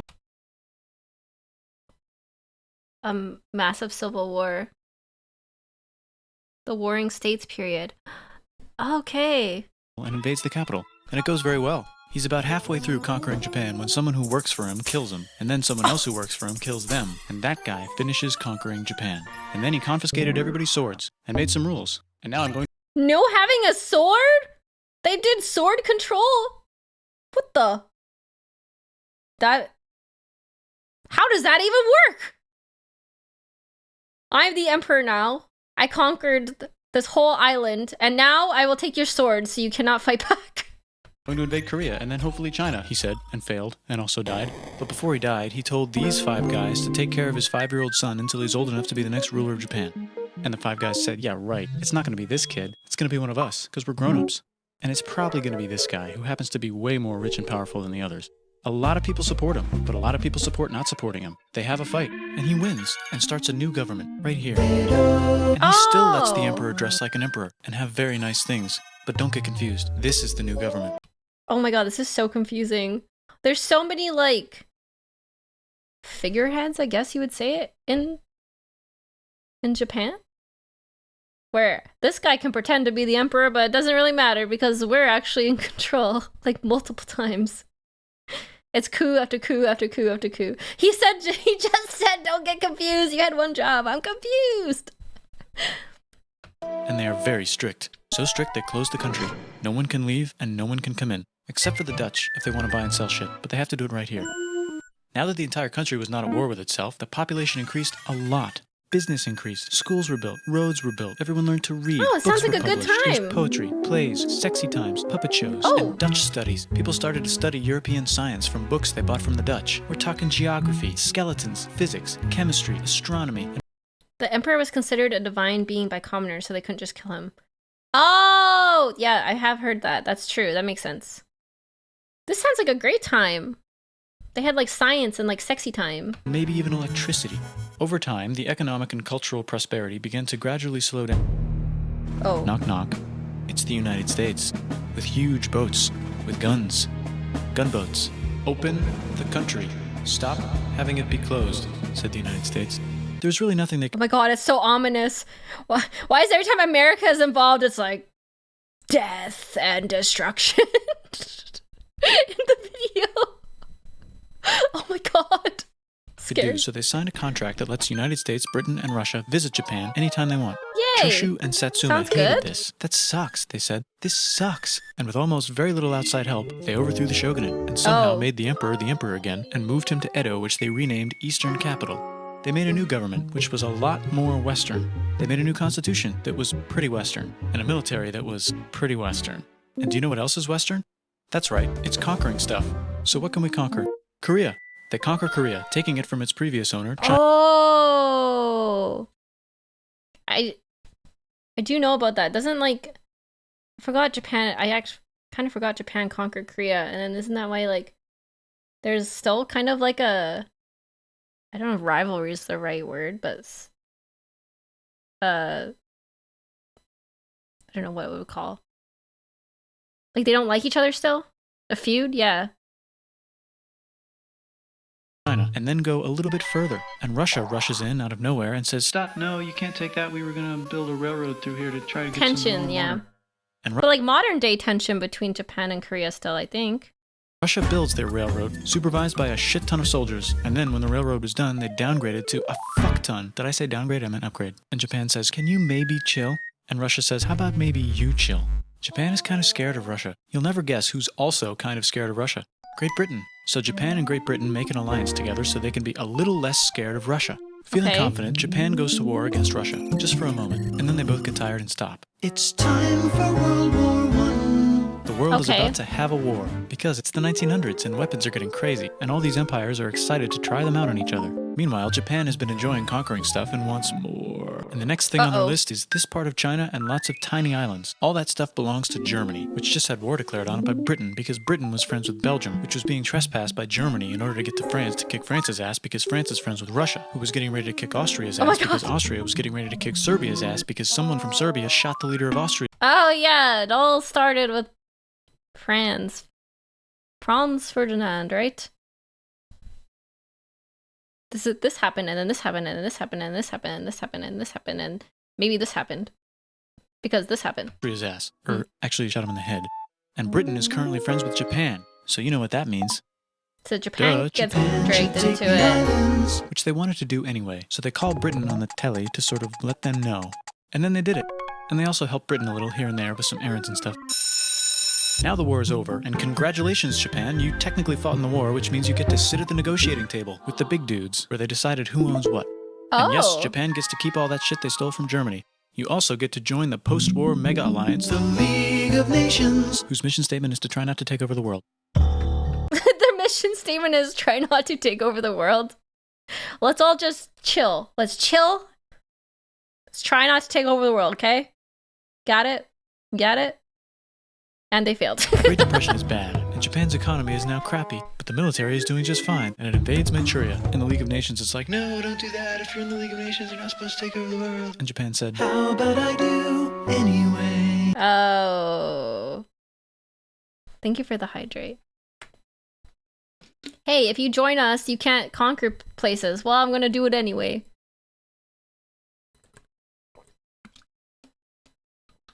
Well, I'm gonna do it anyways. And Japan invaded more and more and more and more of China, and was planning to invade the entire East. You've got mail. It's from Germany, the new leader of Germany. He has a cool mustache, and he's trying to take over the world and needs friends. This also got forwarded to Italy. They all decided to be friends because they had so much in common. It's time for World War. I don't really understand why Japan joined the Axis. I don't really get that. Like, why? Just because they want to help taking stuff? He'll explain it? Okay. Germany is invading the neighbors. Then they invade the neighbors' neighbors. Then the neighbors' neighbors' neighbors, who happen to be Britons, said, "Holy shit!" And the United States started helping Britain because they are good friends, and started not helping Japan because they're friends and our friends are not. They were trying to intimidate America to keep them uninvolved.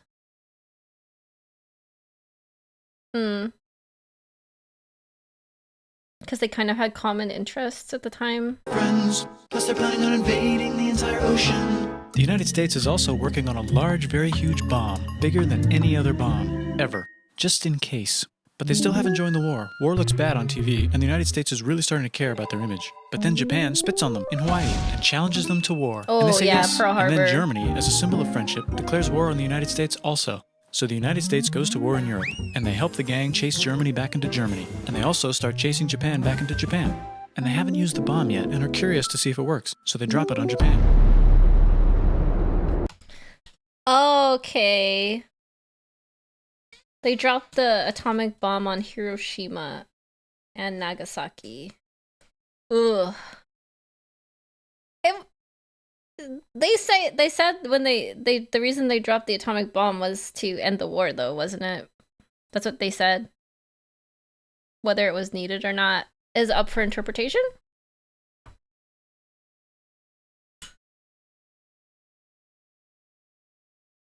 To avoid having to invade Japan.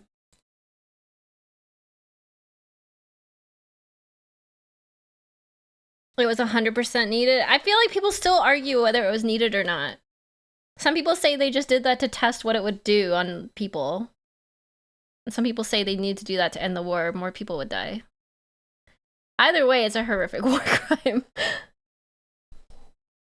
It's still argued today, yeah. They actually dropped 2.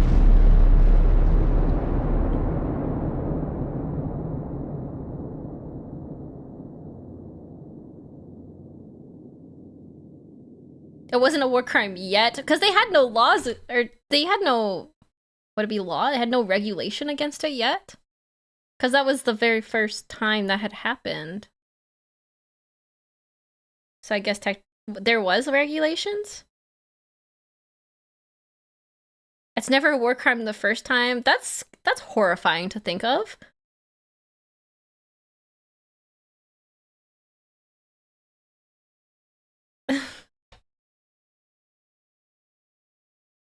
The Geneva Conventions used broad terms. Weapons that cause excessive suffering equals illegal. I mean, I feel like that would count. Stim, you're Canadian. You guys basically invented war crimes. So anyways, this is my lawyer calling. The United States installed a new government, inspired by the United States government, with just the right ingredients for a post-war economic miracle. And Japan starts making TVs, VCRs, automobiles, and camcorders as fast as they can, and also better than everybody else. They get rich, and the economy goes wild. And then the miracle wears Video off. games. But everything's still pretty cool, I guess. Bye. Video games, anime. Yay. Oh, and that's the end of it. Okay. Holy smokes. Well, and VTubers, idol culture, modern Japan. So that was the history of Japan. Interesting. I learned things. I didn't actually know how not useless the emperors were, but like how little power they had. I didn't realize that it was mostly controlled by the shogun for so long. Interesting, interesting.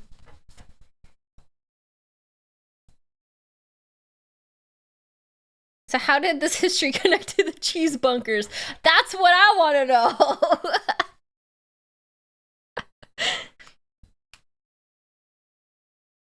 know. This just autoplayed. There's no. We're not gonna watch Oversimplified today. It just autoplayed. But we are gonna watch the cheese bunker video to learn about America's secret underground cheese bunkers. Because I didn't know about this till today, and it's blowing my mind that there's bunkers underground full of cheese. And I thought it was like, damn, whoever had that idea is a genius, because we want to save cheese in case the world goes to shit. But then chat was saying, no, actually, they didn't do that to save the cheese. They did that to raise the prices of cheese. So I'm like, wait, what? They're hoarding cheese underground? This is crazy. This is crazy. The Cheesespiracy. America's secret underground cheese bunkers by the fat electrician. Nothing to do with the U.S. military, but it's so ridiculous I can't not talk about it. Today we're talking about America's strategic cheese reserve. Yeah, if the big old cheese psyop. This is just so ridiculous. What? The underground cheese reserves? you didn't know, the United States currently has over 500 underground cave warehouses spanning across 35 different states, the largest of which is underneath Springfield, Missouri, where America, as of August 2022, currently hoards 1.5 billion pounds of cheese. And just for the record, I realize I'm uploading this video very close to April Fool's Day. This is not an April Fool's joke. I am 100% serious. El Dorado is real, and Uncle Sam made it out of cheese. Look, a city I mean, it is a city of gold. of gold. And I know what you're thinking. Right now, you're like, wow, that's a cool little factoid. I can't wait to share that with my buddy at the bar one day. But no, this is going to infect your thoughts for the rest of your life. You're never going to see the world through the same lens ever again. I mean, is this video gonna cheese us? I have cheese on the brain already! I meant to say, is this video gonna change us? Is it gonna cheese us? It's already started! It's infected my thoughts! It's like the Grizzy Scrandle. It changed me. I mean, for example, let's just say you're at home watching The Walking Dead. You're going to come to the realization there'd be way more fucking cheese in the apocalypse than that, okay? You're never going to be able to watch... You're watching The Walking Dead thinking about cheese. Mad Max again without thinking about cheese. You have to come to the terrifying realization that you live in a world where there is a greater than 0% chance that one of these underground cheese caves gets mistaken for a government facility and gets nuked in World War III, and we're gonna have to deal with a radioactive tsunami wave of nacho cheese.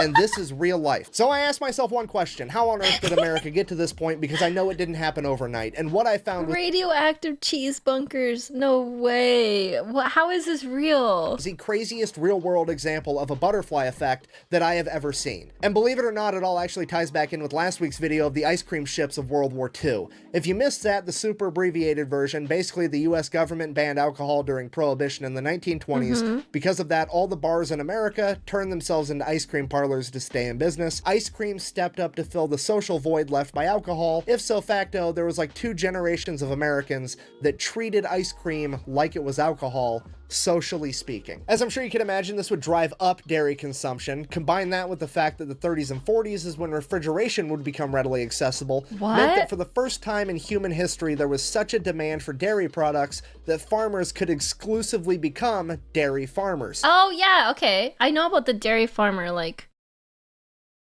coalition? I don't know what you would call it. The birth of dairy farmers. The Dairy Farmer Union?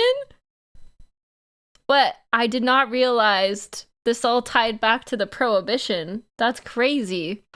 Meaning that this would be the birth of the entire dairy industry. And honestly, it worked out great, right up until it didn't in 1949. 1949, 4 years after World War II, the American military is downsized, there's not an entire horde of young men eating 10,000 calories a day, and America's not exporting anywhere near as much food to other countries for war relief, meant that there was a decrease in dairy consumption or a dip in the dairy market. As this became a bigger and bigger problem, the government had to step in because they weren't about to let the entire dairy industry implode, because, I mean, let's face it, that would be utter catastrophe. So the USDA stepped utter catastrophe. stepped in and said, hey, you know what? We're going to buy all the excess milk. Okay, pause. Thought experiment. You're a dairy farmer. You make all of your money by selling milk. And then suddenly, a couple years back, motherfuckers quit drinking milk, aka you made less money. Now the government has come out of left field and said, hey, we're going to buy all of the milk. What do? You make more fucking milk. And that's exactly what happened. So just to be clear, there was already too much milk. Now there's definitely gonna be too much milk. So naturally, all the milk starts flowing in. The government has absolutely no idea what to do with it, so they turn it into cheese, that way it doesn't expire. That part makes sense, but now what do you do with all the cheese? They have no clue, so they just throw it. Wait, I missed a crucial piece of information when I was reading chat. Why did the government buy up all the milk? What? Why did they buy up all the milk again? Why? Subsidies? For fun. Oh, to help the farmers. Oh, just to keep the... Oh, I see. Just to keep the dairy farmers alive. I see. I thought they wouldn't care that much, but okay. Underneath a mountain, ignore it, and hope the problem goes away. But it doesn't go away because every single presidential administration through the 50s, the 60s, the 70s, they all continue to buy up excess milk to prop up the dairy industry, turn it into cheese, and stash it away in these caves. It literally turns into a giant political game of kick the can down the road because nobody wants to be the president that crashes the global economy by... Nobody wants to be the president that crashes the global economy of the dairy farmers. Got it. Buying enough milk while sitting on top of a mountain of cheese, which, understandable, I don't want to be that guy either. Then, fast forward to 1980, Ronald Reagan, aka the small government guy, gets elected, finds out that the US government is sitting on top of 500 million pounds of cheese and spending $1 million a day to refrigerate and store it, and $1 million a day to refrigerate cheese in underground bunkers. This is wild. What? he looks at this whole issue like a beaver looks at running water. Absolutely fucking not. We can't have it. So his administration goes about figuring out the cheapest way to solve this cheese problem. Obviously, we're gonna throw it all in the ocean. However, having at least the foresight to understand that that would cause political backlash, he wanted to see how the public would receive it, so someone from his administration shows up to a White House press conference with a 5-pound block of moldy cheese and is like, hey, we got 500 million pounds of this shit. How would you guys feel if we threw it in the ocean? It'll be fun. We'll save money on cheese. We're gonna find out if blue whales are lactose intolerant. It's gonna be a great science experiment. What? The public did not go for it. They kind of felt like, hey, I've paid taxes for the last 40 years. You've turned those taxes into cheese. I would at least like to... I've paid my taxes for the last 40 years and you're telling me it went to cheese. We're not tossing that in the ocean. cheese. So then the Reagan administration took the 55-gallon drums of cheese, cut it up into 5-pound blocks, packaged it, and spent the remainder of his administration funneling 300 million pounds of cheese into impoverished and elderly homes. And this is where we get the saying, government cheese, from. You're gonna end up eating a steady diet of government cheese and living in a van down by the river. The government cheese? I never heard about this. Okay. U.S. government would then continue to give out government cheese until the 1990s when they... What the? This is crazy. What? They seemingly ran out because as of today, all 1.5 billion pounds of underground secret cheese in America is privately owned by corporations like Kraft and Velveeta. And this is the part where I wanted to end the video on a happy note of the government made a mistake, they fixed a mistake over 50 years, happy ending, hooray. However, it didn't really make sense because something happened in the 1990s where the government was able to stop buying the excess milk. What happened? And that's when it hit me. It was absolutely the Got Milk ad campaign, the biggest, most iconic ad campaign of all time. I mean, every what? Cafeteria in every school in America had a bunch of posters of famous athletes with milk mustaches saying, "Got milk, drink your milk." I vividly remember commercials as a child telling me that if I didn't drink enough milk, my arms would literally fall off my body. What? Is this milk propaganda? Is this dairy farmer propaganda, chat? Mr. Miller told me he never drinks milk. Look at him. What? This is an ad? That's not good. Got milk. Surely No way! What? Oh my god! this is what inspired an entire generation of Americans to eat and drink more dairy products, right? I mean, yeah, probably, but looking back on it now as an adult, doesn't it seem just a little bit weird that it wasn't a particular company putting on all these ads? Like, God, I love when the tinfoil hat comes on. You know me, chat. I love the tinfoil hat. Let's go.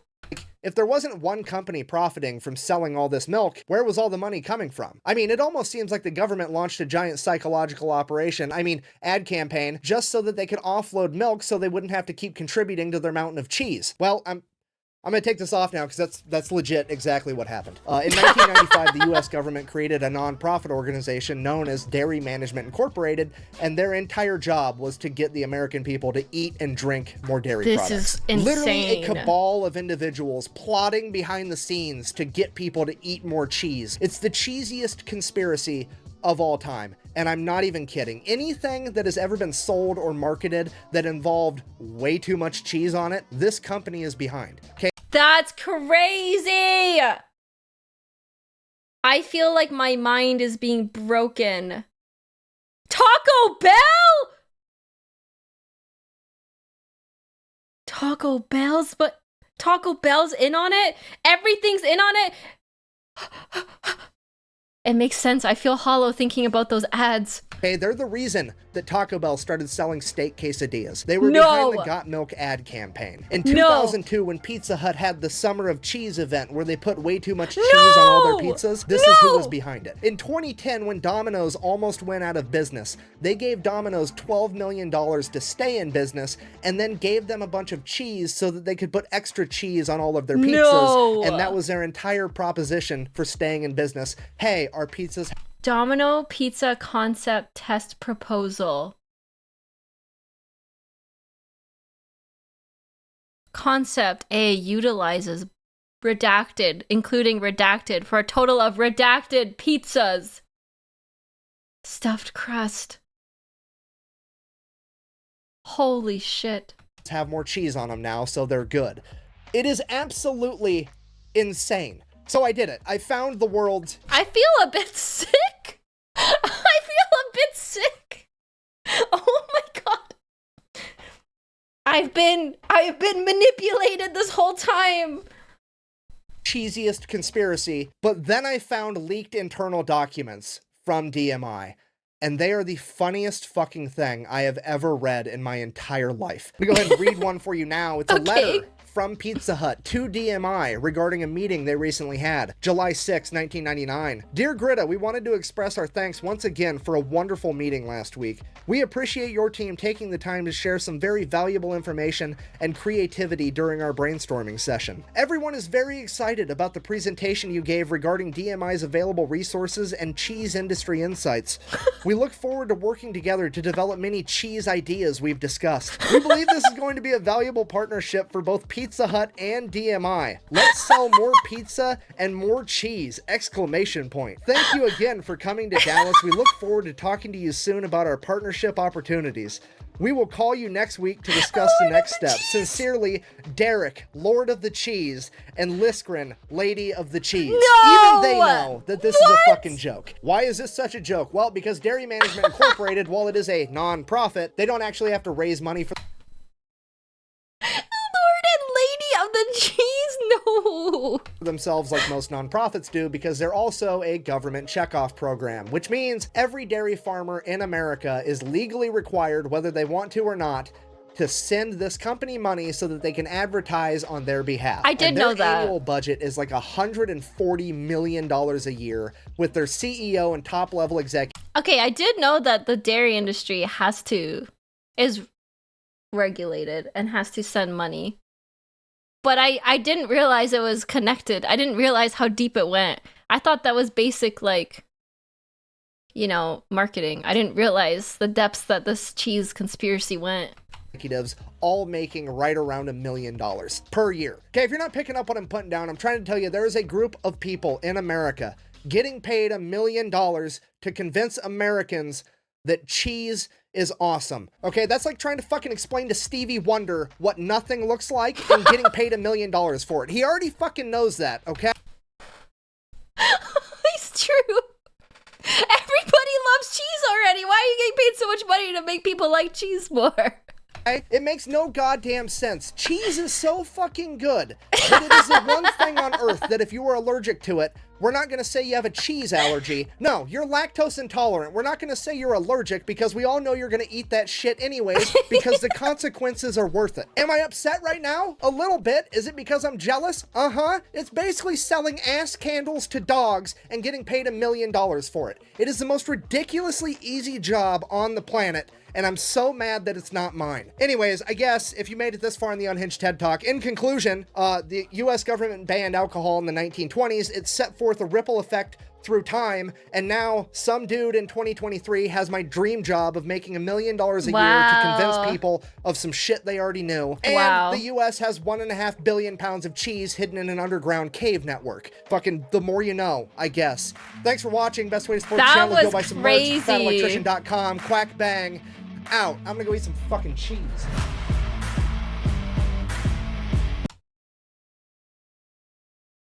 I feel like a changed person. Like, I feel dirty. I feel dirty. I feel lied to and betrayed. I know too much. The cheese guy is gonna be on my doorstep tomorrow with a gun. Like, I will never look at the world the same way after this. FYI, all of the food pyramid is paid for by the same propaganda corporation. Holy shit. First time, Stim? This is bad for me. This is bad for me and for you, chat. Because you know what this has awakened in me? This has awakened tinfoil hat unk Stim. And that's gonna be bad for all of us, chat. That's gonna be bad for all of us. Okay. Can we get tinfoil hat toggle? I feel like that's a great way to get canceled. But also, I can never look at life the same after this. The tinfoil hat tiara? That's so funny. Holy shit. Is that why I like cheese? Because the government made me think I liked it? Or is cheese actually delicious? I don't even know anymore. Does cheese taste good? Or do I just think it tastes good? I don't understand. What's real?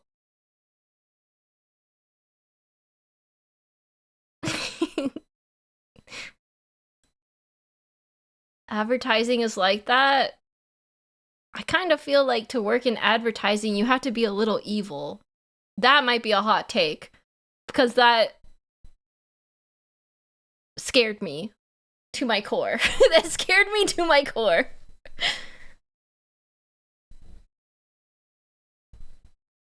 You're just like, working in advertising is just training. Like training to better manipulate people to do things that are potentially harmful to them. Dual locks! I always tell you your ethics hold you back. Oh man, that makes me feel yucky.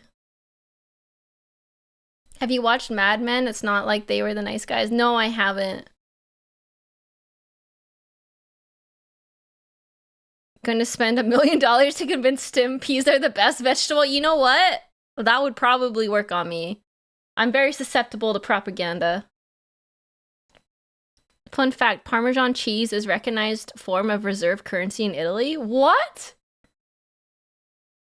Dang. Today has changed me, chat. It started with the glizzies on Friday, and now world history and propaganda.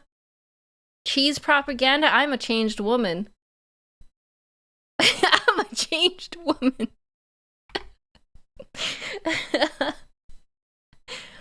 All right, I think we have time for one more. What should we watch? The mind break is progressing.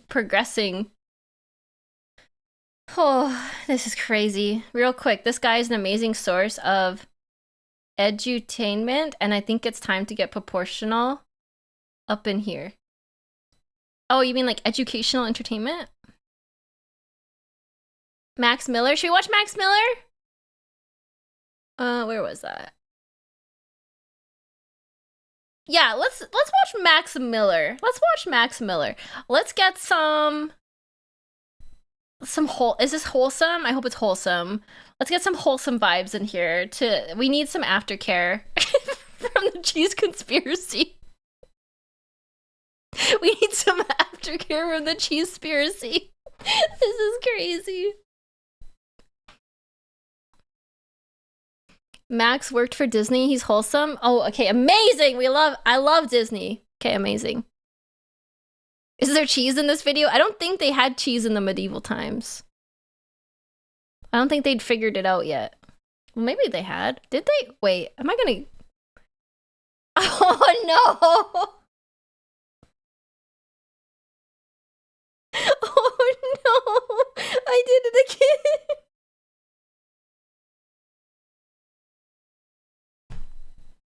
I can't do this!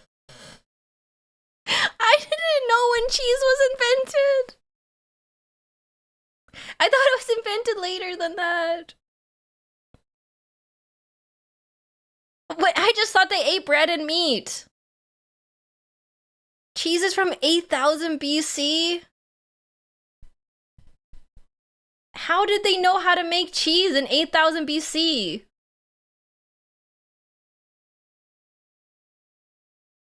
Cheese has been around before the sacred text? What? That's insane. They just left it sitting out too long? Cheese is just spoiled milk, so it's not hard to make. It's, you know what? It's not so much how you don't know stuff, it's just how confident you are when you're completely wrong. My whole life has been a lie. My whole life has been a lie, Chad. There was cheese before there was Jesus. I'm never gonna look at cheese the same way. I feel traumatized. I knew they had alcohol. Okay, that makes sense. Yeah, it's just fermented grapes and things. Or not grapes, that's wine, but like, yeah. Jesus loves you. Okay, before I say anything else controversial, let's just watch what it was like to visit a medieval tavern. Yeah. From a hooded stranger in the corner. This is real by life, Tasting History with Max Miller. We're gonna learn what it's like to have a medieval tavern experience. I think this would be very nice. We'll have some bard playing music. We'll have some stale bread. We'll have, there'll be like one bed in the room and it'll be like, whoa, who's gonna sleep on the bed? Very nice time. it was where you went to gamble, drink, and eat. Perhaps something like this bowl of beef pottage known as bucanada. So thank you to Squarespace for sponsoring this video as we visit a medieval tavern, this time on Tasting History.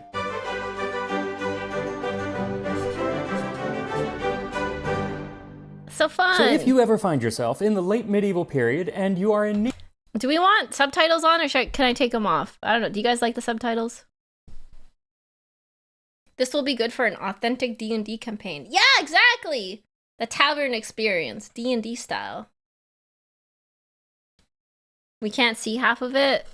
I'm just turning them off. You have to listen with your ears, chat. Okay. Need of food and drink, you better find yourself an inn, tavern, or alehouse. Now, all three of those are not exactly synonymous, and we'll talk about how they're different a little bit later. But in general, you should be able to go to any of them and get a drink and probably some food. Now, Yum. Depending on the quality of the establishment, you might just be getting some bread and cheese. Look at all that cheese. You know what that reminds me of? The cheese bunkers. But if it's a reputable tavern, you should be able to get a bowl of pottage or stew. Now, some of these places might have what today is called a hunter's pot, or perpetual stew going. And this is the concept of always having a cauldron of stew or pottage going at all times. Basically, you would take a bowl from it and then replace the ingredients that you just took out, so it's always replenishing itself. Even today, there are places that still practice this. There's a place in Japan who has been serving the same broth since 1945. Whoa! And in Perpignan, France, they served the same stew from the 15th century all the way up until World War II. What? Okay, I have questions. How does that not get, like, contaminated with bacteria? If it's always going. That seems insane. It's always boiling. Oh, it's always boiling, so it always kills out the bacteria? Constantly changing, and it's always... Because, like, I always read that you have to be careful when you put, like, leftover dinner into the fridge, because, like, if you put warm leftovers in a container, like, it can grow bacteria if it's not cooled off properly. So, like, I assumed that would be the same thing as this. But if it's not cooling at all, if it's the same temperature, would it would just be hot enough to kill the bacteria? It's the whole Shibathesis thing. At what point does it stop being the original dish? Oh my god, that's crazy.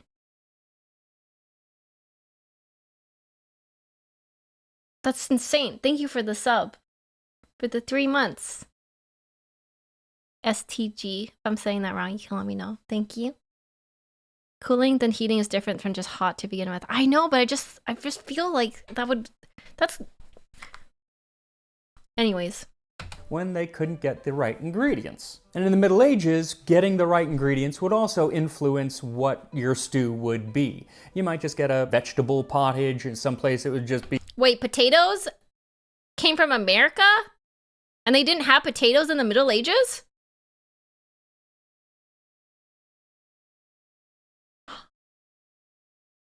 Okay. I thought potatoes was their main diet. Potatoes are Peru? That's why so many famines. Oh.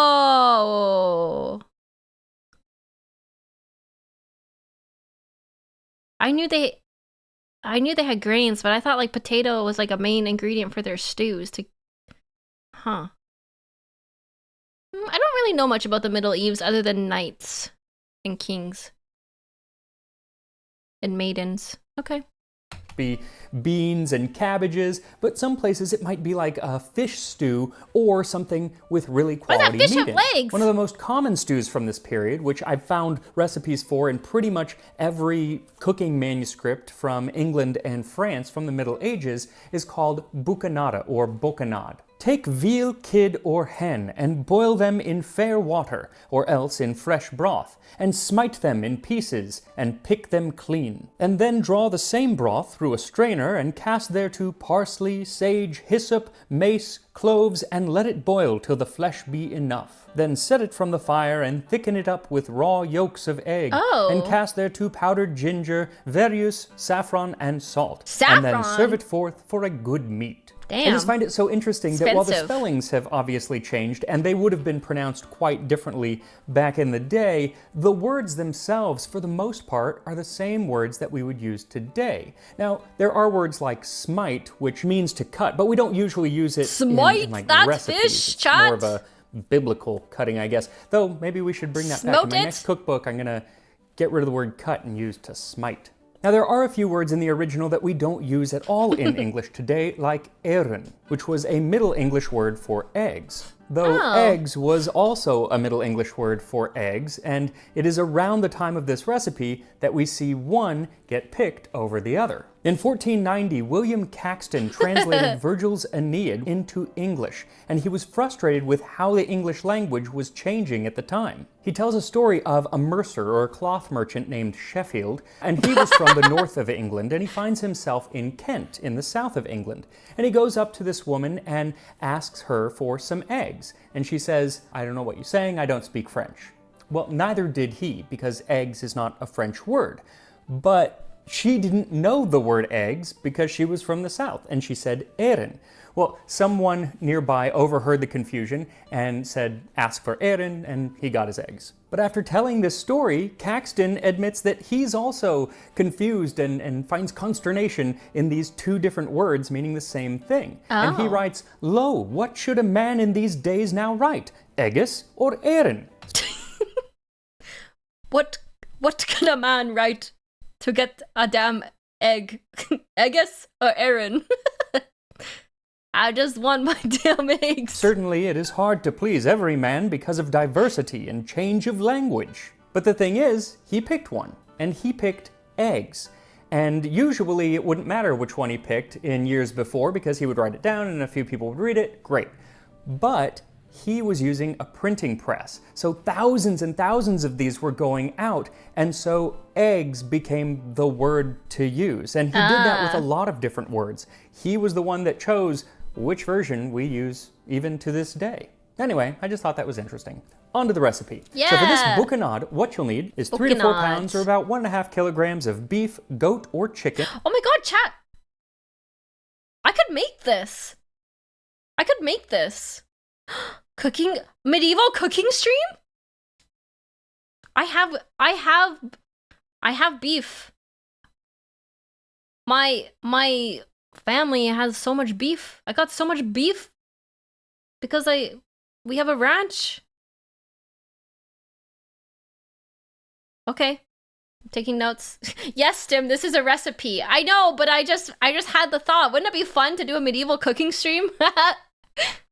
With the bones. I'm using beef. Yeah, Originally it tavern actually stream. says veal, but I'm just using beef for this. Also, kid, in the recipe it says kid, that is goat. I'm always having people saying, it's children. No, it's not, it's goats. A kid small is a handful goat, of parsley, a few leaves of sage, a few sprigs of fresh hyssop, a half teaspoon of mace. Okay, I don't have hyssop or mace. I've never even seen that in the store before. Might have to find a substitute. An 1/8 teaspoon of cloves, 4 egg yolks, a half teaspoon of ginger, a half cup or 120 milliliters of verjuice. So what exactly is verjuice or verjuice? It was a medieval way of making juice from unripened grapes. And so Oh. it's not fermented or anything, but it does have this like vinegary kind of acidicness to it, but it's also sweet. So Oh, like apple cider vinegar might be a good sub. Man, I just love subbing things and wrecking the recipe because the sub doesn't make sense. I do this all the time. Instead of running to the store, I'm like, I bet I could sub this with something else.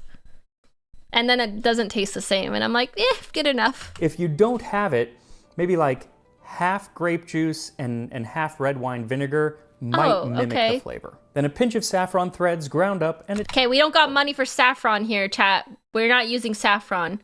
Might have to find a cheaper recipe, but we could use paprika. It's kind of the same color. Saffron is so expensive. How did the medieval peasants have saffron? I guess that was before it became a delicacy. a teaspoon of salt. So first put your meat into a large pot and cover it with water or broth or a combination of the two, and then bring this to a boil and reduce to a Peasants didn't get spices. This is like what a royal or noble would eat. Makes more sense. Yeah, I'm like, what peasants are cooking with saffron, huh? simmer. And make sure to skim off any scum or foam that forms on top. Okay. Simmer this for about an hour or until the meat easily comes away from the bone. And then take it off the heat, take the meat out, and go ahead and smite your meat. Yummy. Also, the knife that I'm using is Meat. this honkin' knife. Whoa. It's a knife. It's a which I'm now knife. calling my smite. Okay, you know what's so funny? How like anyone who holds a big knife just has the urge to say, "I got a knife." Like, it's like a universal thing where you got a knife and you're like, "I got a knife." It's a big knife. Smiting knife. This was made for me, handmade by one of my Patreon patrons. Oh, cool. And it mimics an older design from like the early Renaissance, I believe. I just think it's so cool. So I'll put a link to, because he makes like hand-done knives. I'll put a link to his stuff. Okay, cool. Anyway, this is now my smiting. Stone peasants, who can make me a knife? Do we got any blacksmiths here? I know we got some blacksmiths here. Who can make me a knife? A knife. Knife. A So smiting once knife. your meat is smitten or smited, you'll want to strain the broth as much as you can until it's nice and clean. Then return the meat to the pot and add the broth back in. Add in the parsley, sage, and hyssop, all chopped very fine, as well as the mace and the cloves. Then stir everything together and bring it to a simmer. Then set the lid on the pot and let it simmer for an hour or an hour and a half or 2 hours, really until the meat is as tender as you want it to get. Also keep an eye on it. I would rather put you in bubble wrap than send you a knife. That's very fair. That's very fair. Because you might need to add some water in case it all steams away, but that's why you want to leave the lid on as you do it. Anyway, while it cooks, I'm going to tell you a little bit about what else you might find in a medieval tavern. Time for history! Let's Befell go! that in that season on a day in Southwark at the tabard as I lay, ready to wend in on my pilgrimage to Canterbury with full devout courage. That was from the prologue of the Canterbury I read Tales the Canterbury by Geoffrey Chaucer, Tales. and being written between 1387 and 1400, it contains one of the first references to a named inn, an actual historic inn. It was called the Tabard, and this is where, in the Canterbury Tales, all of the characters gather just before heading south to Canterbury on their pilgrimage, which is kind of the whole point of the work. Chaucer talks about the owner of this inn and says that he was a very good host. And to the supper he set us straight away. He served us with victuals of the best kind. Strong was the wine, and well pleased we were to drink. Now when I wine. picture this in my mind's eye, I'm definitely influenced by things like Lord of the Rings and Dungeons and Dragons and all of these kind of medieval fantasy worlds, but they aren't exactly like that. Was that from World of Warcraft? That looks like a night elf. Medieval fantasy Oh, it's just Dungeons and Dragons. That is a night elf right there. worlds, but they aren't exactly Yes, this is a WoW trailer. Clocked a million miles away. like that. First of all, there are a lot fewer like orcs and elves, but also the inns and taverns and alehouses of medieval England, at least, were not all the same. They were quite different, at least at different parts in their history. Now, of course, throughout time, their definitions overlapped, and there was a lot of variety within each classification, but in general, you had the inns at the top of the echelon. They tended to be the nicest, and then there were the taverns and then the alehouses at the bottom. The inn. What about the brothels? Was that at the very bottom? Like, I know that, that was a thing then. Different building. Inns, how they started out at least, they were a place for people to stay the night. Usually they were kind of near the gatehouse of a city or a town, or else in Depends on what between you're cities or into. towns, like a day's walk away, maybe 20 miles away. So it was a place that you could stop the night and stay. And just like a bed and breakfast, they would often give you some food and drink.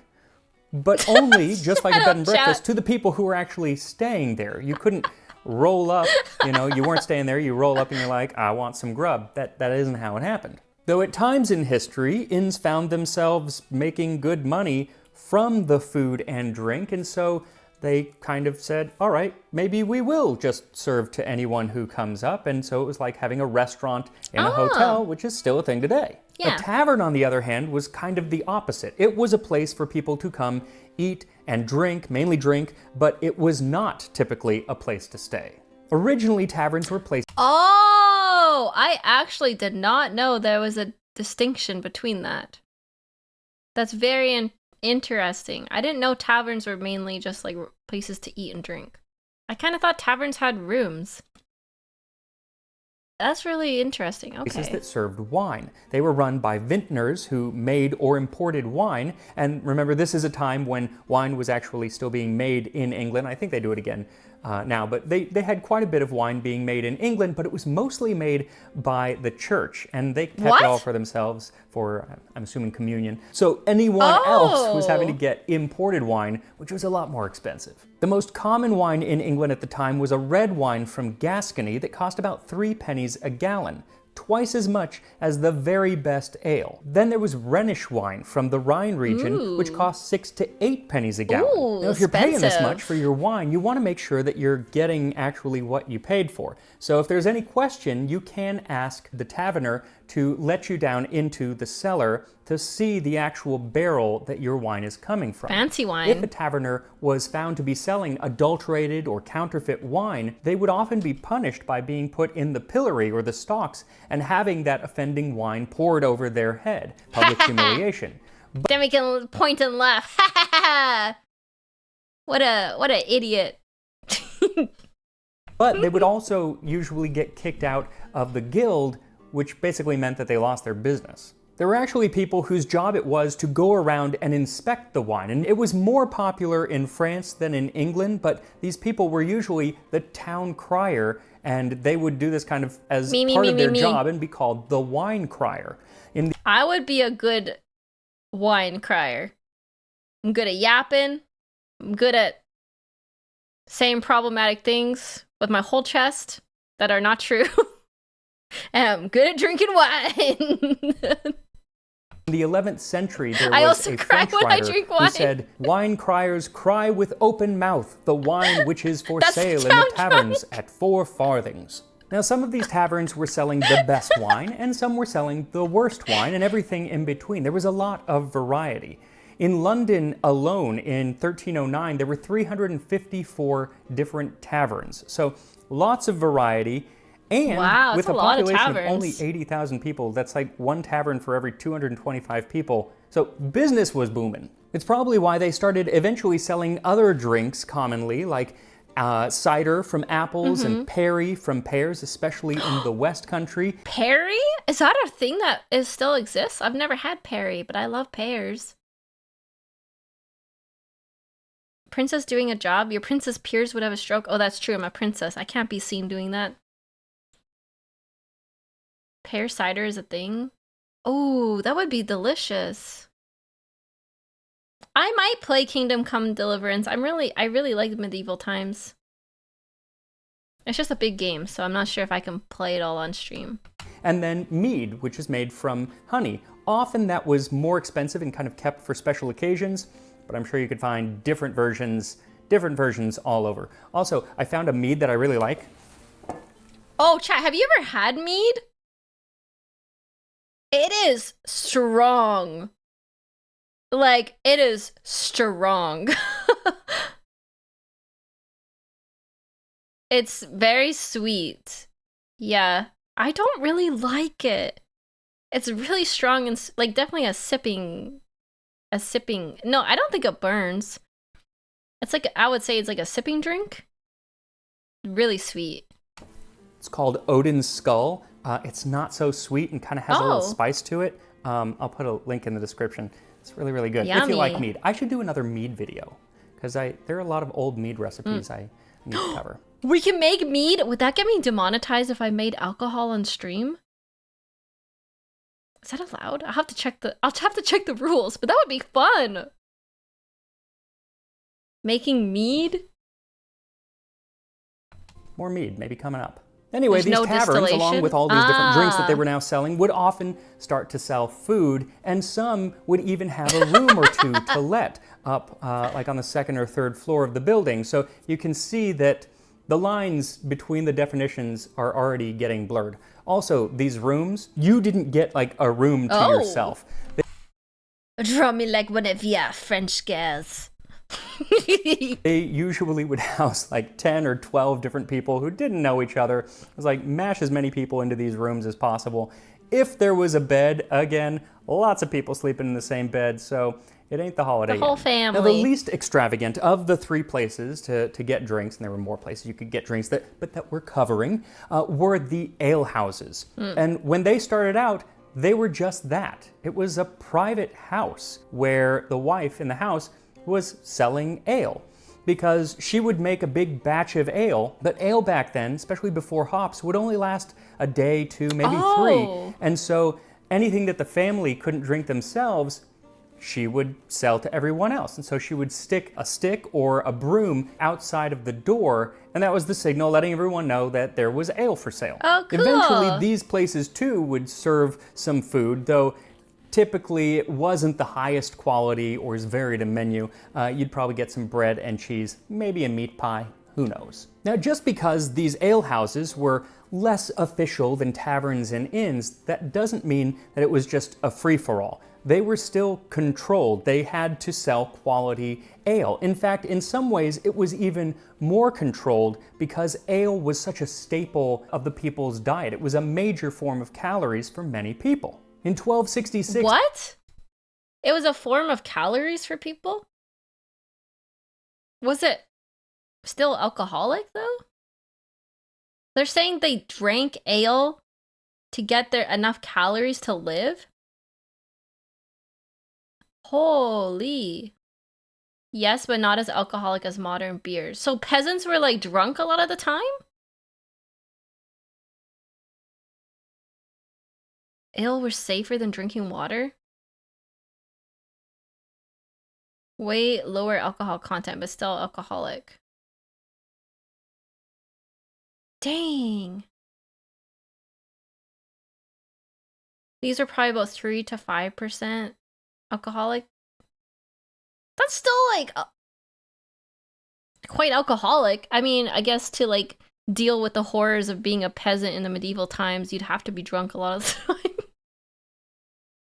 Drink scummy contaminated water or ale. Take the edge off life as a peasant. The assize of bread and ale went into effect, and this tied the price of ale and of bread to the price of wheat. And just like there were the wine criers, there were ale conners who would go around to test the ale and make sure everything was on the up and up. They were sworn to examine and assay the beer and ale, and to take care that they were good and wholesome, and sold at proper prices according to the assize. Good wholesome and also ale. to present all defaults of brewers to the next court leet. A male baker or brewer who failed to adhere to these new laws ought to undergo the judgment of the pillory without any redemption of money. Likewise, the woman brewer shall be punished by the trumbrel, trebuchet, or castigatory if she offends divers times and will not amend. Wait! Why did the woman get trebucheted? What? That seems a bit of an escalation from the pillory to a trebuchet. I don't think they mean that trebuchet. Okay.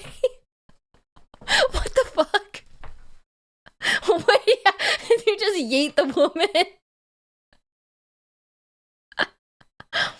Damn woman tampered with my ale. Send her to the trebuchet. Yeet her out of the kingdom. Holy. That is to say, if an alewife flouts the law over and over and doesn't change her ways, then she's going to be punished. And the punishments are all forms of a public humiliation. To the next kingdom you go. It has to be a different trebuchet. Yeah. Though I had to kind of look into trebuchet because I think of a trebuchet and I'm like, were they flinging these poor women into like the walls of castles? So it turns out there are smaller versions of trebuchets that were used just for dunking people into the river, and that's what it was. Oh, okay. They weren't trebucheting women. We had the across same field. idea. Anyway, Okay. if you are visiting an ale house or a tavern or an inn, you'll want to take it easy. Don't go overboard on either the food or the drink, or else you might end up like poor Osbert of Elstow. The Bedfordshire Coroner's Roll of 1276 tells us what happened to poor Osbert after he left a tavern. About midnight on 17th May... Look at this guy!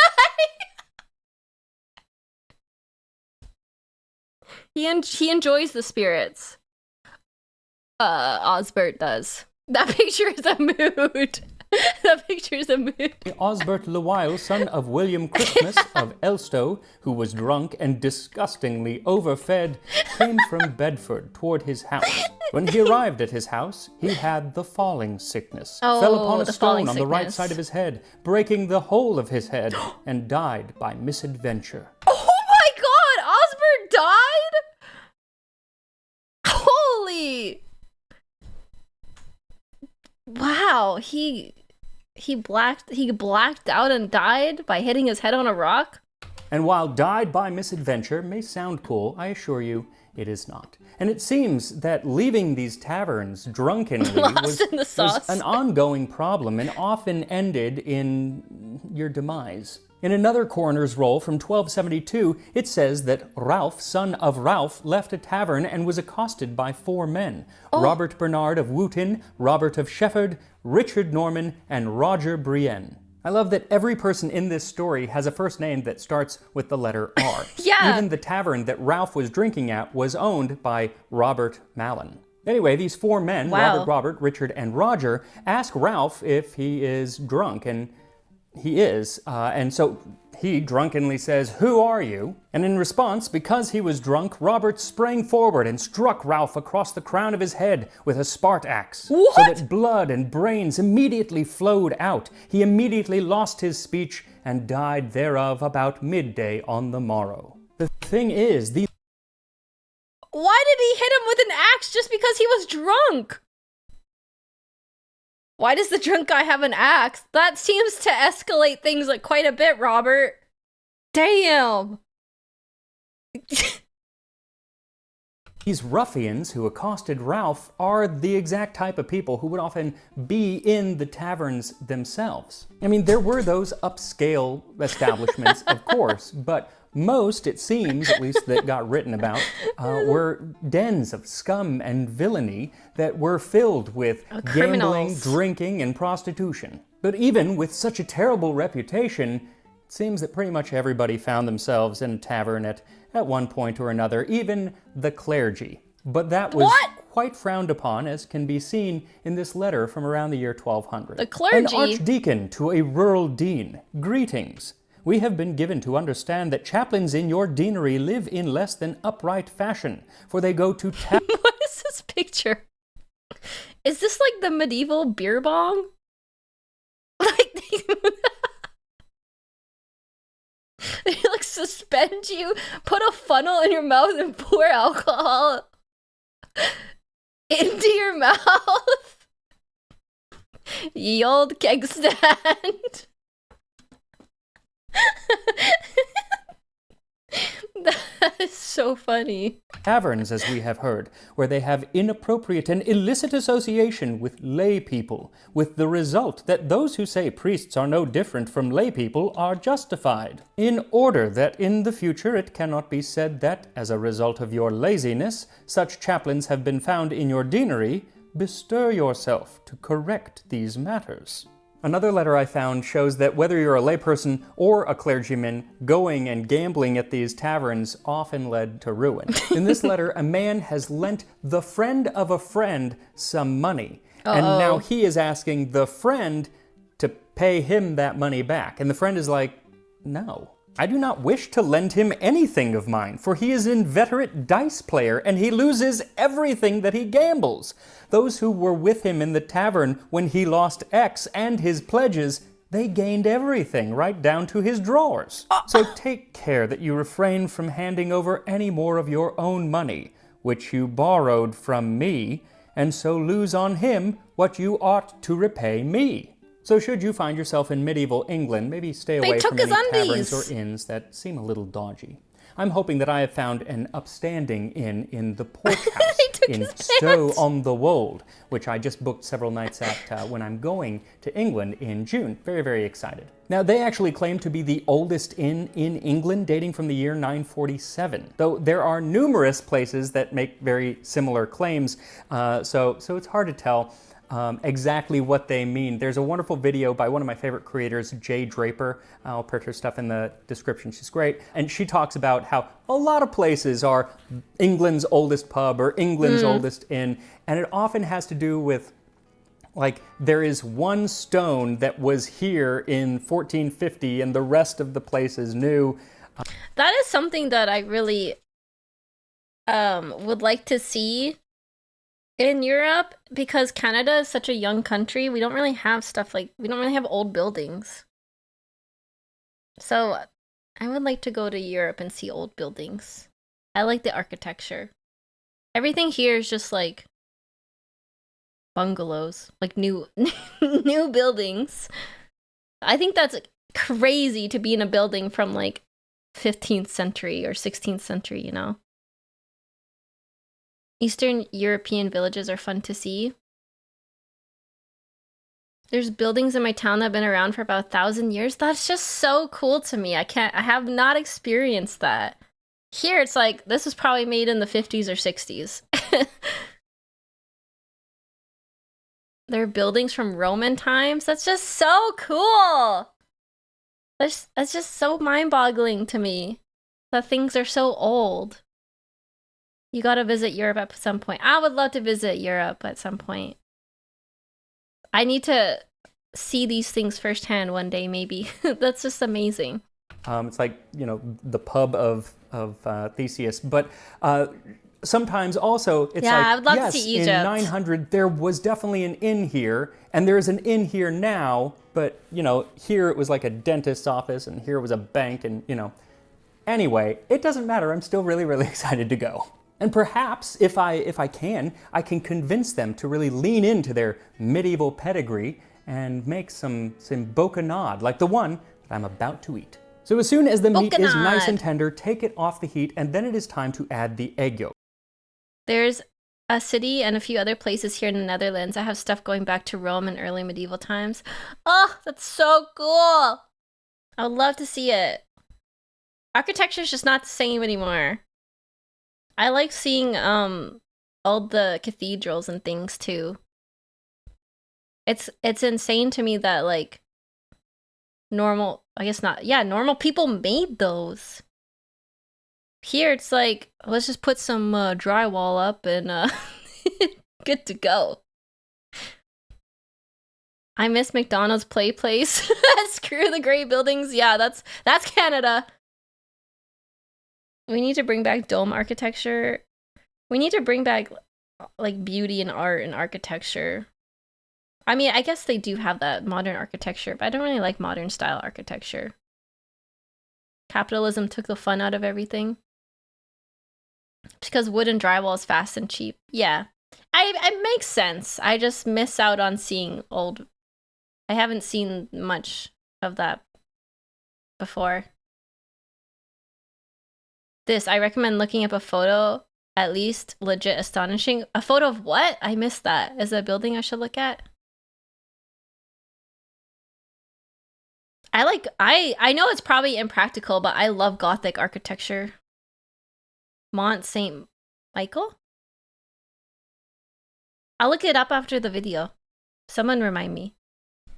Yolks. Now, if you just add the egg yolks right now, they're gonna scramble and it's gonna be unpleasant. So what you need to do is let the broth cool down just a little bit, and then take a little of that broth and slowly add it into the egg yolks as you're whisking. Okay. And they will start to warm up. Keep doing this until you've added about a half cup of the broth. Isn't this like how you make hollandaise, and then whisk in kind the of? ginger and the saffron and the salt, and then you can add that to the stew. Finally, add in the verjus, and it is ready to go. That looks and here actually we are, good. a bocanada fit for a medieval tavern. So you want to add those egg yolks in like last thing before you serve it, because if you ever have to reheat it, they do tend to scramble a little bit. So they go from thickening it to scrambled. The taste is going to be the same, but the look is a little different, and I did just have to reheat mine, unfortunately. Doesn't matter. Here we go. The thing is, smells wonderful. The saffron is what hits me. I was worried it was going to be the clove, because that's what was hitting me at the beginning, but now it's the saffron. Here we go. I bet that's actually good. Like simmering meat that long? That's really good.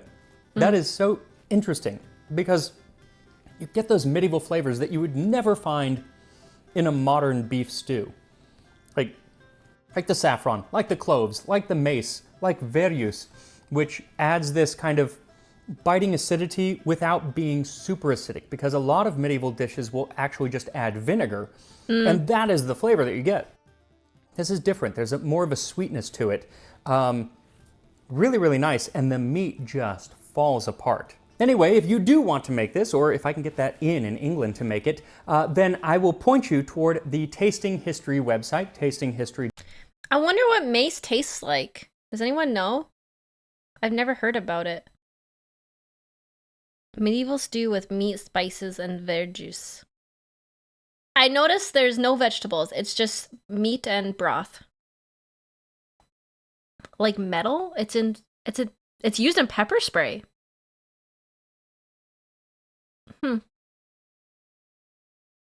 I've never seen it before. It's just like nutmeg powder. Interesting. .com, which I made with help from Squarespace, who is 15th today's century. sponsor. Squarespace makes building a website so easy with their dynamic tools. Oh, he wrote a book?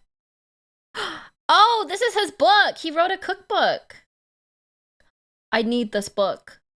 I need this book so I can do medieval cooking streams. Like their drag and drop technology for both desktop and for mobile. And if you are not a web designer yourself, then you can really lean into their wonderful templates, which kind of lay everything out for you and give you a great get on starting Amazon. place. They also help make sure that your website is easily viewed both on a desktop and on a mobile phone. Squarespace also has the ability to create email campaigns to keep in contact with your subscribers, and if you're selling products, to keep customers apprised of new items or whenever things go on sale. So if you're looking to make a new website, go to squarespace.com for a free trial, and when you're ready to launch, just go to squarespace.com/tastinghistory and you'll get 10% Medieval off cheesecake? of your first purchase of a website or domain. And I will see you next time. Medieval cheesecake? I love cheesecake. They had medieval cheesecake? Like, is that an actual recipe for medieval cheesecake, or is he like adapting it? I gotta know. I gotta know. I gotta eat that. On Tasting History. Romans had cheesecake too? What? He had a Roman cheesecake video too? Why would they not have cheesecake? I don't know. That just seems like a modern dessert. I guess it's probably quite different though. Fearsome warriors, powerful druids. How to eat like a Celtic druid? Isn't that just like nuts and berries?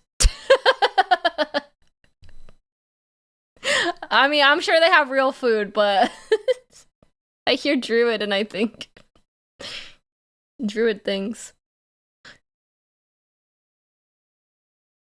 You'd be surprised how far back a lot of the food we love today goes. And a whole lot of drugs. For druids? Yeah, I can see that. Hallucinogenics. Honorable posted a picture of Mont Saint Michael. Okay, let's look. Mont Saint... Is it Mont Saint Michel or Michael? Let me see. Beep boop beep boop beep boop beep boop beep boop beep beep. Whoa!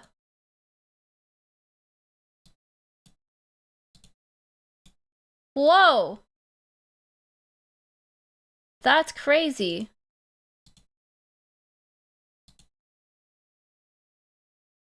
We call it St. Michael's Mount in Cornwall. Oh, I should probably bring this on to... Can I show you guys? Let me show y'all. I guess you can see it in the Discord, but...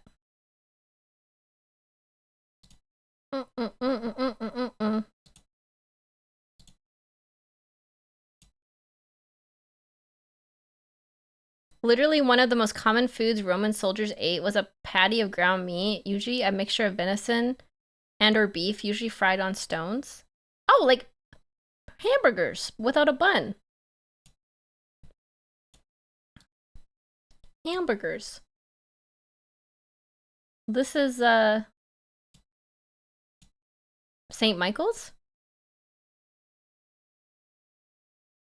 That's beautiful. It's just like, how did they make that?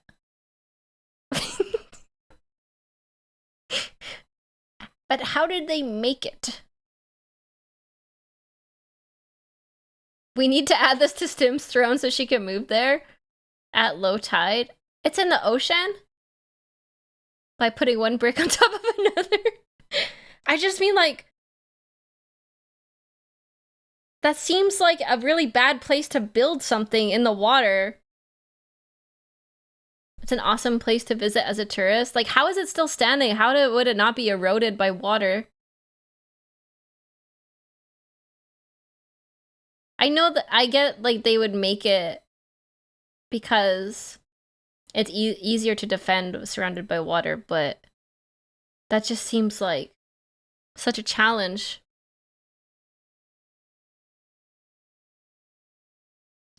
Imagine laying siege to a castle that has water come up to the buttresses. It would be a lot of maintenance. Because if this in the ocean, then like wouldn't the salt would erode it faster, the salt water? Or is it in a lake? Who lives there? There's probably salt water in the concrete. It's straight off the French coast. Oh, I want to go there. Where is it in France? Off the south coast? I wouldn't want to live there, no. I think I would feel like there's only one road in. It looks like they built a road? Or a bridge or something?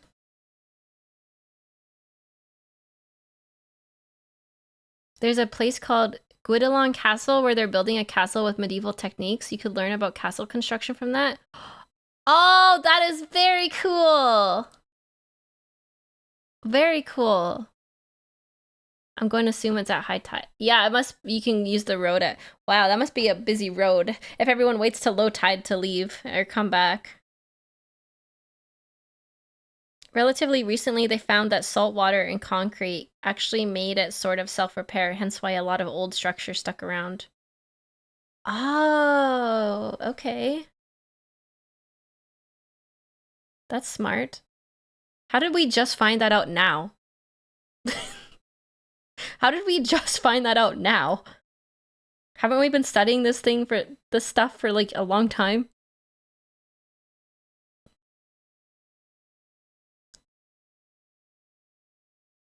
We over-engineered it. Chemistry is hard stim, but isn't there like geniuses and stuff? Oh, we just thought they were stupid? That makes sense. Because we didn't realize that they made their concrete heterogeneous on purpose. We were just like, they're probably not smart enough to do this for a good reason, so we'll just make it better. And then we realized, oh, they did that for a reason. That makes sense. Maybe those geniuses didn't want to study concrete. Oh, that's fair. We thought they had worse mixing techniques. Yeah, that sounds like us. That's really cool. Huh. That's just the kind of stuff I would like to see. I would like to go to Europe and see architecture and places like this that I would never see in Canada. This stuff just does not even exist in Canada. Good old human arrogance.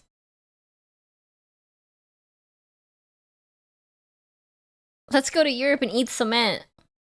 Concrete continues to cure for hundreds of years. The older it is, the more durable it is. Ah, that makes sense. Britain has dope castles. I like castles. I've actually been to Scotland once. And it was really beautiful. I feel like I belong in Scotland. But like, that's different. I felt like it was different than Europe. I went to the Highlands. So like I saw lots of old castles and things, which were very cool. But I want to see like Gothic architecture, like cathedrals and things. I didn't really see much of that in Scotland. It was more like old castles and stuff, which was also very cool.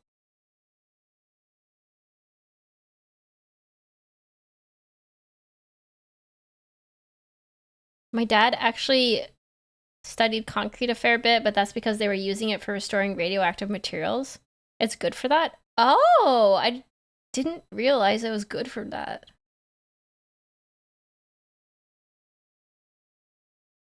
I like, you know how like the modern day art aesthetic is like minimalist and like sleek, clean lines. I'm the opposite of that.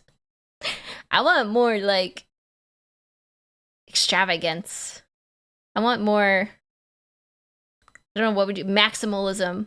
I want all the stuff. I want like colors and like shapes, and I want the opposite of that.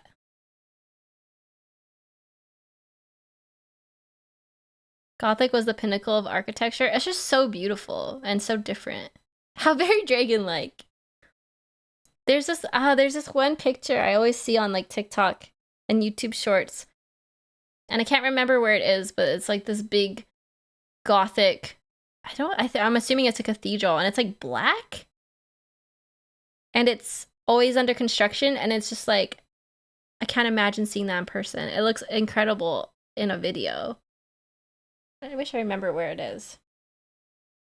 No, not Notre Dame. It might be like, oh, yeah, Cologne?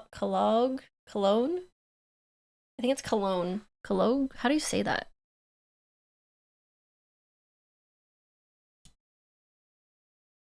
How do you say that? Let me look it up, if that's what I'm talking about.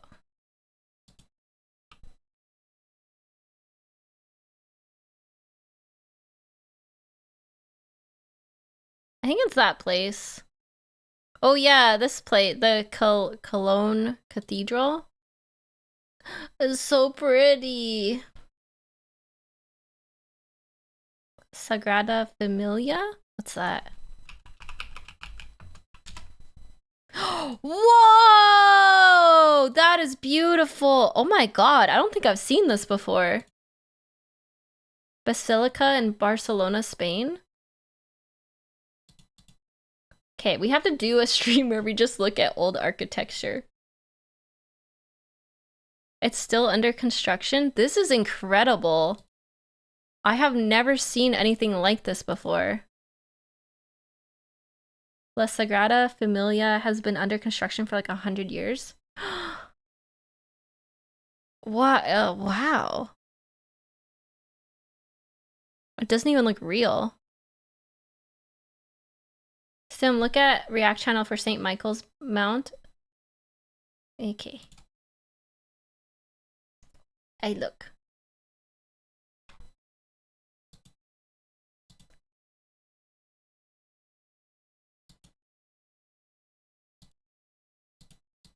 Oh, in Cornwall. Oh, it's so pretty.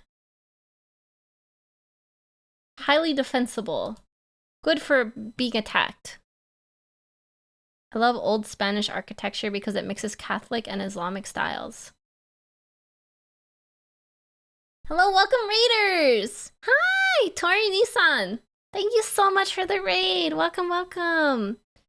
We are just doing some history reacts and looking at architecture. Thank you so much for the raid. How are you? My name is Stimpack. I'm a dragon princess, a manager at Glitch Stars. We were learning actually, right now we're looking at architecture.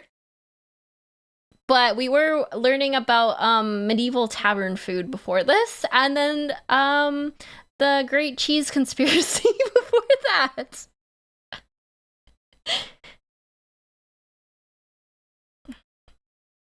Yeah, we were watching food videos. Don't tell them about the government cheese bunkers. Once you learn about the cheese bunkers, you'll never look at life the same. We checked your Tomb King stream. Oh! You checked out my Tomb Kings? I love my Tomb Kings. Great Cheese Conspiracy? What is that? Oh my god, Tori. I don't know how to tell you this, but the government is hiding bunkers of cheese underground. I don't know how to tell you this. But everything is a lie. They've been marketing cheese to us.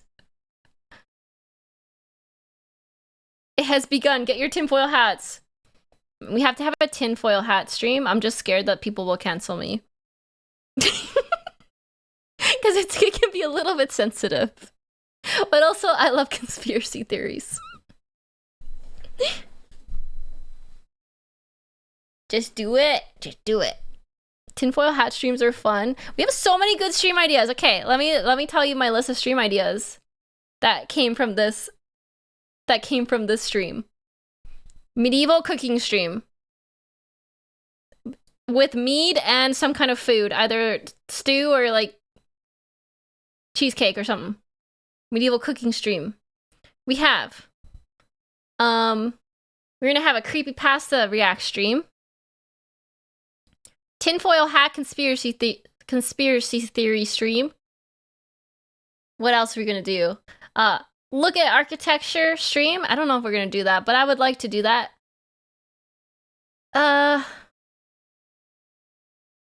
Do the tinfoil hat stream because glitch stars caused glitch stars' first controversy. I think that's all we came up with. That's a few stream ideas. Oh no, I'm gonna be glitch stars' first controversy. I hope not. Medieval cooking stream will be really fun. That's gotta be like a sub goal or something, because that's a lot of work to put together. But it would be cool. Already drafting the Google Docie. I would love to see that. Ah, thank you. Thank you. I was actually just gonna end stream. It's been almost 5 hours. Holy. But thank you so much for the raid, Tori. Thank you everybody for hanging out with me today. I honestly feel like the cheese marketing team is gonna show up on my door and drag me away to the cheese bunkers. Not in a happy fun time way. But I'm streaming every day this week, except for yesterday. So I'll be back tomorrow with Total War. We are all on a list now. I'm sorry, Sim Peasants, if you're part of the Stimdom, you are on a list. Fellow Warhammer React and TW streamer, we're glad to be able to catch you. Amazing! Amazing! So nice to meet new people. Hi. Someone's knocking on my door, Stim. I wonder what it is. Hide the cheese! Hide the cheese! Taka? You gotta hide the cheese, I'm telling you. Be like, cheese? Never heard of it. I'm lactose intolerant. I've always wanted to be on a list. Yeah. Alright, my Sim Peasants. I must eat. I must keep up my strength for the busy week. So we will be back tomorrow with I think it's Total War tomorrow, isn't it? Yeah, it's Total War tomorrow because Dark Tide with Luton on Thursday, my bad. Total War tomorrow, Dark Tide Thursday. Collab with Berry Crepe Friday. Saturday, Necron building stream. And then Sunday, collab with Sunny, Bricky, and Luton. So busy week. I'm going to eat now and go to bed early so I don't get sick. So thank you for hanging out with me. It was fun. Remember to hide the cheese. If they come knocking, you're lactose intolerant.